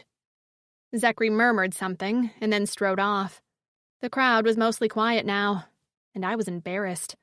I had never been some fainting violet, but seeing Riven happy and with a friend like her, something I never thought she would have, was too much. Zecri stepped over the threshold of my hut, and that was when I finally let go and burst into tears. Chapter 14. Zecri. Sybil sniffled for a while before falling asleep with tear tracks on her cheeks. I stared at her for a long time as she slept, fingering the ends of her yellow hair. I'd expected to find some peace when I saw my brothers, and while a part of me felt settled, another part was still twisting in the wind, and I knew it had to do with Sybil. That last part of our journey had been torture. She'd been angry with me, for good reason, but the warrior training in me couldn't reconcile the selfishness of keeping her for myself. Eventually, I rose with a sigh. After asking one of the females to keep an eye on Sybil, I went in search of Rexor. I found him and Daisy outside their hut, talking quietly. When his mate spotted me, she leapt to her feet, face like sunshine, and threw herself at me. I caught her with an oomph, and she squeezed me tightly until Rex made a coughing sound into his fist. She pulled back with a roll of her eyes, which were wet. "I never thought I'd see him again." She sniffed at Rex. "Let me have my hug." "It's good to see you, Daisy," I said, giving her shoulder an awkward pat. "Well, I'll leave you two to catch up," she said. "But we're chatting later, okay, Z? I want to hear everything about your mate." She skipped off before I could correct her. I sank down into the chair she vacated and stretched out my legs. With my hands folded on my stomach, I watched the liveliness of the village. Outside one hut, Riven played with Basil and a large furry animal. "I can't believe there's two of them," Rex said, gesturing to the young females. "Daz and Sax each have boys. Gar has twins." I blinked, feeling an odd stirring in my chest. "We're rebuilding." "Can't believe you're actually here, you flucker." He nudged me. "Of course, a human mate will get you to do things you didn't think you could do." "She's not my mate," I murmured. Rex's brow furrowed. "What?" I cleared my throat and spoke louder. "She's not my mate." He studied me carefully. "Is there a reason? She thinks you're ugly?" I snorted. "No, at least I don't think so." "Explain this to me like I'm a chit. There are no feelings between you?" "I didn't say that." "Z, for Fluck's sake, explain to me what's going on." "I can't have chits," I blurted out, staring sightlessly in the distance. Rex went solid at my side. "That was why I was sold to the Plikens. The Aldani tried to make me a breeder and it backfired, so I can't be Sybil's mate. I can't—" I swallowed. "I can't help repopulate. I should leave her to find a mate that's whole." The punch came out of nowhere, slamming into my head so hard I saw stars. I whirled on my friend, fists raised. "What was that for?" "You dumb, stubborn Fluck." He spat the words through gritted teeth. "Hey, no! You listen. I saw how Sybil looked to you for protection and safety. Those two females are your family, and if the only reason you aren't claiming her as a mate is because you can't have chits together, then I'm going to beat some sense into you." He shoved me so hard I nearly toppled over. "Quit it!" I growled. "No!" he snapped. "Fleck's sake, this is ridiculous, and no warrior here is going to walk within breathing distance of her. She stumbled and Drac caught her. You were there in a few seeks, shoving Drac so hard he nearly fell before you hauled her into your arms. You think any warrior is dumb enough to try to win her over after seeing that?" He snorted. You already have a chit, Riven, so take care of her, claim your mate, and quit being stupid. If I tell Daz you said any of this, then my punch will seem like a tickle compared to what he'll do to you. I stared at him. What? He barked. Was that what you were waiting for? Our permission? I swallowed, but my mouth was bone dry. I have a duty. She is all. That's your duty. So what does she want? She wants me. As soon as I said the words, guilt lodged in my chest like a boulder. Flack, I muttered, pitching forward to rest my head in my hands. Rex sat heavily next to me. You, me, Miko, and Phoenix, we've been through a lot. We all felt the same as you. We weren't meant to have happiness. But now it's been given to us, and it would be wrong not to take it. If it wasn't for Daisy, I'd be dead. She cured me of my rage. I lifted my head. What? He lifted his wrist to show off a set of black marks. These are locks. Daisy is my Cora Eternal. Do you remember what that is? I vaguely did. A Fatus-blessed union. I rubbed at my scarred wrists. I do. So I can feel her in my mind. She can feel me too, and she was able to work some mind magic and put out the fire inside of me. The old wings still work, but I'm not such an angry Fleck anymore. No more monster? I said. No more. He grinned and then let it fade. But it doesn't matter whether we're Fatus-blessed or not. Sybil is yours, Zecri. Or maybe I should say, you are hers. If that's what she wants. She might not anymore. I scratched my head. She's been mad at me for a while. Rexor let out a peal of laughter before slapping my back. Your first fight. Well, it's time to learn how to grovel. He leaned forward and rubbed his hands together. Ready for your lesson? I glared at him. You seem way too excited about this. Look, use my techniques and I'll have you ending this fight with a naked mate coming on your cock. The smell of Sybil's arousal hit my memory like a tidal wave. I shifted in my chair. Okay, then. Rexor clapped his hands together. Great. Now first... Zecri. I stood outside Sybil's hut, giving myself a pep talk. I could do this. I could grovel and plead and beg for her forgiveness. And if she didn't take me back and wanted another mate, well... Actually, no. No. When I'd seen that other Drixonian male grab her when she stumbled, I'd nearly come out of my skin. I learned now he was mated, but at the time I hadn't known. I would have to apologize to him later. I'd let him get a few shots in if he wanted. I deserved nothing less. But Sybil came first. I wanted my family. I opened the door. Sybil? I called and stopped dead when I found the hut empty. The furs were folded neatly on the pallet, and a tray of half-eaten food sat on a small table. My Cora raced. Sybil? I called again, half hoping she'd come rushing out of the expeller room, but that was empty too. I whirled around and dashed outside, only to collide with Miko. I grabbed his arms. Sybil is missing. I rushed out. I left her sleeping, and one of the females said she'd watch her, but now she's not there. Calm down, brother. He gave me an easy smile. It was unusual to see Miko without a smirking scowl. She went for a walk with Rian.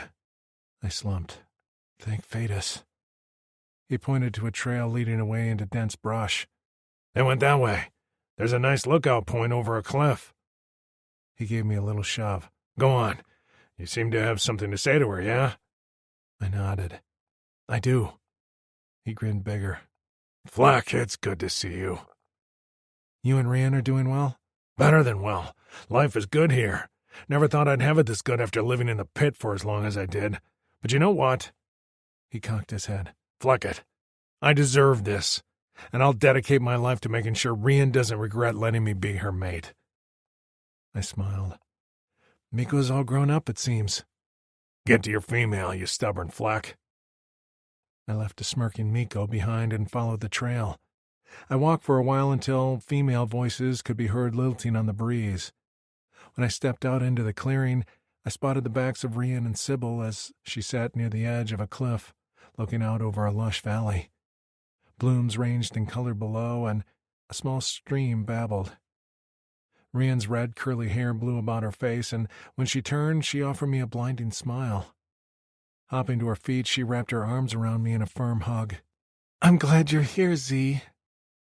I patted her head. "Me too, Rian." She jerked her head towards Sybil, who hadn't turned around. "You should talk to her."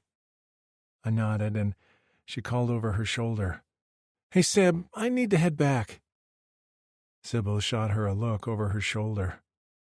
"Traitor." Rian laughed and stuck her tongue out. Sybil's expression softened, and she smiled. "Thanks for chatting with me. Any time, girl. Good luck with Mr. Stoneface here." Rian gave me a smack on the arm, which seemed more threat than friendly, before heading off down the trail. I stood for a moment, once again gathering my courage. I had no problems fighting off a gang of Plikins, but this one little female had me quaking. When I stepped to the side, I found her eyes red, and my heart lurched. I crouched at her side. "Ah, Sib, I flecked this up." She sniffed and swiped her eyes with her sleeve. I drew her into my arms, and at first she resisted, but then she melted against me, her head plunking against my chest. "Not fair to be this nice and get my hopes up," she murmured.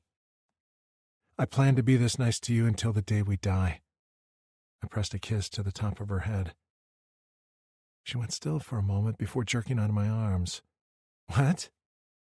I gripped her hands and tugged them into my lap. "I'm sorry, Sybil. I'm sorry I didn't see that in trying to be selfless I wasn't only hurting myself." She blinked at me. "Wait, what changed your mind?" Rexor punched me. Her eyes went wide. "What?" And threatened to let Daz beat me up. Her eyes bugged out before she scowled. "Where did he punch you? I'll have a word with him." I let out a chuckle at her reaction. "I'm fine, but he knocked some sense into me. It's not that I needed him to give me permission to be happy, but I needed him to tell me this wasn't selfish to want you and Riven, to be happy as a family." Her eyes filled. "You want us?"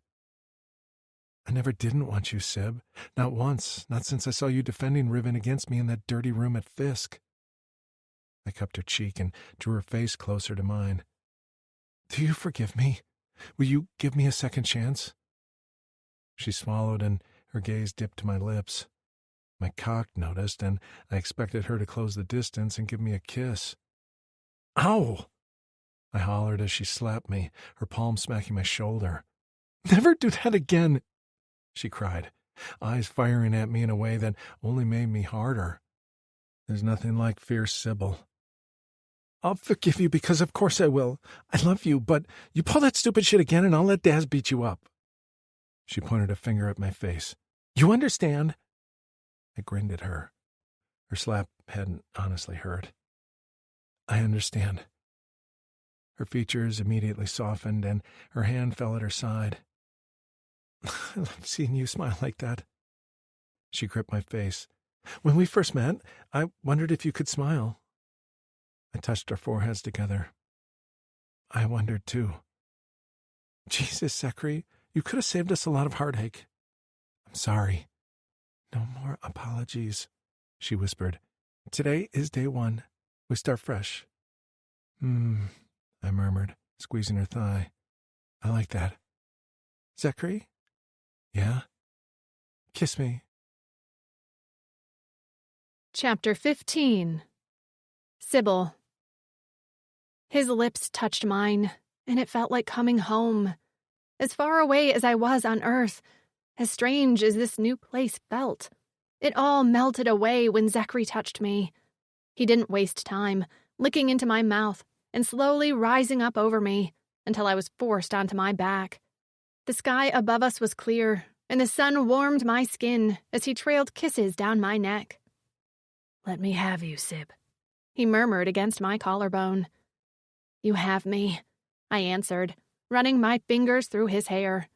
He untied my bandeau top, and it fell away to reveal my breasts. I wondered how I looked to his eyes, all non-blue skin and flesh instead of scales, but his eyes were wide with wonder, a warm violet which made my pulse race.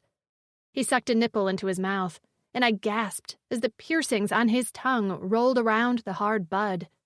He flicked my other nipple with a claw, and my core went molten as all the sensations drifted south to pool in my lower belly. His fingers trailed down my bare stomach, and goosebumps broke out in their wake. I pushed at his shoulders, and he stopped and gave me a questioning look. "I want to see you," I told him. He cocked his head. "See me? Take off your clothes, Z." His lips parted before turning up at the corners. He slowly rose to his feet and toed off his boots. His pants came next, revealing a thick, long cock and heavy blue balls. He was also pierced, a large ring hooked through the head of his dick, which made my insides clench. "Oh my God," I whispered. He was hard, with a clear, sticky liquid leaking from the tip. He reached down and fisted his cock, spreading the liquid down his shaft. "Can I see you now?" "Get me naked, big guy. I'm ready." He huffed out a laugh and went to his knees between my legs. After some maneuvering, he managed to get my shoes and pants off, until I lay beneath him on the soft grass, naked. "Beautiful," he whispered as his hand slid up my thigh. His knuckle nudged my clit, and I sucked in a breath. I was so incredibly sensitive. Even that touch had me feeling like I was going to explode. "I want to taste you again." I could only nod, and then he ducked his head and unfurled that long tongue. The next few minutes passed in a haze as he went at me with his lips, tongue, and teeth. I squirmed and cried out, not caring about how loud I was. He prushed, the vibration zinging through me like a live wire. And that was the last push I needed to come like a rocket, screaming his name the whole time. He rose over me, lips wet with me, and fisted his cock. The tip nudged my entrance. His eyes were wild and a little unfocused. "Please," he gasped out, nostrils flaring. "I can't. This is too much. I need you." His arm shook, and I detected a hint of fear in his expression. After all he'd been through, I couldn't imagine what this moment was like. "Hey," I crooned to him, holding his face and staring into his eyes. "Look at me." His ping-ponging gaze finally focused on me. "It's just us here." I smiled at him and petted his shiny black hair. "This is something special between us. Only us. Come inside, Z. Make me feel good. Make yourself feel good." He blinked rapidly and seemed to come back to himself. "You are my everything, Sybil," he whispered. "You're my everything too, Z." He pressed inside, and I felt the delicious glide of his piercing along my inner walls. As predicted, he stretched me, but there was no pain, and his mouth dropped open almost in awe until he was fully seated inside of me. He went down to his elbows on either side of my head, almost like he couldn't keep himself up. "Sybil," he muttered, seemingly unsure and nervous. My heart pounded, and I caressed his back and shoulders before wrapping my legs as far around his waist as I could. "Go on, Z," I encouraged him. "Move in and out. Do what feels good. I might. There's no wrong way to do this between us. What if I hurt you?" I smiled. "Then I'll tell you. But you're not going to hurt me. I'm pretty resilient." That got a laugh out of him, and he began to move. His hips rolled like he was made for this, and I moaned as he hit all the right spots inside. "Oh, Sib," he murmured, dropping a kiss on my nose. "Fleck, you feel incredible." He began to fuck me harder, faster, and I jolted with each of his powerful thrusts. Just when I thought I couldn't take it anymore, I felt something latch onto my clit and... suck? I managed to look between us to find a node above his cock had extended to pleasure me as well. In no fucking way was I complaining about that. Between the clit sucker and his thick dick, I was seeing stars in minutes. When I came, I bit down on his arm, bucking up against him, until he too let out a hoarse shout. His cock pulsed inside of me, and he thrust wildly before his elbows gave out and he collapsed at my side. I panted, feeling spent, happy, and at peace. Zecri's arms came around me, and I was immediately pulled on top of his warm, hard body. He dropped a kiss on the top of my head and clung to me. I was really stupid and stubborn, wasn't I? I laughed. Maybe a little. Never again, Sybil. Okay, Z. I believe you. We laid like that for a long time. The sun dried the sex sweat from my body, and just when I began to worry about sunburn, Zecri stirred beneath me. We should probably get back before they send a search party after us. Good point. I don't want to scar a ribbon when she catches us naked. He snorted, and we dressed quickly. Together, we took a step back toward the trail, when a dark figure stepped into view, blocking our way. I sucked in a breath at the sight of Wargo's face sneering at us from beneath her hood. Behind her were at least a dozen guards. I spotted Kilzer's insect face in the crowd, too, glaring at me. We were far enough away from the village they'd never hear us shout, and I could only hope Wargo hadn't been there first. Fear seized me. Had she found Riven? Zecri's hand squeezed mine, and when I glanced at him, I saw nothing but disgust. No fear. Why wasn't he afraid? You followed us here, Wargo? I can't possibly mean that much to you. This isn't about you, she sneered. This is about the young female. Where is she? Zecri shrugged. The human will tell us the truth, won't she? Wargo's gaze slid to mine. Take off a finger at a time, and she'll let us know where you're hiding the girl. Go on and search the planet, Zecri said. You won't get her. It's too late. Kilzer stepped forward, a frantic look in his eyes. Too late? Is she dead? Did you really think it was a good idea to come here? Zecri asked Wargo. Why does it matter? This is an abandoned planet. He laughed bitterly. You should read the Rinian Galaxy News a little more often. This planet isn't abandoned anymore. It's crawling with Drixonians. For the first time, fear flitted over Wargo's expression before her face hardened. It doesn't matter. I'll have you both on board before anyone notices you're gone. A loud yell drowned out her words, and then the very trees around us seemed to vibrate. What? Wargo began, just as a trio of hoverbikes burst into the clearing. Laser fire picked off 6 guards within seconds. When more bikes arrived, Wargo screeched for them to take cover before turning on a heel to run. But she didn't get far.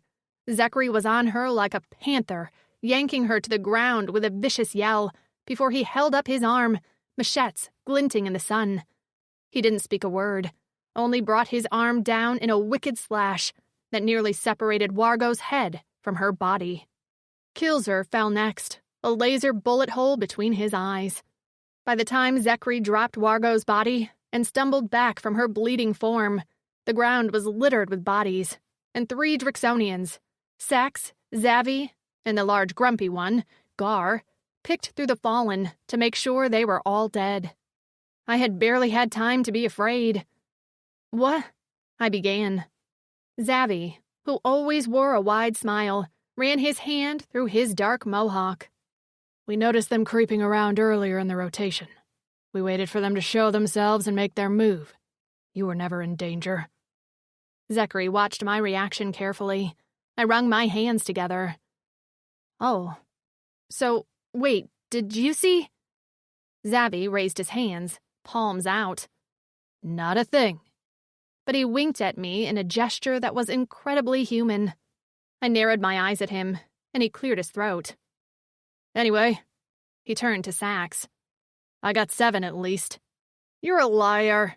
Sax roared with laughter. I got more than half. I also got that big insect guy. No, you didn't. That was a between-the-eyes shot. My signature. Look, Shut up, Gar growled as he straddled his bike. You both got 3 each, and I got the rest. His bike lifted into the air, and he roared away. Sax stared after him with a frown before turning to Zabby. I got 6, and you got 6. Gar wasn't here. That's the story, and we're sticking to it. Sounds good. Zabby nodded. He gave Zecri a nod. Get back soon. They drove away, leaving the bodies where they lay. Zecri stared down at Wargo one last time before returning to my side. He drew me into his arms. Are you okay? I felt a little hysterical. I mean, yeah, I'm alive and you're alive and Wargo and Kilzer are dead. I guess I'm pretty much okay. Something hurt, though, and it took me a moment to realize the irritation was my wrists. Had Zecri gripped them during sex? I didn't remember that. I pulled out of Zecri's embrace and rubbed my wrists. When I took my hand away, I let out a gasp. 2 black parallel lines were being etched into my skin, as if by an invisible tattoo gun. Zecri? My voice came out high-pitched and panicked. When he didn't answer, I looked up to find him staring at his own wrists. Through his scars, he had the same black lines, and once the 2 lines were closed, a pattern began to form between them, like tattooed wrist cuffs. The lines were messy and wavy, and when they were finished, they glowed a bright white before dulling to a golden yellow. The pain faded instantly, and I stared at my hands, unable to believe. I knew what these were. They were locks. Rian had showed me hers. How? I began. Zecri's gaze shifted to Wargo, and then back to me. She spilled your blood, which triggered the mate bond. Me killing her locked it in. That's how it works? He nodded before falling to his knees, still staring at his wrists. I knelt at his side, worried about the shell-shocked look on his face. Z? Betas. He swallowed and tried again. Rexor said something about how Betas decides what we are worthy of, and chooses our mates based on that. But in my case, I think I had to decide I was worthy before she blessed our mating. He blinked at me. Does that make sense? Feeling the lump growing in my throat, all I could do was nod. Yes, Z. I gripped his face in my hands. You had to realize you were worthy of happiness first, and when you did, she gifted this to us. Now do you finally see? I do, he whispered, drawing me into his arms and hugging me so tightly I almost couldn't breathe. You, Riven, and me. A family I deserve. Epilogue. Sybil. Don't you females have something better to do? Miko grumbled as he kicked at a pile of wood scraps. Nope, Rian answered, popping the pea while lacing her hands behind her head. Lounging on a heap of pillows, she let out a sigh. This is the life, right, ladies? Relaxing, eating good food, watching our big men sweat as they build things with their hands. Daisy bit her lip. They seem to be doing less building and more swearing. Fleck! Phoenix shouted as he slammed a tool down on his thumb. He sucked the digit into his mouth, just as Jenny leapt to her feet and rushed to his side. Are you okay? Her voice was scrunched in concern. Phoenix dropped his hand and puffed out his chest. I'm fine. Barely even hurt. Zecri met my gaze, and I held back a giggle as he shook his head in exasperation. His aura crackled in my mind, a series of sparks that showed he was reaching the end of his patience with his warrior brothers. Why didn't you just ask Hap to build this for you? Rexor asked Miko. Immediately, Miko straightened and whirled on his friend. My chit will be sleeping in this. I don't trust anyone else to build it. Okay, but Hap knows what he's doing, Rex said patiently. He's built nearly every piece of furniture in this whole village. My chit, my hands. Miko growled before picking up another piece of wood and surveying the poor excuse for a crib they'd managed to cobble together. "Aren't you worried that thing is going to collapse on your child instead of holding your child?" I asked Rian. She slid a smirk at me. "Nah, Miko will huff and puff for a while, then find a way to blame one of the other guys for the failure of said construction. Then he'll march off and find Hap to do it."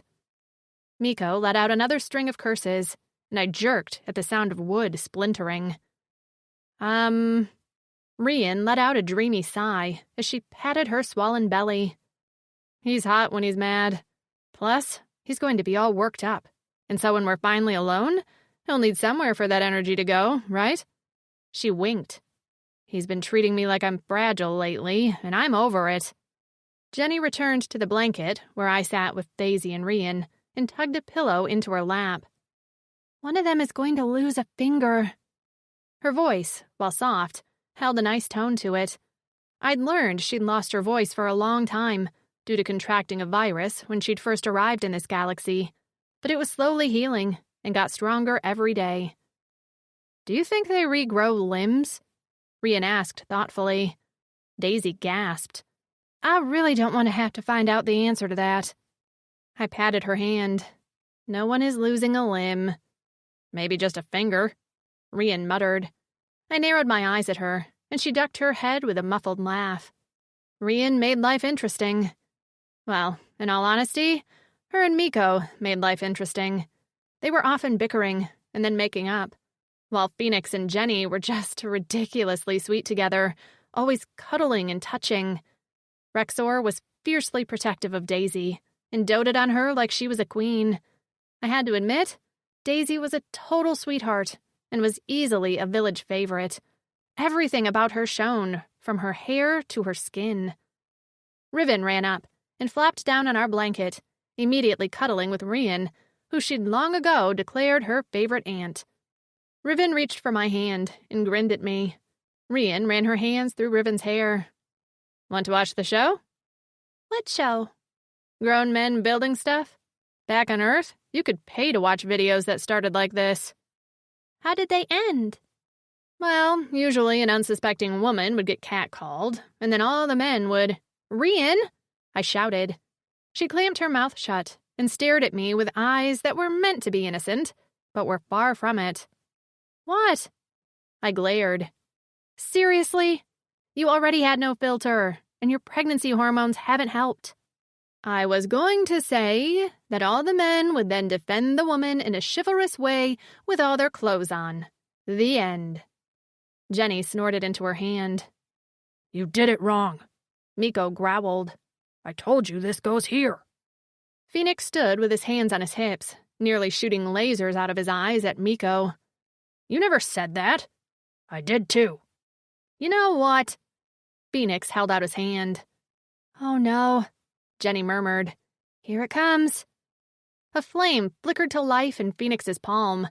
Miko's eyes went wide a split second before Phoenix lobbed a fireball at the beginnings of the crib. For a moment, there was silence. Then the whooshing of fire lit up the small clearing. The crib, or what had been the crib, crackled and burned with flames. "You flecker!" Miko hollered. "Oh, thank Phaetos." Rexor bent over with his hands on his knees. "I'm surprised it took you this long to crack, Phoenix." Zecri patted Phoenix's back. "Good job." "Why are you all on his side?" Miko cried. "Because that thing was a death trap?" Zecri said over his shoulder as he made his way to me. "Fine.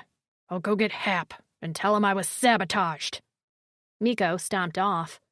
Rian turned to us with a grin. "See? Told you." She reached for Riven. "Help me up, baby girl. I have to go chase your uncle down and relieve his stress."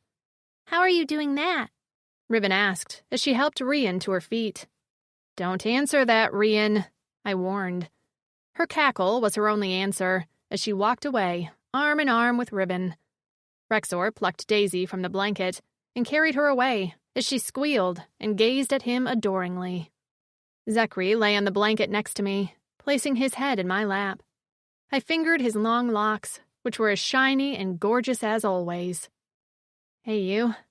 I smiled at him in the sun. Hey. We'd settled into a comfortable life. While I felt closer to the other mates of the stolen warriors, all the human women were fast becoming my close friends. And best of all, I had my family. I'd learned more about the locks that Zecri and I shared, and what they meant. Zecri had said when I'd been struck by Wargo, who'd drawn my blood, that had initiated our bond, but it hadn't been confirmed until he'd killed her. I believed Phaetos hadn't put her in our path until Zecri was ready to admit he deserved a family just as much as anyone else. I traced the locks on his wrist. I'm impressed none of you killed each other.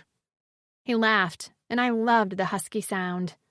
It wasn't the first time we disagreed on how to do something. Miko has mellowed a bit, but now it seems as Rian grows larger with their chit, he gets more unbearable. New dad jitters, I said. He let out a contented sigh.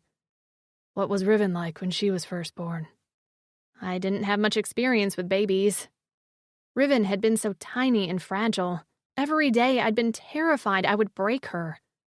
So I have nothing to compare to, but she was a sweet baby. She smiled a lot. She slept and ate well. Cried only when she needed something. I was really overwhelmed, on top of grieving, and I always wondered if she sensed that and took it easy on me. And now, she's testing boundaries. Yeah, but part of me is happy about that. She's in a place where she feels safe to push at those boundaries. She trusts us to draw the line where it's in her best interest. Can I draw the line right at the door of our hut?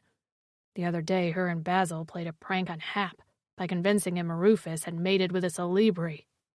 I can't believe he thought they were telling the truth, I said. Zecri narrowed his eyes at me. I cleared my throat. You're right. That was wrong. Very wrong. He pressed a kiss to my knuckles. I see where she gets it. Hey, I don't like pranks. I squeezed his fingers. Don't worry, Dad. She'll be fine. He blinked his purple eyes at me. Dad. You are that. Never thought I would be. Never thought I'd be a mom. Or on an alien planet. Or have a mate with horns and a tail. But here I am. And I'm happier than I ever thought possible. He sat up quickly and pressed a lingering kiss to my forehead before capturing my lips. Me either, he murmured. I have a beautiful Cora Eternal, and I'm a father to a great chit. Is it what you dreamed of? Is it the dream you dreamed for me? I nodded. He smiled. It's better than any dream I could have come up with. Thanks for my perfect reality, Sib. I felt something cool slide onto my finger. I jerked back to see that he'd placed a wide metal band on my ring finger on my left hand. What? I talked to Daisy. He ran the pad of his thumb over the decorative grooves on the ring. She told me how to propose. I made this ring and tried to match it to our locks. My mouth went dry as I studied the jewelry. You said you wanted to plan a wedding. So will you plan ours? Be my mate, Sybil. Forever. My eyes blurred with tears. He'd remembered what I'd wanted to do, and he was giving it to me, along with his promise to be with me forever. Z, I whispered. He grinned, clearly pleased with himself, and the sparks of his aura shimmied and winked happily in my mind. Is that a yes? I threw my arms around him. Of course it's a yes. I'm going to plan the most fun wedding, a huge celebration. We'll pick our colors and send invites and plan a dinner menu and... His beautiful laughter cut off the rest of my words. Whatever you want, Sybil. Plan the wedding of your dreams. I will. I smacked a kiss on his lips that was wet with my happy tears. Because I'm loved by the man of my dreams. This concludes Zecri by Ella Maven, narrated by Oliver Highpoint and Rachel Woods. Copyright 2021 by Ella Maven. This unabridged audiobook is published by arrangement with Ella Maven, care of Corvacero Literary Agency, and was produced in the year 2024 by Tantor Media Incorporated. a division of Recorded Books, which holds the copyright thereto. Please visit Tantor.com for more information on our growing library of unabridged audiobooks.